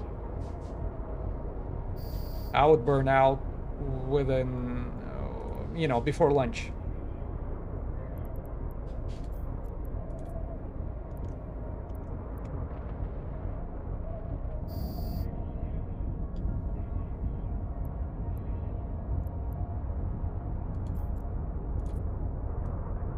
Warp drive. Come on, gorgeous George.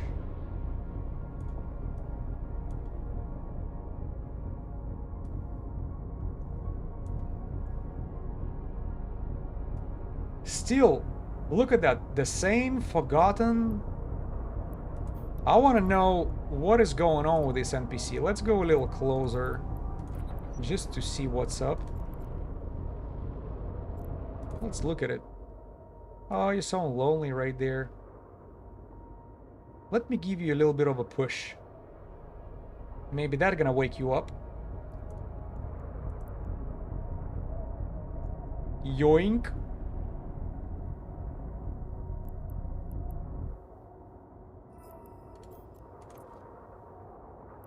Warp drive active. Hopefully we will wake up this poor venture. Working with in customer support had taught me to appreciate people who are capable and friendly. Yeah, and they're like, they're like pieces of gold in tons of of useless sand and ore. I'm sorry. I hope I don't sound too harsh toward people, because that ain't everybody. Yeah, that's the whole point. It's not just everybody. It's man, you have to dig for it. And even when you find them, it's it's such a short-living experience. Because by the way, they can change also, just by a harsh environment they're working in. If somebody decent is constantly being treated like shit, eventually he's gonna be he's gonna become more cynical. He's gonna show a different side of his personality, which nobody wanted to see.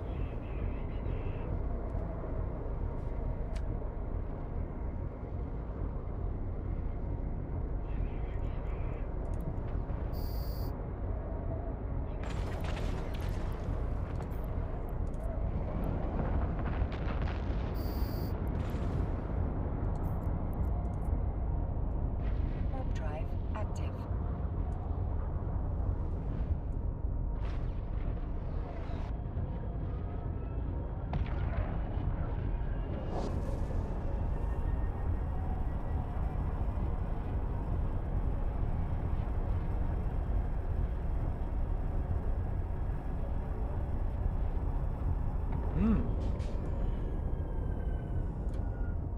The retrievers are multiplying.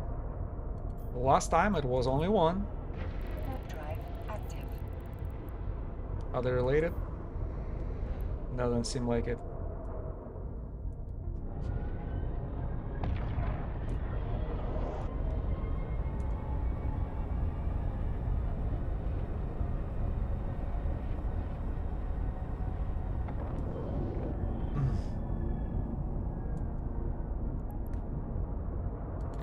Do you guys have the same feeling that after 3 or 4 hours there are Drive less and less NPCs spawning, we would have NPCs on almost every single belt for first, I don't know, hour and a half, or at least every other belt. Because timing did not change. We're still hitting almost every single belt every 25 minutes. But I've noticed the spawning is less and less.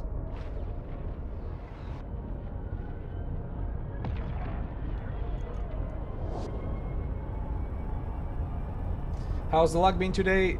Not very good.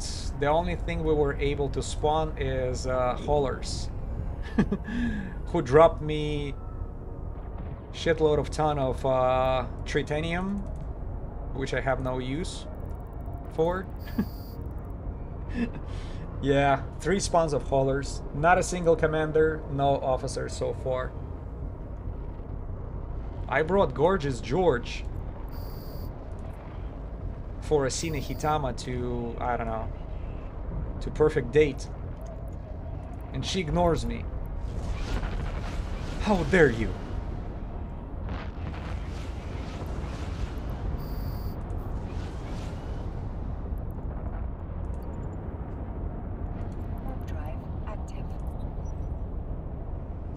Bummer.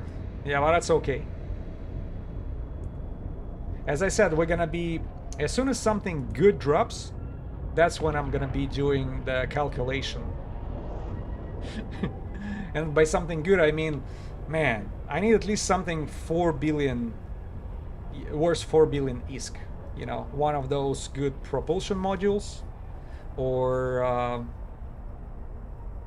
damage control.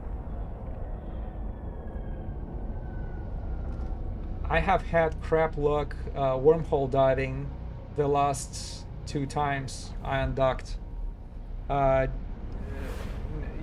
There was nothing for you to nothing spawned, or you got cut. What exactly happened? Did you lose the ship, or you just did not find anything of value? I keep my expectation really low these days. Yeah, I guess that's the secret. I don't know if you heard, but I got True Sancho Officer of the stream with, not with low expectations, with no expectations. All I did was I brought my Tengu to try out the new fit. I did like 1 cycle, flying through a bunch of belts, and that was enough to spawn True Sancha Officer in the high sec.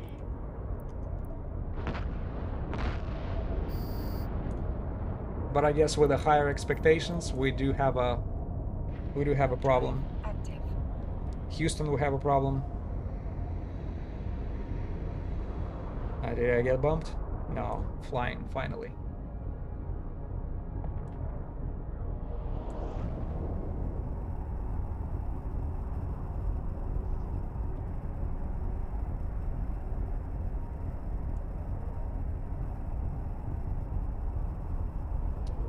Four. Just as I said where all NPCs are, they actually started to pop. Get a little close to them.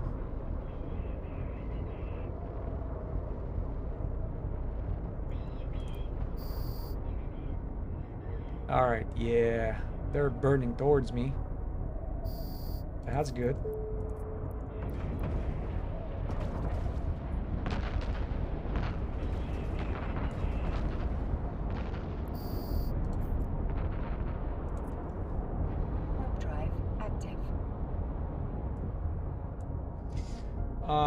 Didn't get any good loot. I ran a level 2 relic site, pulled out a total of 2.5 million ISK out of 6 cans, almost through my keyboard. Wow. Drive active.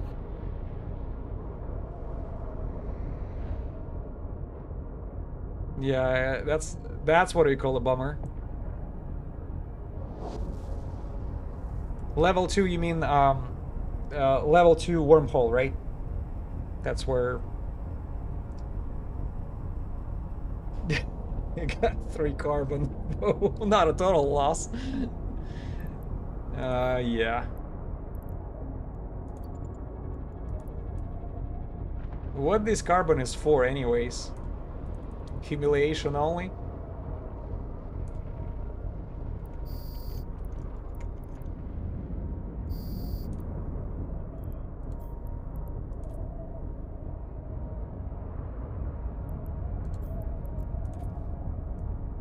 Warp drive active.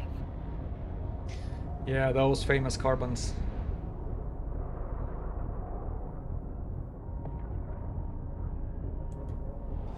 You know,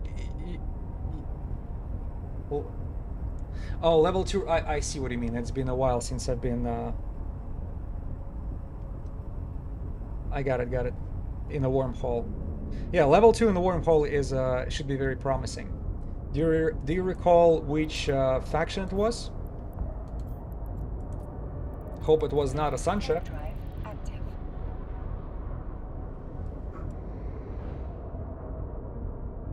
Because, you know, some of them are much more profitable than others. Relic-wise, it's a Sancha relics, which you hope for to drop this tech to armor plating. Warp drive active.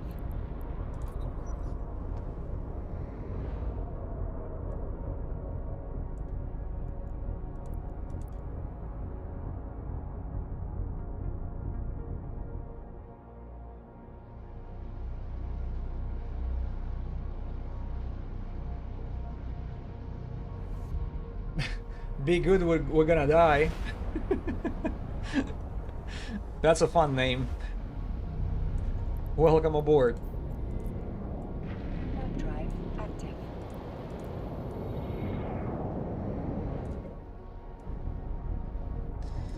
Very encouraging name for the stream.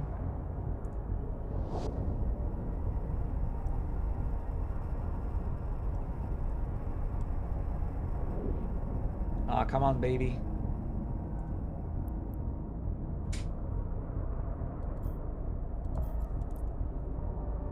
Warp drive active.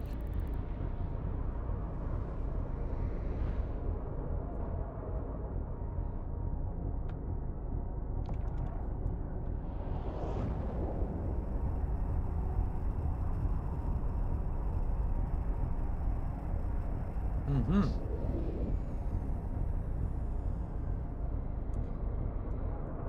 You guys decide to spawn way too far again.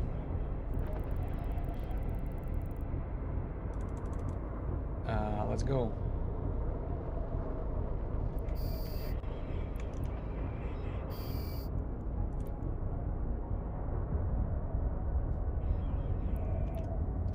Oh, the game got frozen for a split sec. Did you have the same thing or no?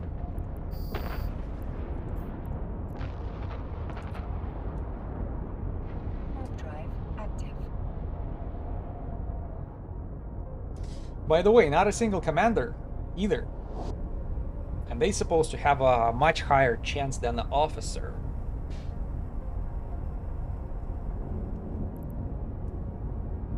We have haulers only.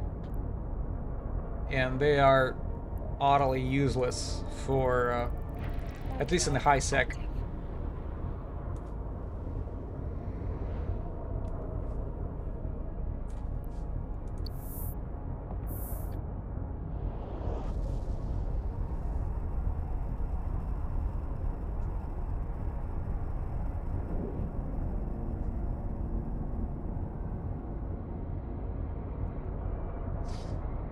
Are you kidding me right now? Been looking in the 0.7 system for an officer for a month, lol, and no luck. Guys, should we tell him? In the negative. Look, in a high security space, the only security status systems where you're looking for for the officer is 0.5. 0.5 only. Warp drive active. My friend, look at this. This is the only systems you're supposed to hunt the officers in in the highest security space. 0.5, 0.5, 0.5. 0.7 has no chance of spawning officer. I'm sorry to break it to you. I don't know, maybe you were trolling me. But I hope I helped you here. Not to waste your time. Oh, I'm sorry. Minus 0.07. Okay. Then it changes the whole thing. I think I missed one of the belts. 6.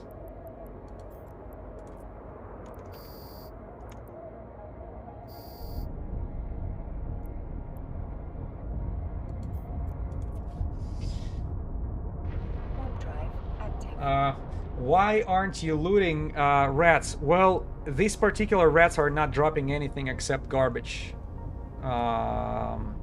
With a very low probability of dropping, what do you call it, that heavy interdictor module, but I'm definitely not going after it. So the only Warp drive active.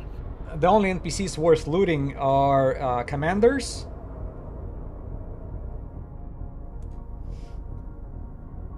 If I can ask, since you speak Russian, do a lot of Russian corps try to recruit you? You would be a great asset to any corp. No, and I don't think many people are aware that it's not the point for me. I don't advertise myself as a Russian-speaking content creator. Officers do spawn in a high sec, 0.5 systems, starting December 2024. Just like in low sec, in system 0.1 and 0.2. At the same update. Since the end of 2024, officers are spawning. It's not that many people know that for some reason. Because, you know, hunting officers is very uncommon type of stupidity, which I do demonstrate over here for everybody.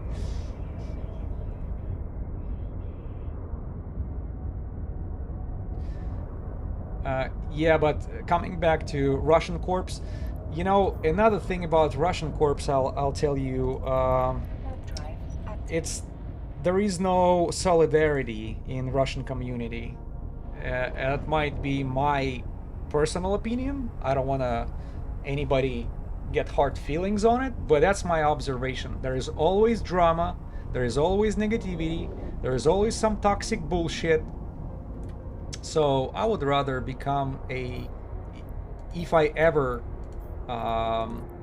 try to join a corp for, you know, for this activities that corporations are usually do, I would definitely go for English speaking.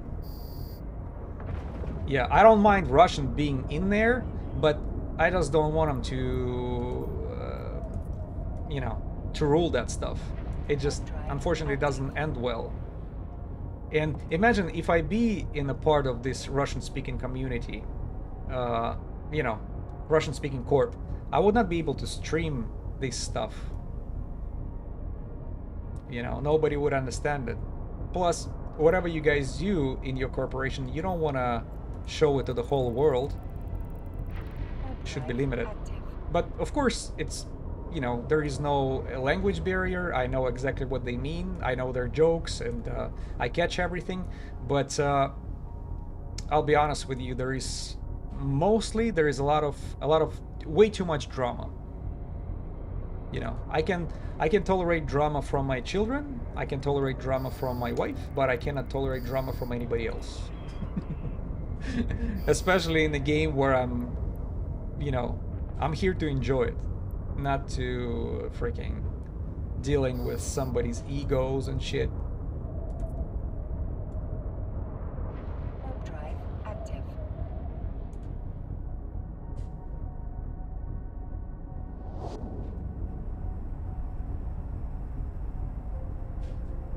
And don't get me wrong, I'm pretty sure there are some drama in English speaking. What about the drama llama? Yeah, drama llama should be. He's probably the most famous fleet commander for Russian fleets. Yeah, and yeah, don't get me wrong. I don't want to shit on that. It's just my personal observation. I think it's way too much drama. And for less toxic teams, I don't think I can bring a lot of value because I'm not a good PvPer. Thank you for answering the question. It's a sensitive question, but I see you as an American. Yeah, yeah, and I would like to be seen like that. That's the whole purpose, you know. Plus, to be honest, I live here in the U.S. longer than I used to live in Russia. Became naturalized U.S. citizen, so I consider myself American. Even though I will never be able to erase the Russian part of me, neither do I want to. But it just that's gonna be part of my identity. But more I spend time here, more American I become, and more American mentality I do understand. Oh, that tough NPC just survived a couple volleys again. How about eat some more? Warp drive active.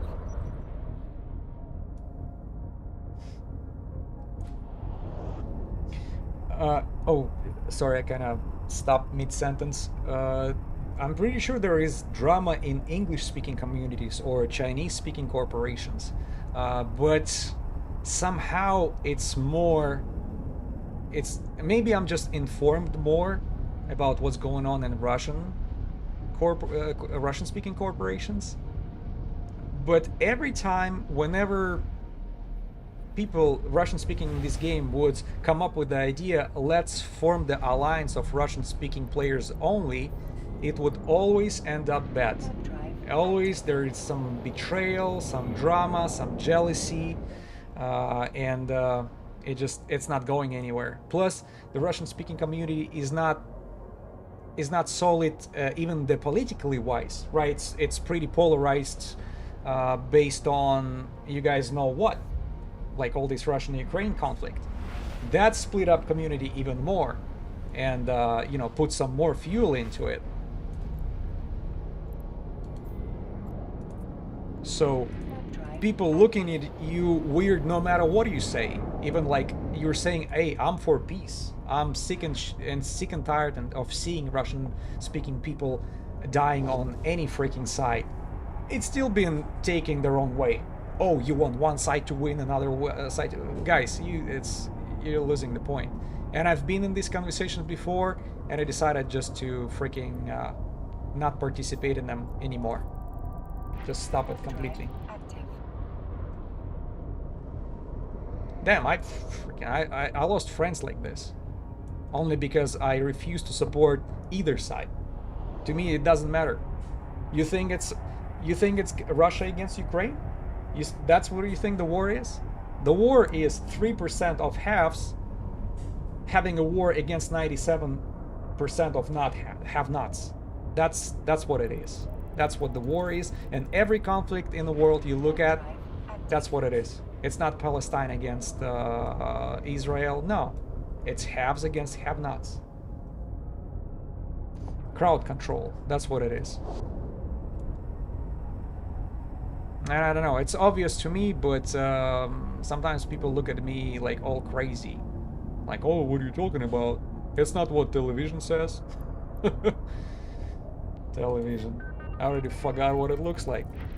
Drive active. Sorry, I didn't mean to derail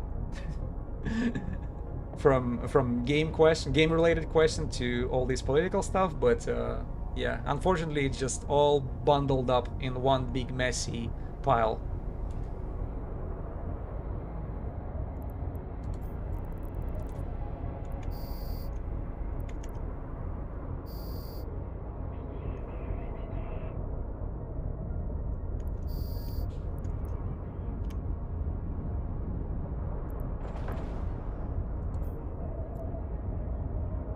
Oh, that's one of the tough ones.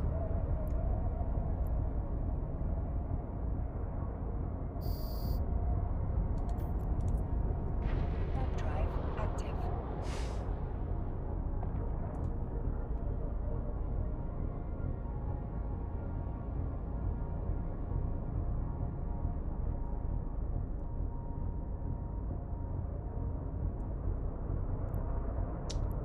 Oh, we have somebody with a suspect in the system. Active.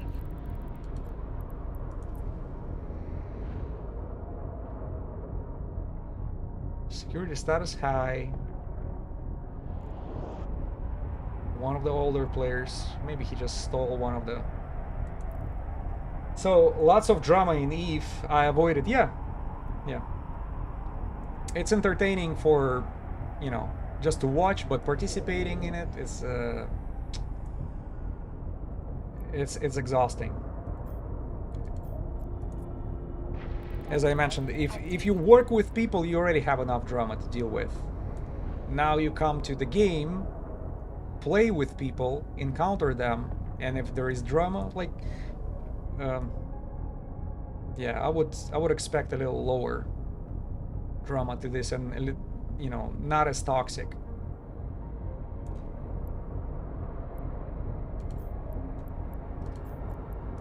But I think if player base in general is not as toxic as some games. I think I already mentioned that before. Like there is a stigma for Dota 2, for example, or World of Tanks, right? Infamous World of Tanks. You wanna get into toxic community? Go and participate in their chats. Especially when you're playing on European servers, because your teammates are so dumb. Exactly, dude. I have freaking perfect example for you. One World of Tanks used to be managed and distributed not by Lesta, but Wargaming themselves. We used to have, their architecture was like this. There is North American servers, there are European servers, there used to be Russian servers and stuff like this. So, did you know that Russian servers were the only one where the friendly chat would be, oh no, not friendly, the chat where you can communicate with the opposite team was turned off? Because I think for every other servers, you know, North America, you go Europe, North America, everywhere. Yeah, but they totally freaking turned it off for Russian servers. Why, you might ask? Well, I'll tell you why. First of all, the amount of toxicity, acid, trash you read over there was through the freaking roof. Whoever speaks Russian could have, you know, I don't know, people getting out of prison would learn something new just reading the freaking harsh language over there. That's number one. Reason number two, whenever your team suck, right? Or you have an opinion that your team suck, and you know, you got killed, but your team is still having like remaining members, because if you never played World of Tanks, it's like team of 15 against another team of 15. So let's say you've been killed and you're blaming your teammates for that.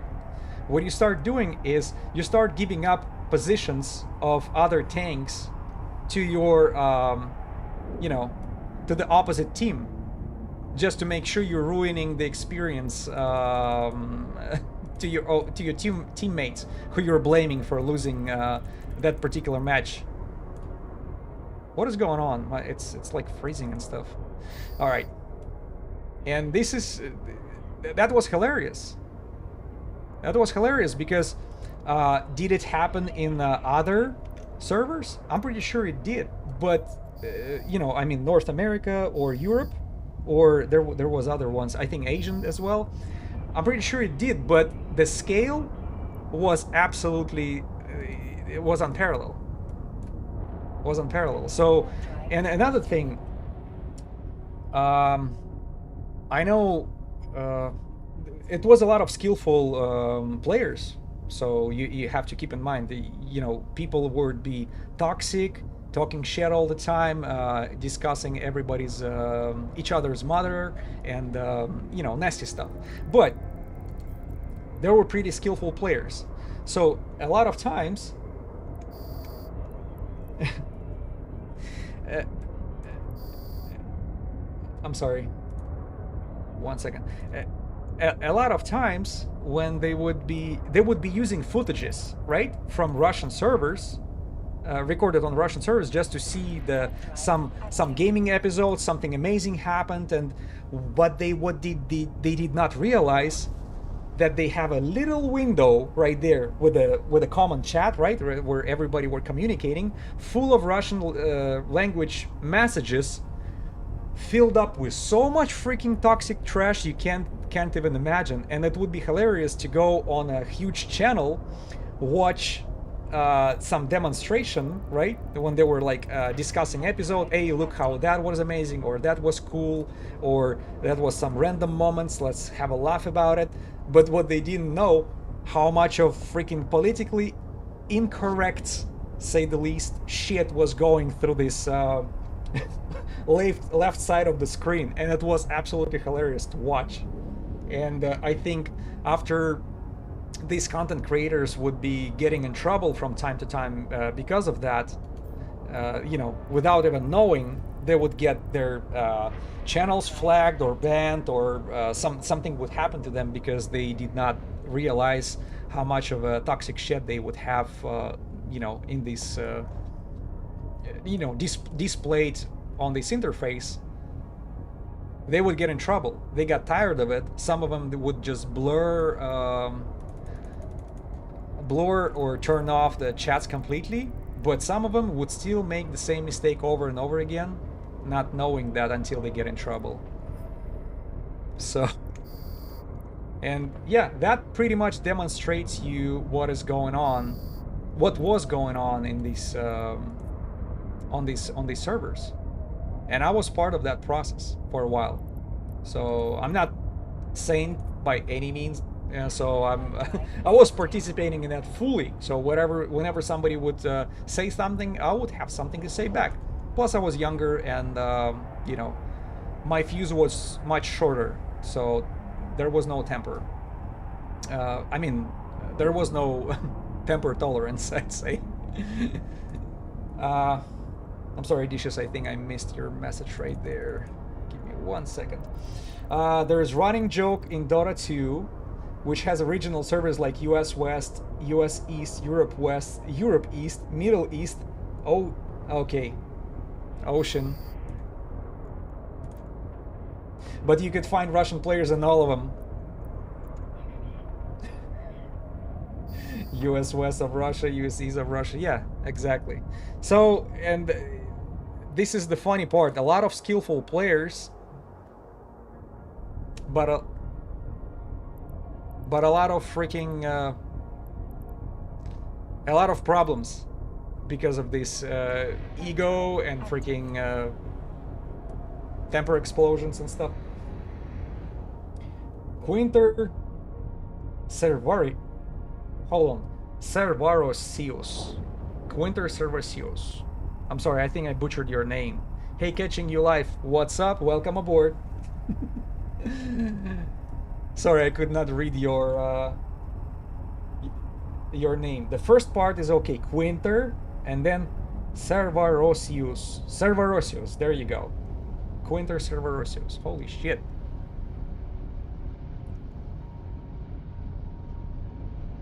We speak real Nooblish now.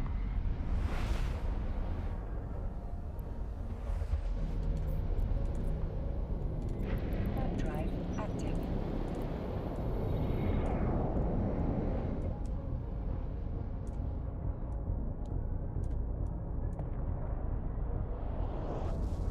Got it.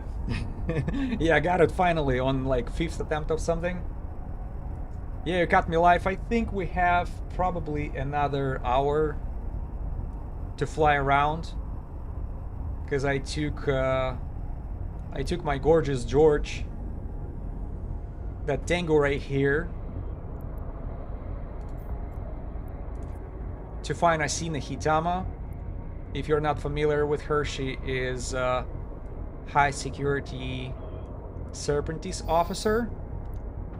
She been ignoring me for a second stream in a row.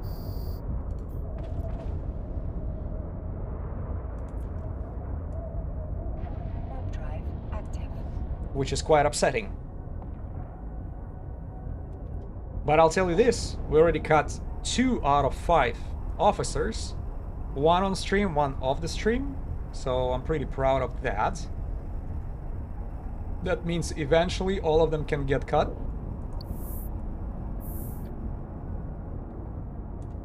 Plus, I'll tell you this, I have, you know, people are expressing their interest in officers more than anything else so far, at least from what I was able to offer them to viewers. And it was quite a journey for me personally. I know I find out a lot, I share it, and then people share their stuff with me, so it was quite an experience.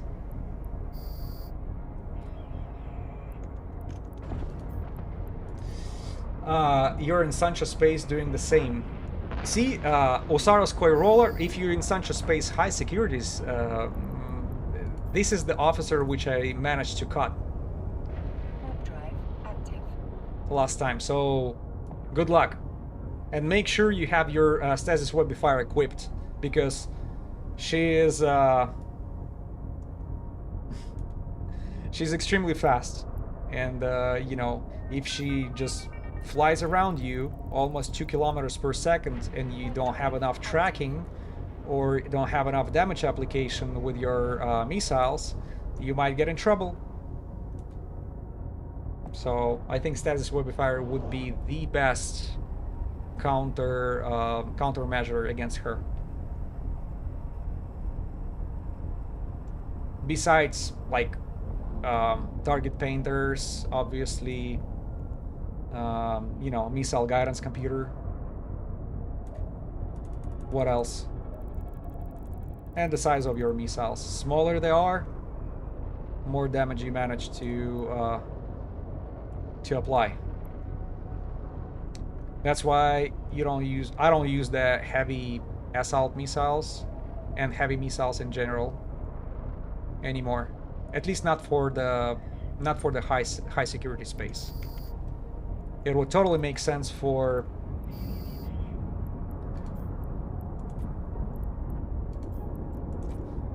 when you're going after Warp drive active. after low sec. Right, rapid lights. Yes, rapid lights would be is my. I think it's the optimal option at the moment, because I'm pretty sure you'll be able to get through their defense within 1 batch. I have 20 of those. It's very intense damage in a short time, and we're talking about auto-targeting missiles, so that's a low damage. You can actually switch it to faction ammo, which brings another 100 on the top of your 600, so you'll be 700 something. If that's not enough, who knows, maybe Fury Scourge missiles, the light missiles, will help, because when they're hot, I do over 900 DPS on those, but I think you're gonna lose some application with this, you know. Warp drive active.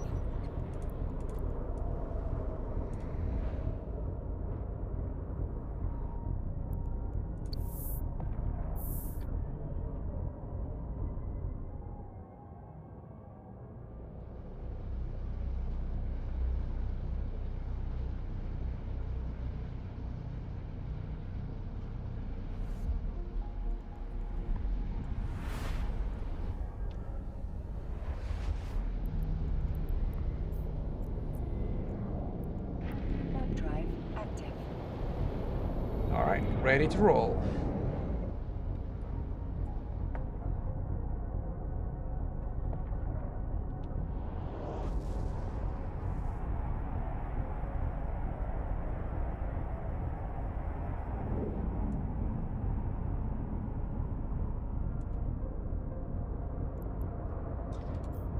Huh.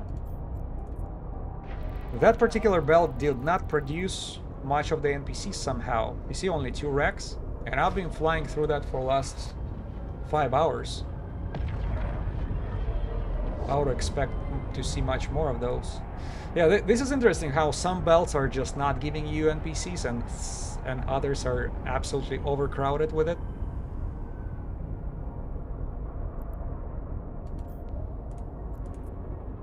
Warp drive active. And by the way, 28 people on local. Holy moly. What am I missing? Oh. Some people with a killer status. Minus 2.4 security status. Holy moly.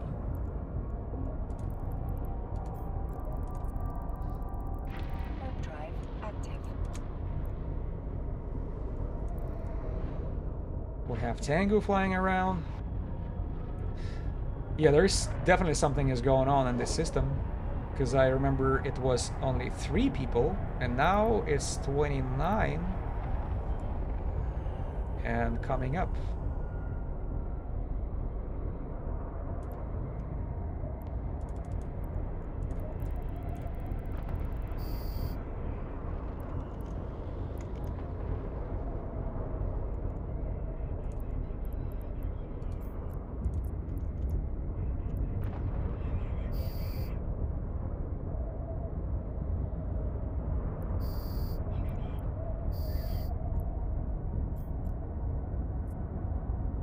Warp drive active.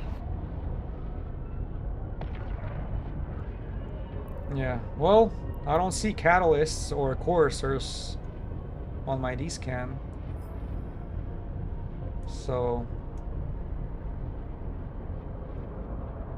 What? But there are combat probes. This is interesting. Warp drive active. Are they all after me? Combat pros.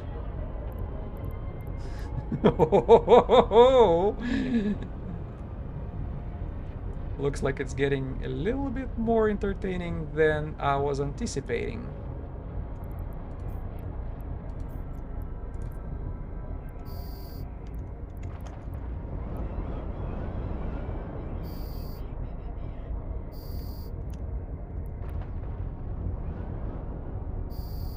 Orca is around. I hope they're after her, not me. Yeah. Holy moly. Warp drive active. Not just regular combat probes. Some Satori Horigo combat probes. Is it like the most freaking expensive ones? You see the scanner probe? For 20 freaking million per each? Machina. Okay, so it's a big mining fleet. Alright, alright. Not too bad, not too bad.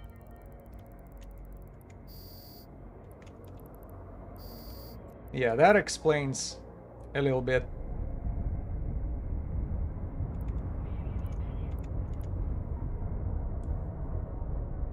Getting hunted by orcas. Oh. That would be... It would be a freaking hilarious topic. Warp drive active. Serpentis, thank you.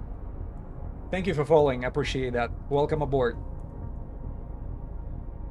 Careful, they're pack hunters. Yeah. Yeah, but you see, I have no idea what are they mining. What are they mining? Yeah, you know what? Business as usual. I'm not gonna lose my mind over that. Because I don't see the, you know, the Suicide Squad here. Just bunch of mining barges.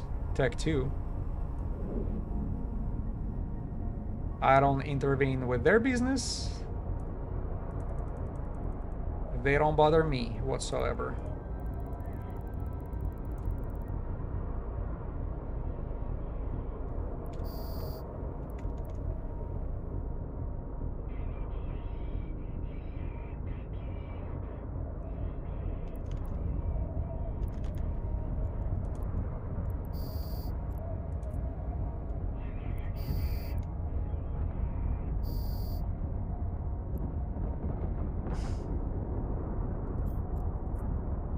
Warp drive active. Yeah, but I don't know. If they're hanging out by one of the belts, will be noticed. Because the most I saw so far is like couple retrievers. But what we saw on D-scan is the whole mining operation. With Orcas and Tech 2 barges. Mining barges. That's a big budget in space.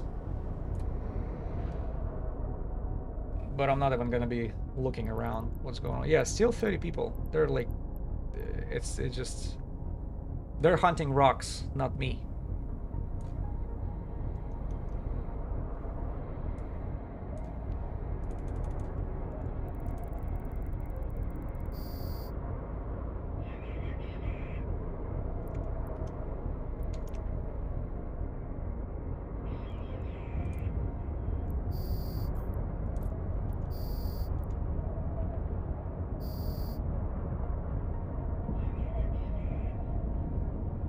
Unless they will surprise me somewhere at one of the belts. Warp drive active. Yeah, yeah, it's just a big fleet. Sorry, I'm tripping here. You see, I have a emotional damage from. Remember when we were hunting in an angel space, high security, close to Longisi, and these freaking catalysts, and a number of 30 or 20 flying around, just melting every expensive ship around us. Warp drive active. They were hunting marauders mostly, but at some point they came after me as well.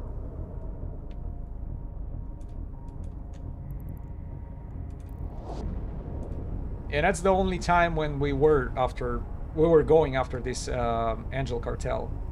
Who was it? I keep forgetting the name. Oh, but it's in my shoot. Warp drive active. It's in my bio. Duh. Bio notes. Not in bio notes. Ramakubasta. There you go. Ramakubasta is the one.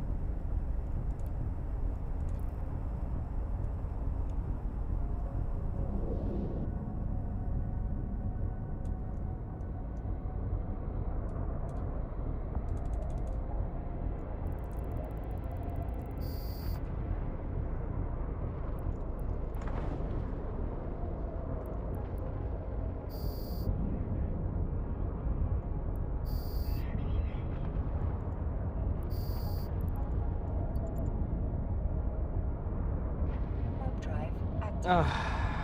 Another circle of glory is done.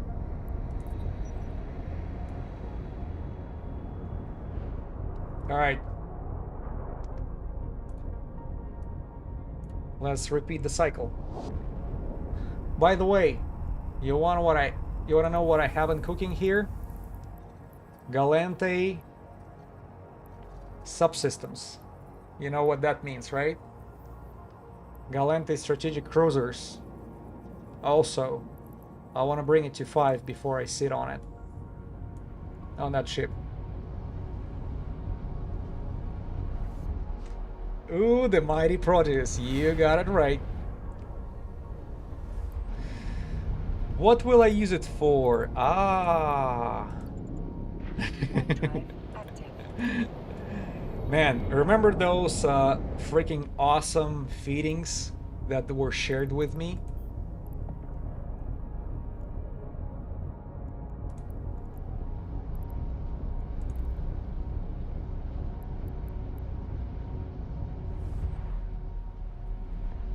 This baby. So, this one is very capable of, you know, low sec hunting, low sec officer hunting. Let me simulate here. So, and yeah, but you know, price is a little bit more ouchy comparing to my regular Tengu.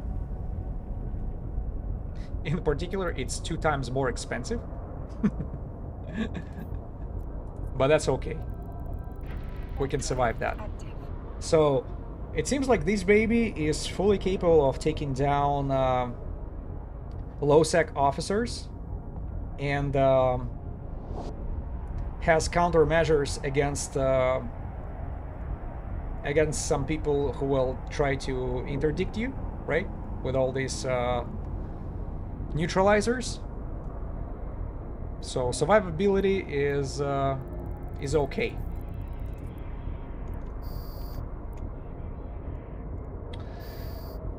Weapons, drone synthesis projector. You're right.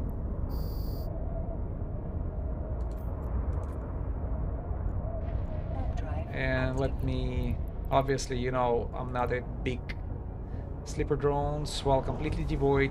Oh, no, let's go to attributes. It's gonna be easier. Turret's hardpoint modifier +5.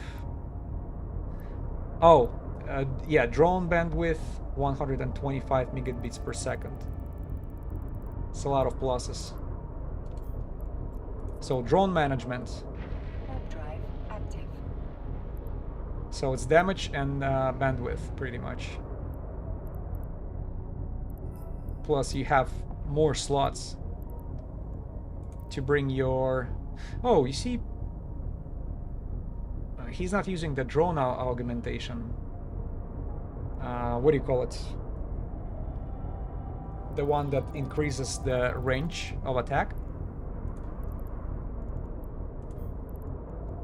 Let me get a little closer to these crooks. Yeah, but anyways, this is what I want to try out eventually, because it seemed like my Tengu is not the optimal choice for low sec officer hunting. High sec, it's absolutely gorgeous, but low sec, you should have something capable of you know, escape or having more countermeasures than regular Tengu. And let's not forget, I already lost one Tengu when I was trying to catch Gara Mist, the low security Serpentis officer, and it didn't work out. And I think another reason why I got cut, because I had heavy missiles equipped, not even the heavy assault ones, but just regular heavy assault, heavy missiles. And you remember how this Astero popped out of nowhere, and before another Tengu dropped on grid, and then Ishtar, I actually had probably good 30 seconds or 20 seconds when it was only me and Astero. And I suspect that if I would have this rapid light missile launcher equipped, I would probably take that Astero down, just because of the damage application and absolutely intense damage going into this Astero phase. But still, you know, I would not take, I don't think it's a good idea to take rapid light missile launcher into low sec. Heavy assault missile launchers is the better option.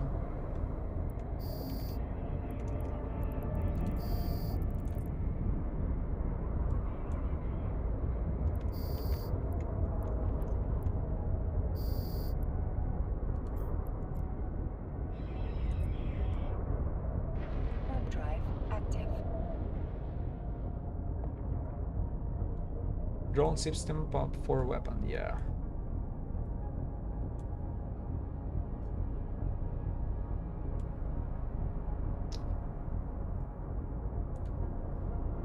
I don't know, maybe we should... See, I wanted to take Vexor to Nullsec Active. to try to, you know, as a little bit of a warm-up before I can take 1 billion ISK Proteus into the low sec. But now, as we find out that actually Curse doesn't have asteroid belts, Warp drive active. my drone skills are to the max, if I remember correctly. Drones, where my drones are, engineering, fleet, drones right there. Not to the max, but the whole, what's necessary is up to 5, and then everything else is a probably, yeah, support flight. All the important ones are up to 5, because drones are extremely important. 10, let's go to 11. Warp drive active.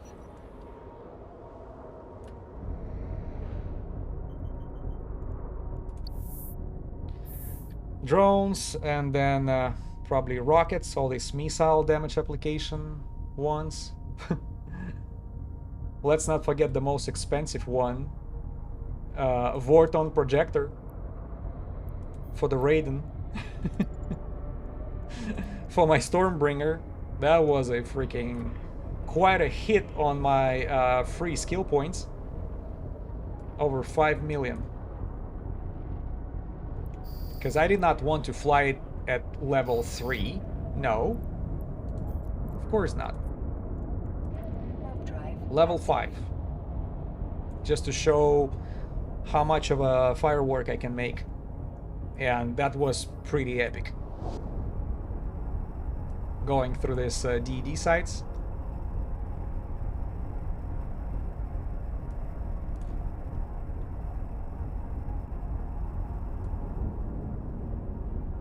Trieber.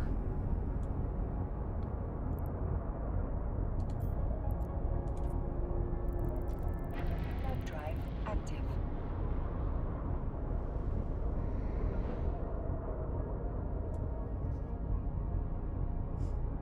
Yeah, I think with a character 8 years old as my main one, I think the most important ones are the skills I'm talking about. The skills are probably perfected already, with a few exceptions. Like, for example, these Galente subsystems. Obviously, I never trained them because Proteus was never in my view. I did not know that I'm gonna be flying it. But now I see how it can be utilized. Like, be a little bit more safer throughout this hunting in a low sec. Plus, person who shared it with me, he shared that, hey, it's not only good for not only it's good for officer hunt, it's also good for kicking ass. Unless you're being absolutely like blobbed and ganked, you know, you have very high chances one-on-one Warp drive if that happens. If they see you as a, oh, that's another NPC hunter on expensive ship, let me head that guy. And all of a sudden he gets neuted to oblivion. And the drones are doing the rest.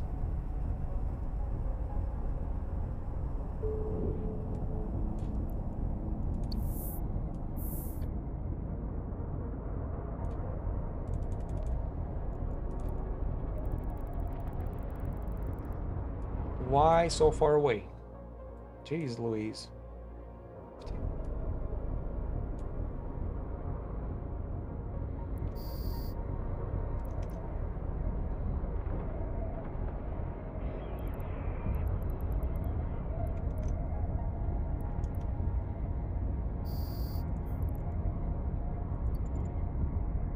Warp drive active.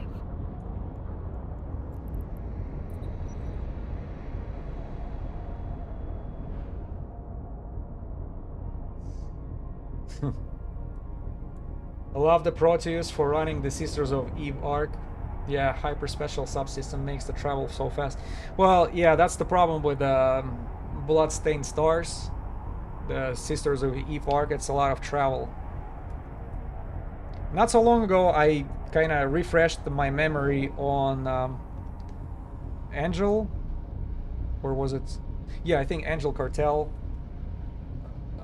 Epic arc, and I'm kind of looking towards it because you can, unlike Sisters of Eve arc, a lot of missions can be completed and taken remotely, and that's a lot of travel time saved. Plus, it's much shorter. I think it's like 10 or 11 missions, and it can be completed in T1 destroyer, properly equipped. The only problem is you have to do it in nullsec, right? NPC space, pretty much. But once you do it, the benefit is great. Wow. Torx. Warp drive active. Do you see what's going on? That's like escort fleet, right? With a bunch of... Yeah, it seems like somebody attacked attacked the miners, and the escort showed up. The convoy. Wasn't me. So I just moonwalked out of that situation. Warp drive active.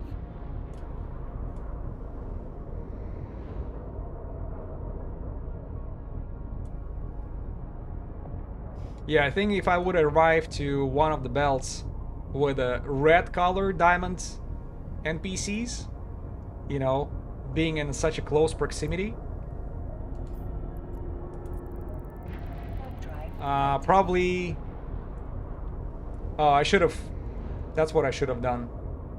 Go into clocking device before they clock me, before they lock me up, and then get out, because they were close, but they were not 2 kilometers close.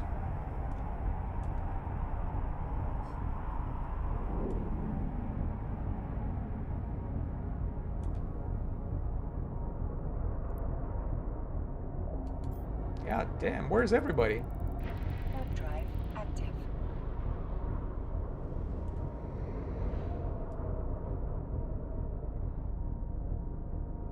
System is lifeless. Except that convoy right there.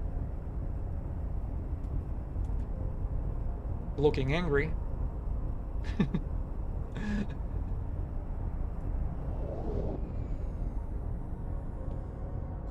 There you are.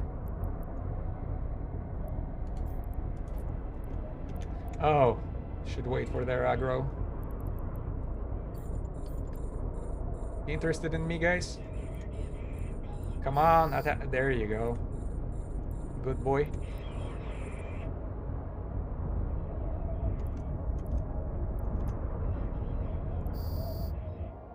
It's number 5. Yeah, that's the only belt with NPCs in this system.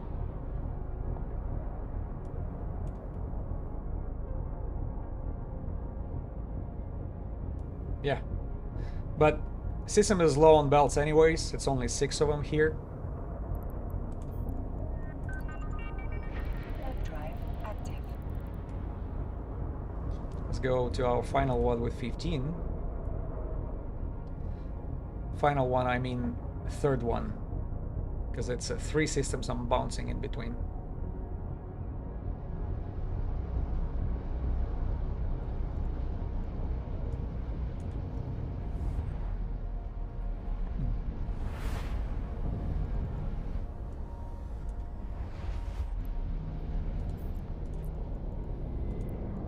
Warp drive active. Now 39 people in the system.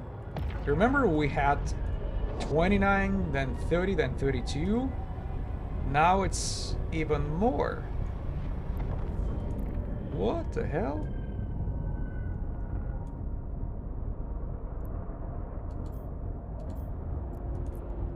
You know what? Warp drive It's very active. possible maybe the Athanor somewhere.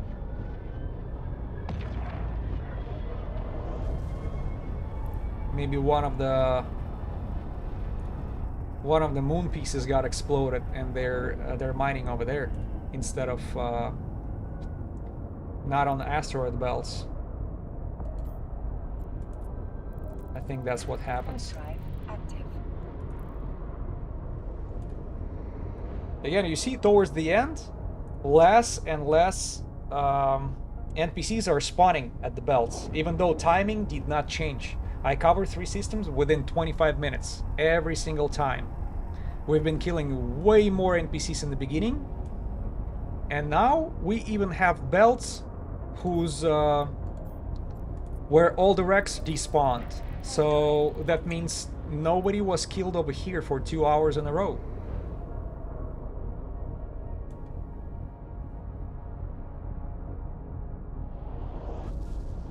It seems like I'm exhausting these systems for NPCs. Oh, there you go. That's all the racks. So quite a difference. Look at all these racks over here compared to the belt before. None over there. Warp drive. But over here we were like killing in the last 2 hours. There it was full of it. Even though nobody spawned right now, and that's another freaking example of something is weird going on. If you spend long enough, you're pretty much running out of NPCs, I guess.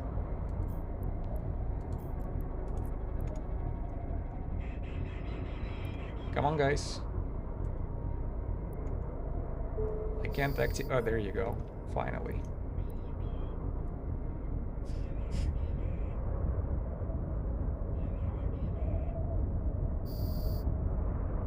By the way, can we see this dynamic looking at the bounties? Maybe that would be a good way to track it. Let's get back to where we started from. 192, 151, 2000. So it's almost we were like pushing 200,000 or even going over it a little bit. And now towards the end, well, shit. Yeah, it's slightly less, but not dramatically less. It just maybe it just seems to me. Drive active. Because I think just judging by bounties, that would be a good, you know, measure technique to see if I'm right or wrong.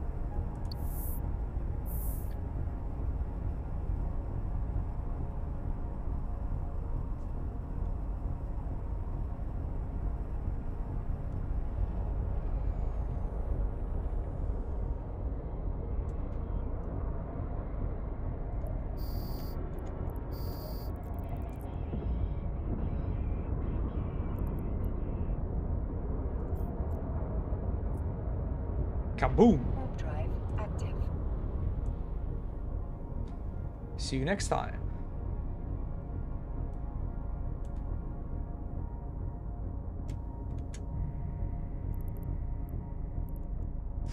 That's a huge mining fleet right there.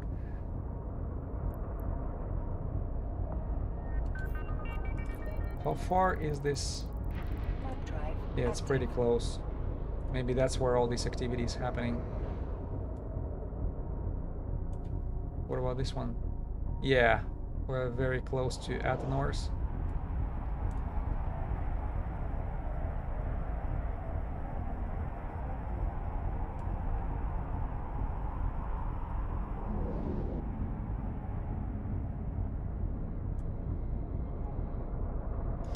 I wonder what would happen when they're going, you know, doing their mining routine all the time and officer spawns right next to them. And they're like 30 Tech 2 barges and orcas and all that stuff.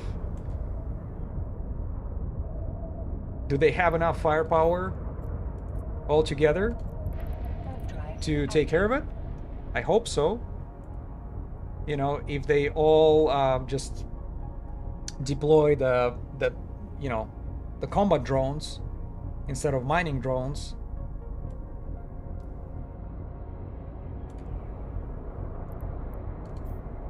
At least I would think that would be okay.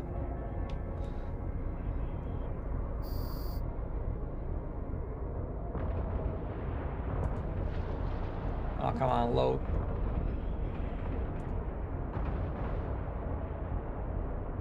The kaboom time.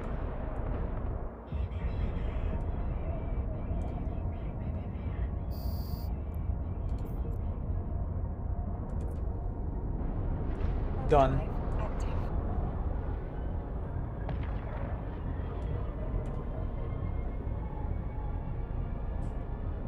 Oh, that machina. But you know, surprisingly, I'm the only one who's killing NPCs over here. Unless he just arrived to that belt.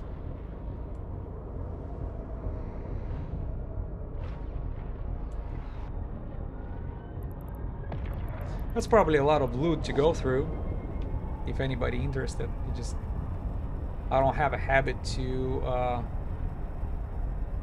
what do you call it? Turn off the rights? Or giving up the rights for this... Skill training completed. Skill training completed. One of the subsystems.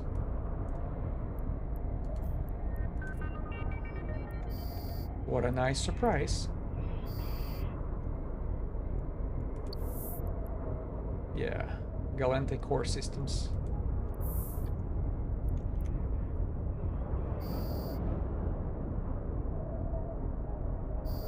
It's still gonna require some time, more cooking.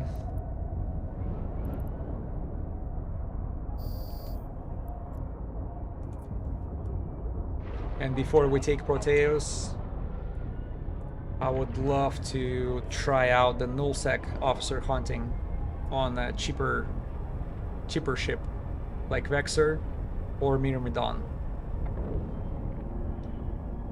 When I figure out where officers in Curse are spawning, I'll share it with you guys. And maybe we'll be able to come up with some working tactics. Because I don't think if the spawning points are at the Stargates only, then it's a lose situation. I don't think that would be a good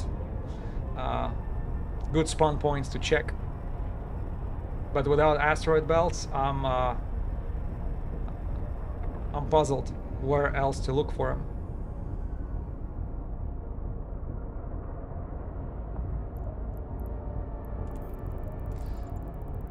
All right, let's go for one more cycle.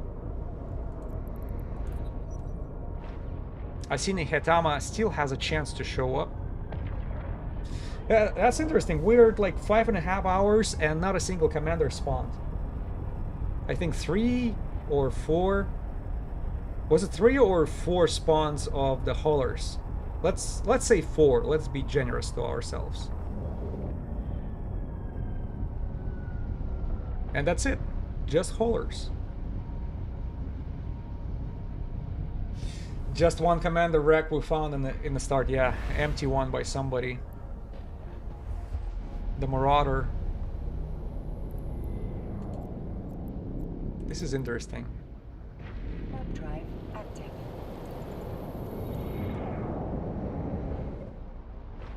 Yeah, absolutely unpredictable. You know, there are days when you will not find anything at all, and others you just show up with low or just no expectations whatsoever, and you're blessed.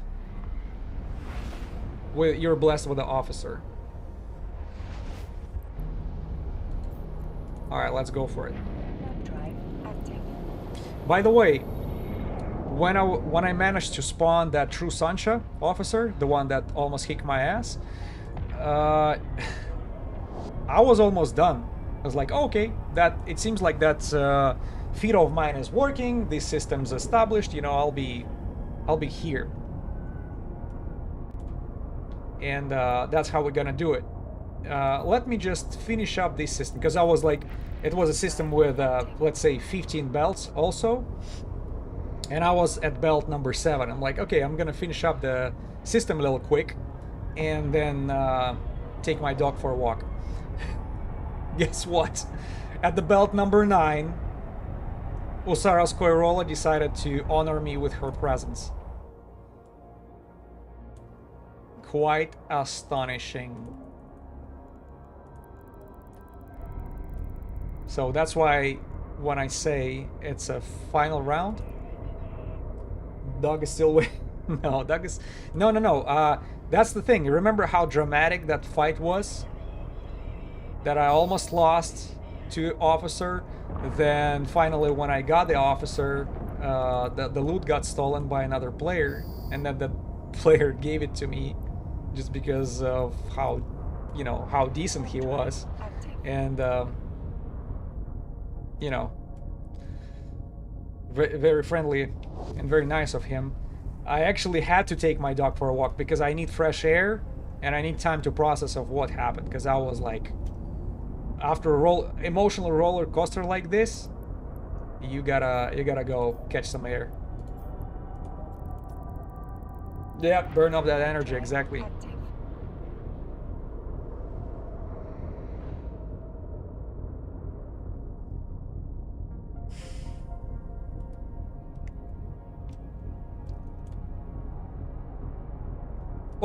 Oh my god! Again! The hauler! Jesus Christ. Did you see what they do to me? Again for a split second. Yeah. The hauler. But for a split second it looked exactly like freaking officer right there, because they show up in a big freaking fleet just like this. Mixed up. You know.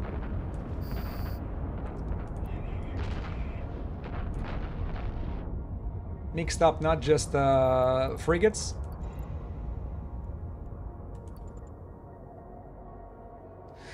Yeah, mule loader rack, Serpentis medium rack. Big size. Yeah, plus the unique name, that's another catch right there. Freaking Tritanium. Yeah, I think Tritanium and Pirate or Pirate is the only thing being dropped. Oh no, I actually saw Maxalon being dropped once, and he did not take much of a cargo space, so I remember I actually was taking it with me. Do not expect Zidrine or some more expensive minerals right here. No, mostly Tritanium.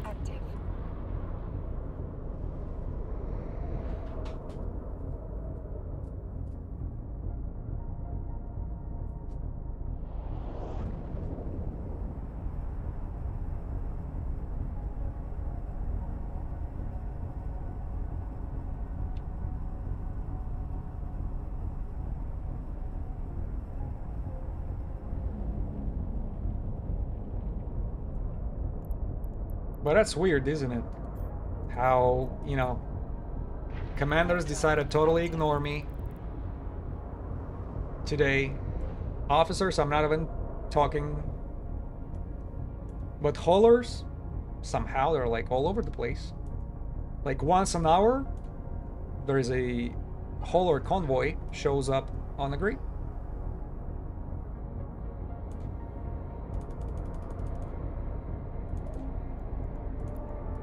Let me get a little closer to cover these guys faster.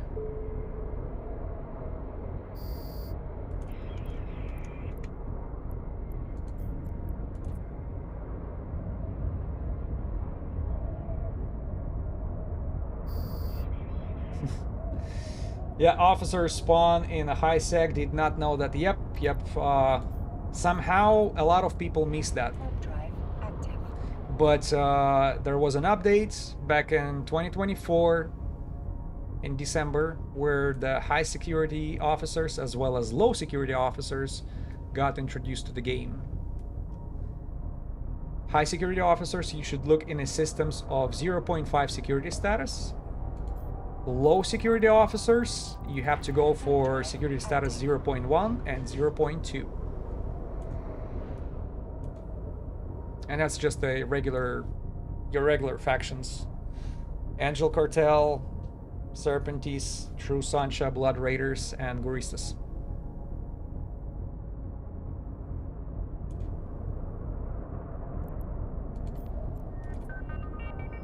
Warp drive active.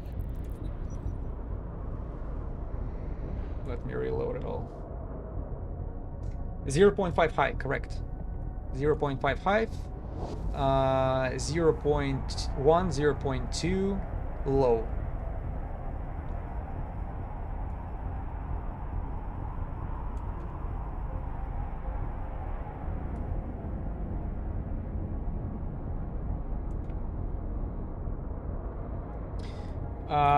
That tank will do the job. I actually have a video when we caught Makra Osman, who is Blood Raider officer, here on stream, and it's on my YouTube channel. You can find it by the name of Officer Spawn Confirmed. I think it happened like 10 streams ago. Shit. Yeah, and I actually used a buffer tank as well, just like this tank right here, with even more the buffer tank than I. But it was an overkill. I think she got through what, through like 25. Not she. Mark Roseman was it's a he. He got through like 30% or 25% of my tank. And I was using heavy missiles, not the rapid light missiles.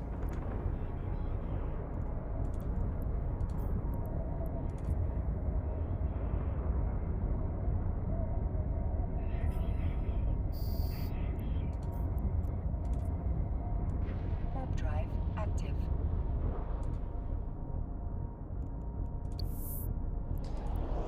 It keeps giving me a warning about my Serpentis corporation. See, my Serpentis is still positive, 1.65.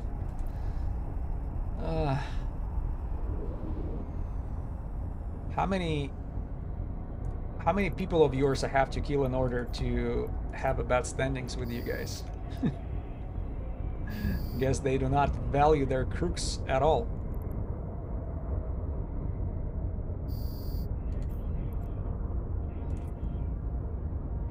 Warp drive active.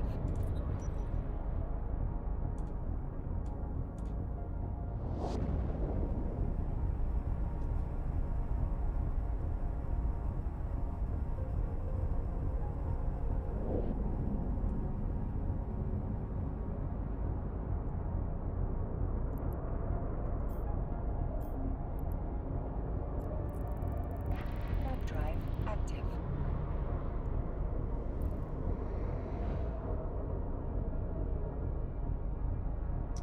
Have metamorphosis going through the system.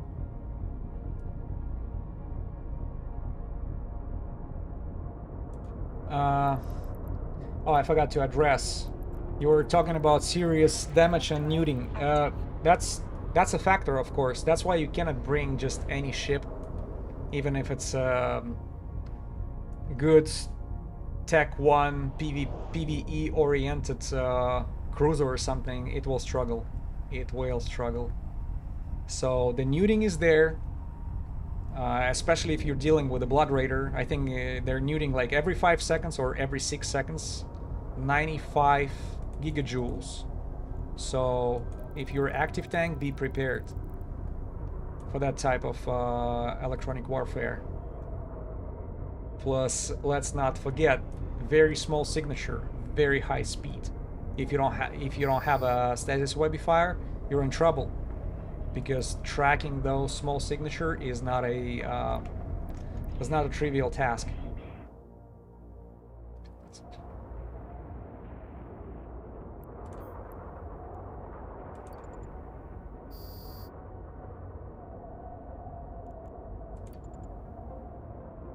Warp drive active.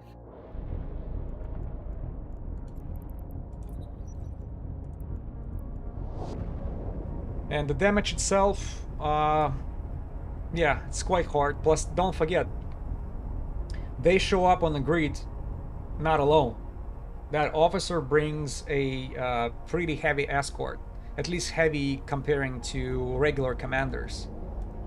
Not just frigates, but also destroyers, and they do not do the main damage, of course. Main damage comes from the officers, but it's still, you know, they're still contributing to that damage.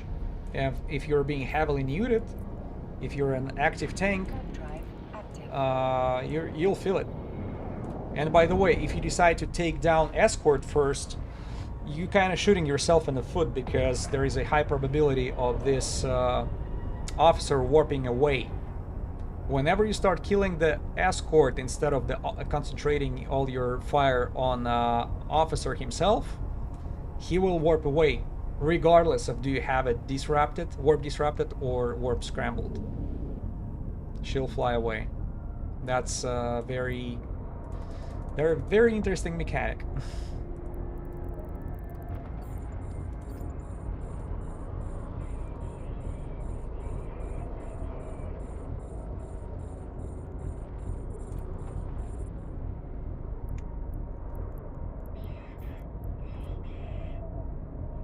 Oh, come on.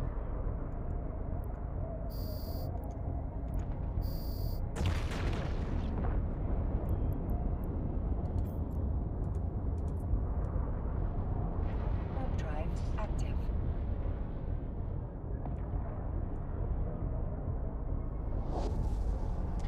My friend found one in low a few days back, but we were too late to go back. It was gone.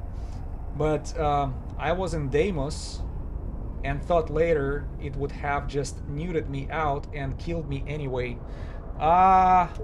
Deimos is extremely tough ship, so I think you can pretty much fit it the way, you know, it will not be able to neut you. Let's not forget the freaking astonishing blasters damage that Deimos is managing to bring, you know, with him. Plus, it does have some drones with him as well. So usually they do not shoot at you at the distance. They're trying to get close and personal to you, and that's a very big advantage for your blasters.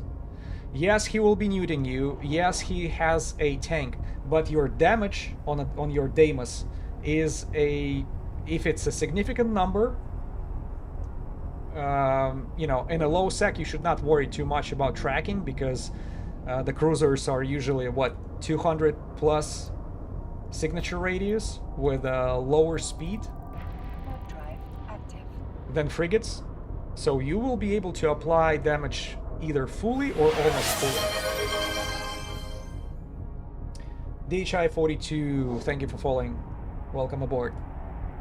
So I would not disregard your Deimos so easily. I would bet on your Deimos, man, especially if you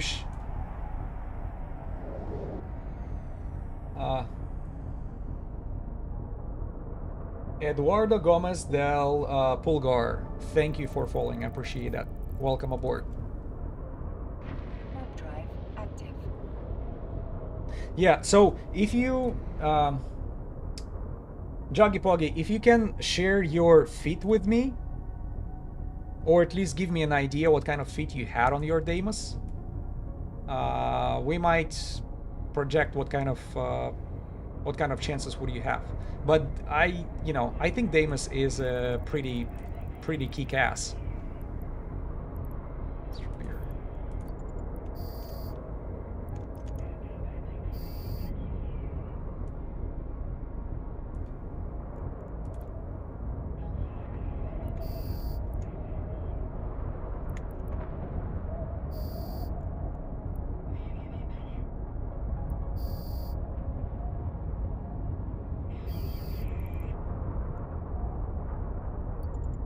So, okay, good to know. Just double wrap Deimos with a cap battery, micro warp drive, which you're not gonna activate because he's gonna be all over you anyways.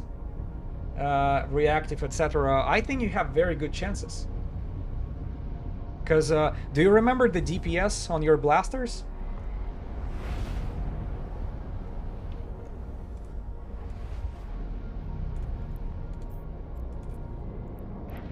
And I missed, which officer did you go to? It's, with drones, something like 650 plus, you can overheat it. For the battle with the officers, definitely worth it. So we're looking at 750 to 800 damage from blasters. In my opinion, you have very good chances of taking down this officer. Did I miss it, or remind me, which officer did you go after? Was it True Sancha? Did I miss it? Go back.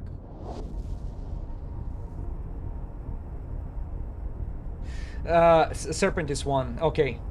Yeah, you had it's a Gara Mist, and trust me, I'm pretty sure Damus would take it,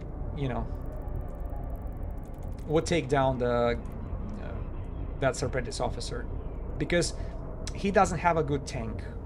I don't think he's like over-repping. Yeah, exactly. Also, Damus has a crazy term and kinetic resistances. So even if you're without capacitor, I mean, to the point where your reppers are working over time, but as long as you have enough capacitor to do the damage, you would be all in chocolate. That would be good. That's number 2, right? Yeah, it is.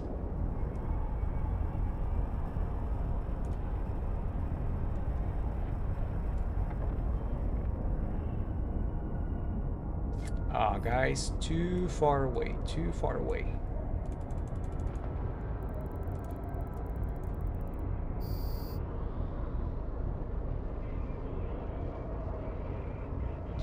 Gara Minsk. You can actually find a, information just by putting his name into EveRef website.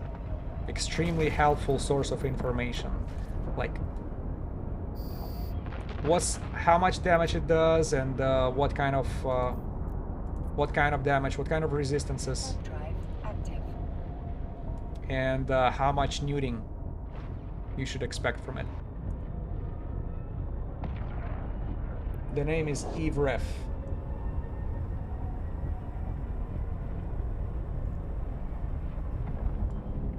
So it's not just officers, it's pretty much anything. Extremely informative website.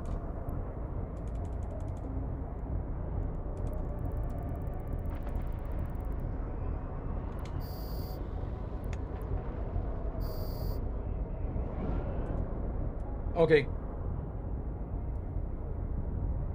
Good luck, Juggy Puggy Bug. Anyways, I would bet on your Damus.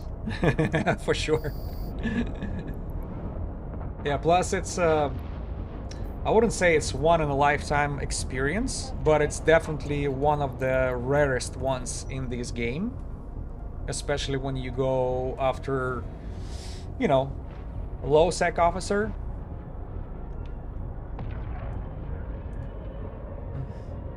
Definitely worth it.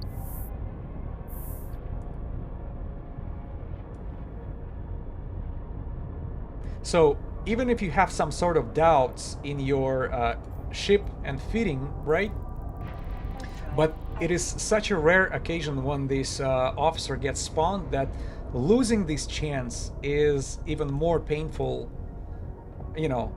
Losing the chance to win is more painful than actually engaging in battle and losing the ship. But at least, there is a story to tell, there is experience learned, and absolutely amazing memories to have.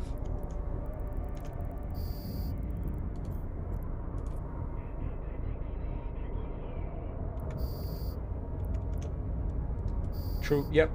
Yeah, even though I got humbled by True Sancha officer in the high sec, just because my damage application was not high enough. I learned from it. I'm pretty open about it. Uh, if the chance of warp disrupting Capsuleer from the officer would be 100%, I would lose my Tengu to it. So that's how bad it was. Because she neuted me, because we were like dancing around each other for, I think, for quite a few minutes. I got her shield to 25% and I could not get through that, you know, go lower than this. And I had active tank. She was going through my capacitor little by little, and eventually I lost the ability to, you know, to do the shield repair. And at this point, only by luck, I got away from her, because she's losing the grip on you with her warp disruptor from time to time.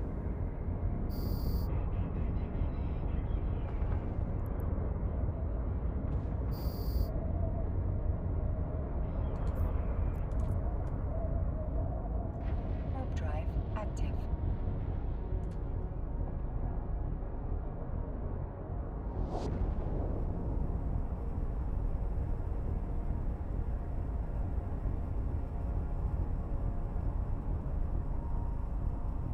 Oh, whoa, whoa, what is going on with this Imicus right here?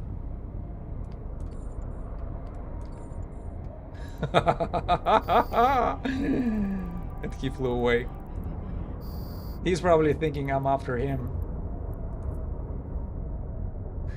I think he was the one who was clearing out my Rex right there. Did you pay attention?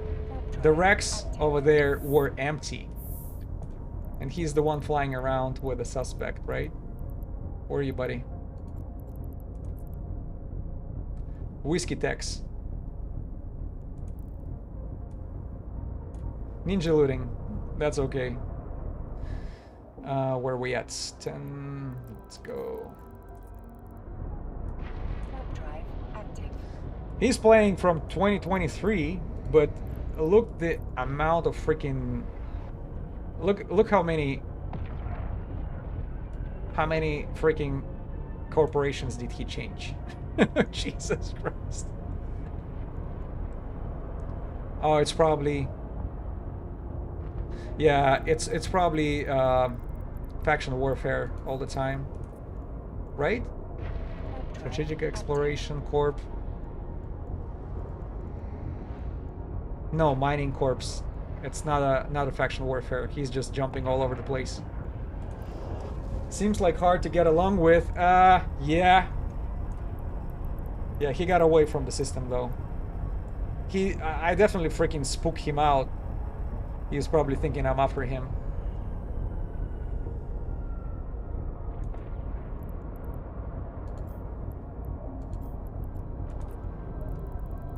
It's like you hanging out with your suspect status, just chilling, looting somebody's rack, and all of a sudden the freaking Tengu shows up. Hello, buddy. He was probably looking for that warping away button as crazy.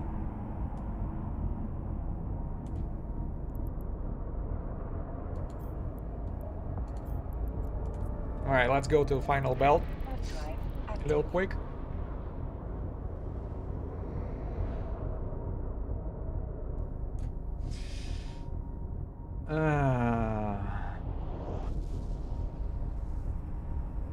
You know what? Maybe here's what I want to do. I still have a feeling that we're missing something here. What I'm gonna do is I'll group my weapons, load Kaldari Navi Scourge, light missiles, and I'll just make one more round in these three systems. I'm not gonna kill any NPCs anymore, but I want to do a quick running around and see what is going on. By the way, 46 people in the system. This mining fleet is getting bigger.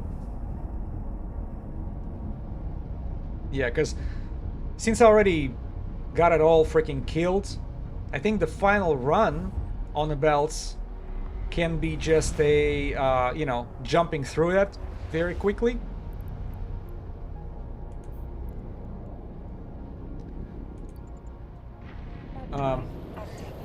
Killing of the rats makes the spawn more likely. Not even an ice belt for all these miners. Yeah, I'm pretty sure they're working on moon materials. That's what their purpose over there. So the killing of the rats makes the spawn more likely. It's not that. It's just once they spawn, you know, on the belt, if you kill them, they will respawn in 15 to 25 minutes, right? And that new spawn has a chance to be the officer spawn, or hauler spawn, or commander spawn. Yeah, so if you just ignore it, like I'm about to do, then you know for sure this spawn will just stick around for hours and hours until it's gonna get killed by somebody like me, or one of the miners, or one of the, you know, fly-by shooters. So they're just gonna be remaining there, sitting tight. But once you kill it, it will respawn. That's how you roll the dice on your chances to spawn the officer. And by the way, if I don't shoot anything, how much time it's gonna take me to go through all these belts? Shoot, it's already covered 2, but we'll add another minute or 2 on the top of it. I just want to see how long it takes me to go through the freaking NPCs all the time. And by the way, you see what happens? I've been here 25 minutes ago. We see no NPCs anymore. Drive active. They're gone. By the way, Kaldari Nabi Scourge missiles. What is my DPS on those? 648.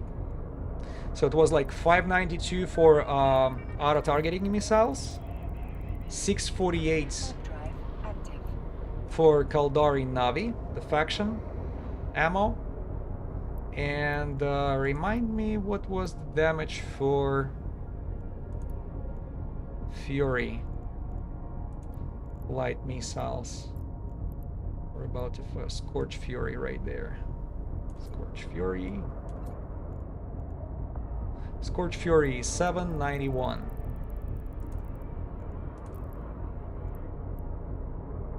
So pretty much throw another 100 every time. Drive active. Is it number 5? Yeah.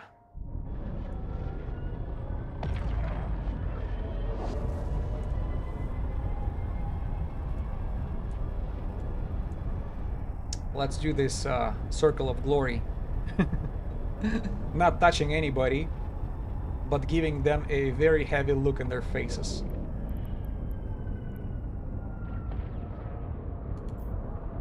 Sometimes it's even more intimidating than the rockets themselves.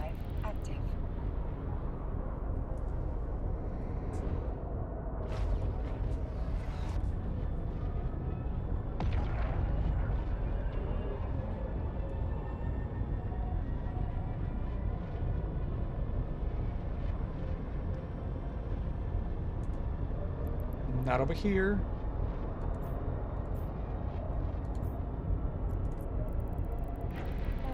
Oh, they decided to show up late for the party, but we ignore them, remember?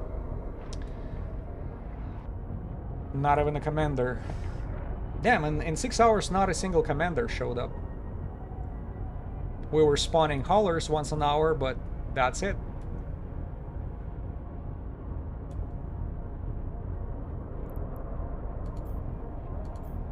By the way, the faction ammo, how far away? Yeah, 42 kilometers also. Yeah, that's Looks like it's a standard. I think the Scorch Fury ones, they're flying 32 kilometers. They're shorter, 10 kilometers shorter. Just regular Watchmans.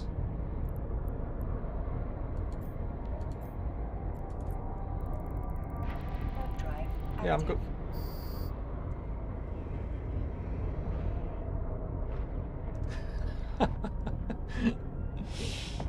Yeah, dude, I was thinking about it. Just like I told you. Yeah, Adisha says, what if the next stream is titled Hunting Serpentis Haulers in a high sec and we spawn 6 officers instead? That was the freaking joke behind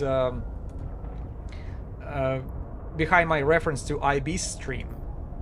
He was going after the clone soldiers Warp drive active. in a Galente space low sec, and Garaminsk low sec officer decided to show up, pretty much doubled all the income that he made right there, because he made, I think, 400 million. Yeah, just crooks. He made 400 million of the clone tags, and he made another, I think, over 500 mil or over 600 mil from a drop from the officer, which doubled it. So yeah, it's gonna be just a little less eye-catching for people who are just walking by, because hunting clone soldiers is not as especially when that's your target. It's not Warp drive. it's not as entertaining. People don't care as much about it. But officer, definitely a eye-catching sort of baiting stuff. I'm not baiting you on purpose, guys. Blame Makra Osman, who decided to show up on the very first stream, me hunting officers, with less than 2 hours. He totally freaking baited me into this activity, and now all the officers are ignoring me for whatever reason.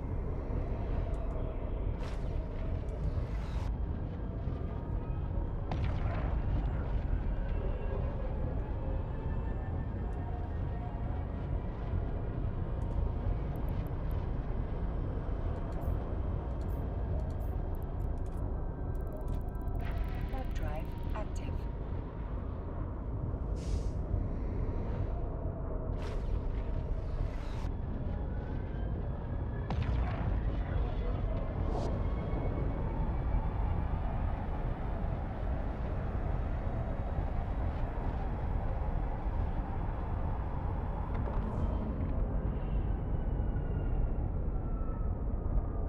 That's the last one, right? Yeah. Warp drive active.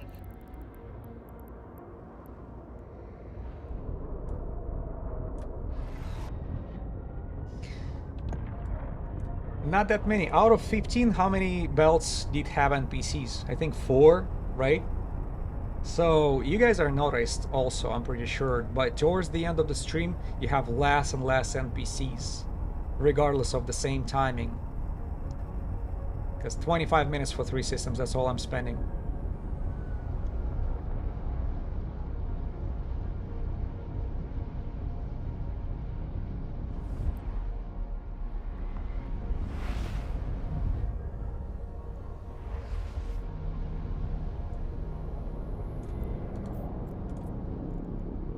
Warp drive active. Came here because just seen Bat of Asakai. I'm not following you, man. What do you mean? Bat of Asakai, what is it? Is it some in-game reference which I'm not aware of?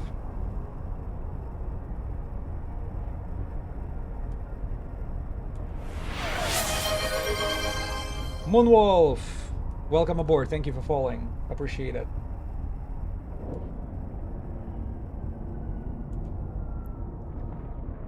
We're doing the final promenades. Just circle of glory at these 3 systems, which have been have to follow a fellow hunter Yeah. It's all over the internet back of the day. That of Asaka. You know what? I'm gonna look it up.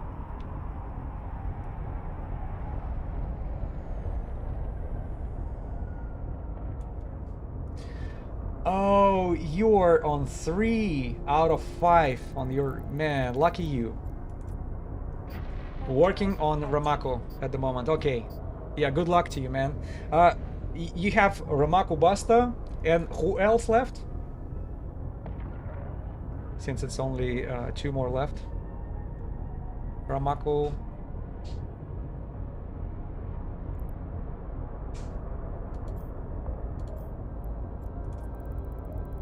Warp drive active.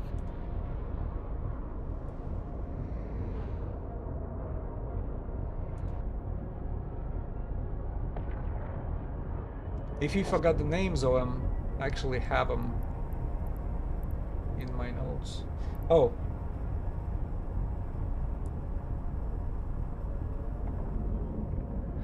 Oh.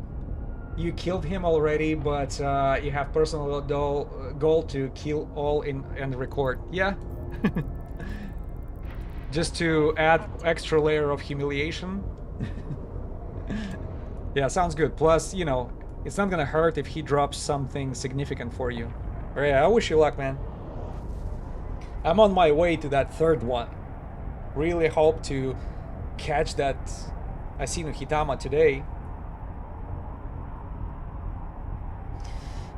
You have Ramaku, Makra, and Usurus. Yeah. Same for me. Makra and Usurus is the ones I was able to catch. So Amar Space was pretty kind to me, I should say. Missing Asine and Panola. Yeah, Asine Hitama drops great propulsion modules, very expensive ones. And Panola, I think her rocket launchers are the best in the game, going for over 4 billion ISK per each. So those ones are, you know, extremely desirable modules. Especially with the Alliance tournament going on right now. Remember all these cool AT ships will be given away.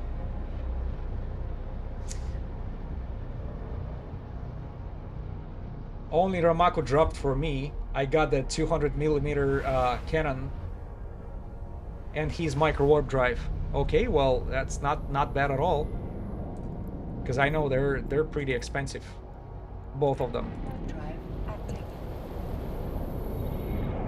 Especially the micro warp drive. So the 2 others just dropped faction loot. Yeah. Did they drop BPC, by the way? For Succubus and Crower? Because that's what they drop as well. Besides faction loot. Not every time though. But it's also nice to have. Warp drive active.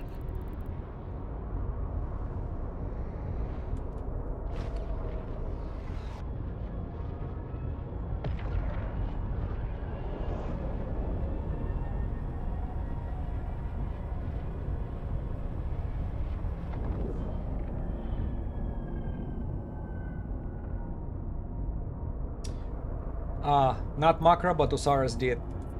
Yeah. Warp drive active. And those Succubus BPCs are very useful, you know, because the ship is very required. That's probably the best escape bay frigate for battleships to get away from trouble. Yeah, again we have a batch of 4, all regular. We're gonna ignore it. Sorry, that's my last run. That's the final system to go through. Because I've been butchering myself with this for the last 6 hours. More than that. 6 hours, 12 minutes. Yeah, I'm starving. And I need to take the dog for a walk.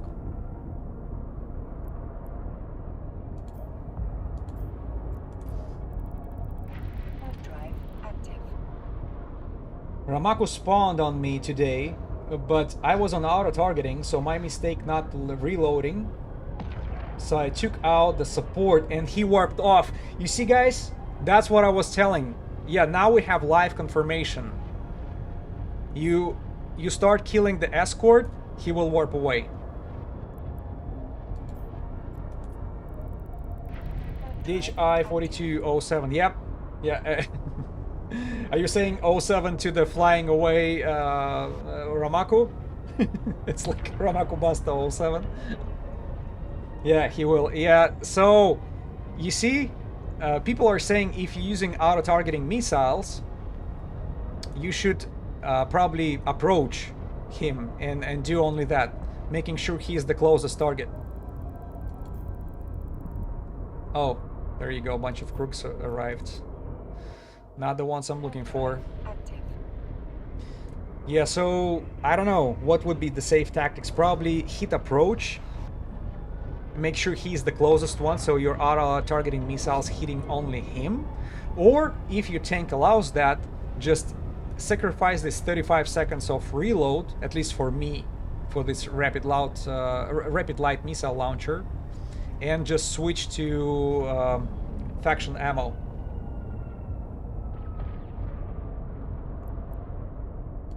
Exactly. So I would reload for the Fury and just wait for the reload. Yeah, either for the Fury or faction. See, I kind of got a little bit frustrated with me not being able to track Usaras. Not track, but put enough damage to her because she was flying around so fast. And I did not have stasis webifier back then. That I decided I'll use faction ammo just for better damage application. I use Ortrus. Yeah, Ortrus would be probably one of the perfect runners for this activity. Fast, nimble, tough enough, and extremely capable of using the rapid launcher, especially. I think he has like specific bonuses for it.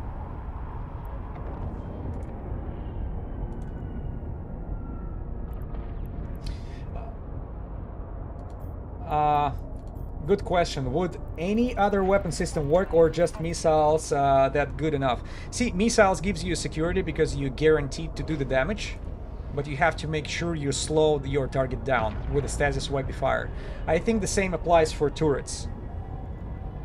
You have to have tracking enhancer is a great idea, and make sure you put that stasis webifier in a high security space when you're going after these extremely fast, super agile frigates officers with an extremely small signature radius of 50 meters or so. You know, stasis webifier is a must, and then everything else. Tracking enhancer, yeah, and you'll be fine. I'm pretty sure you'll have enough tracking.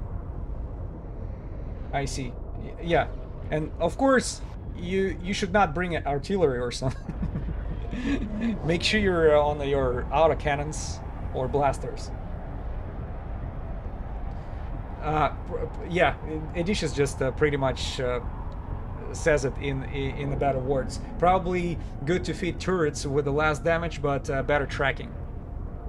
So these rapid light missiles launchers are, that's like your equivalent of smaller caliber turrets.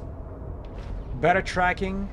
You should not worry about fall off because they're gonna be close to you. They always orbit you at 3.5 or 5 kilometers, and you might even get closer to him with a stasis webifier, getting in your optimal range and start applying damage like a champ.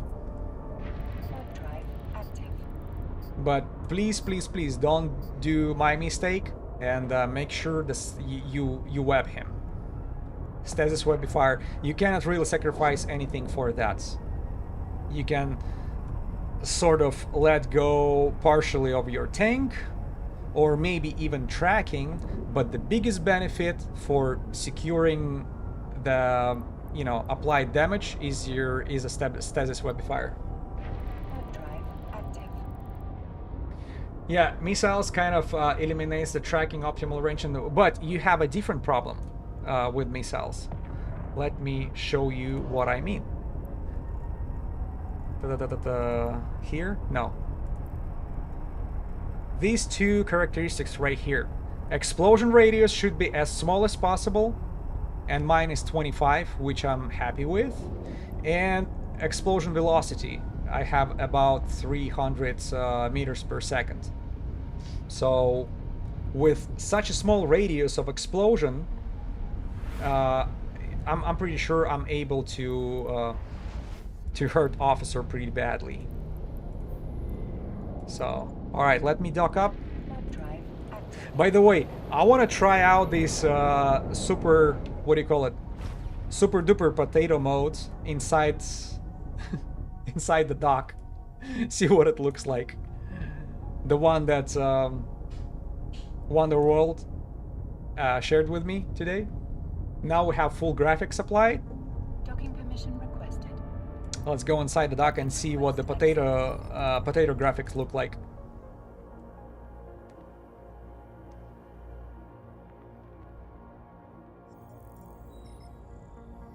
All right.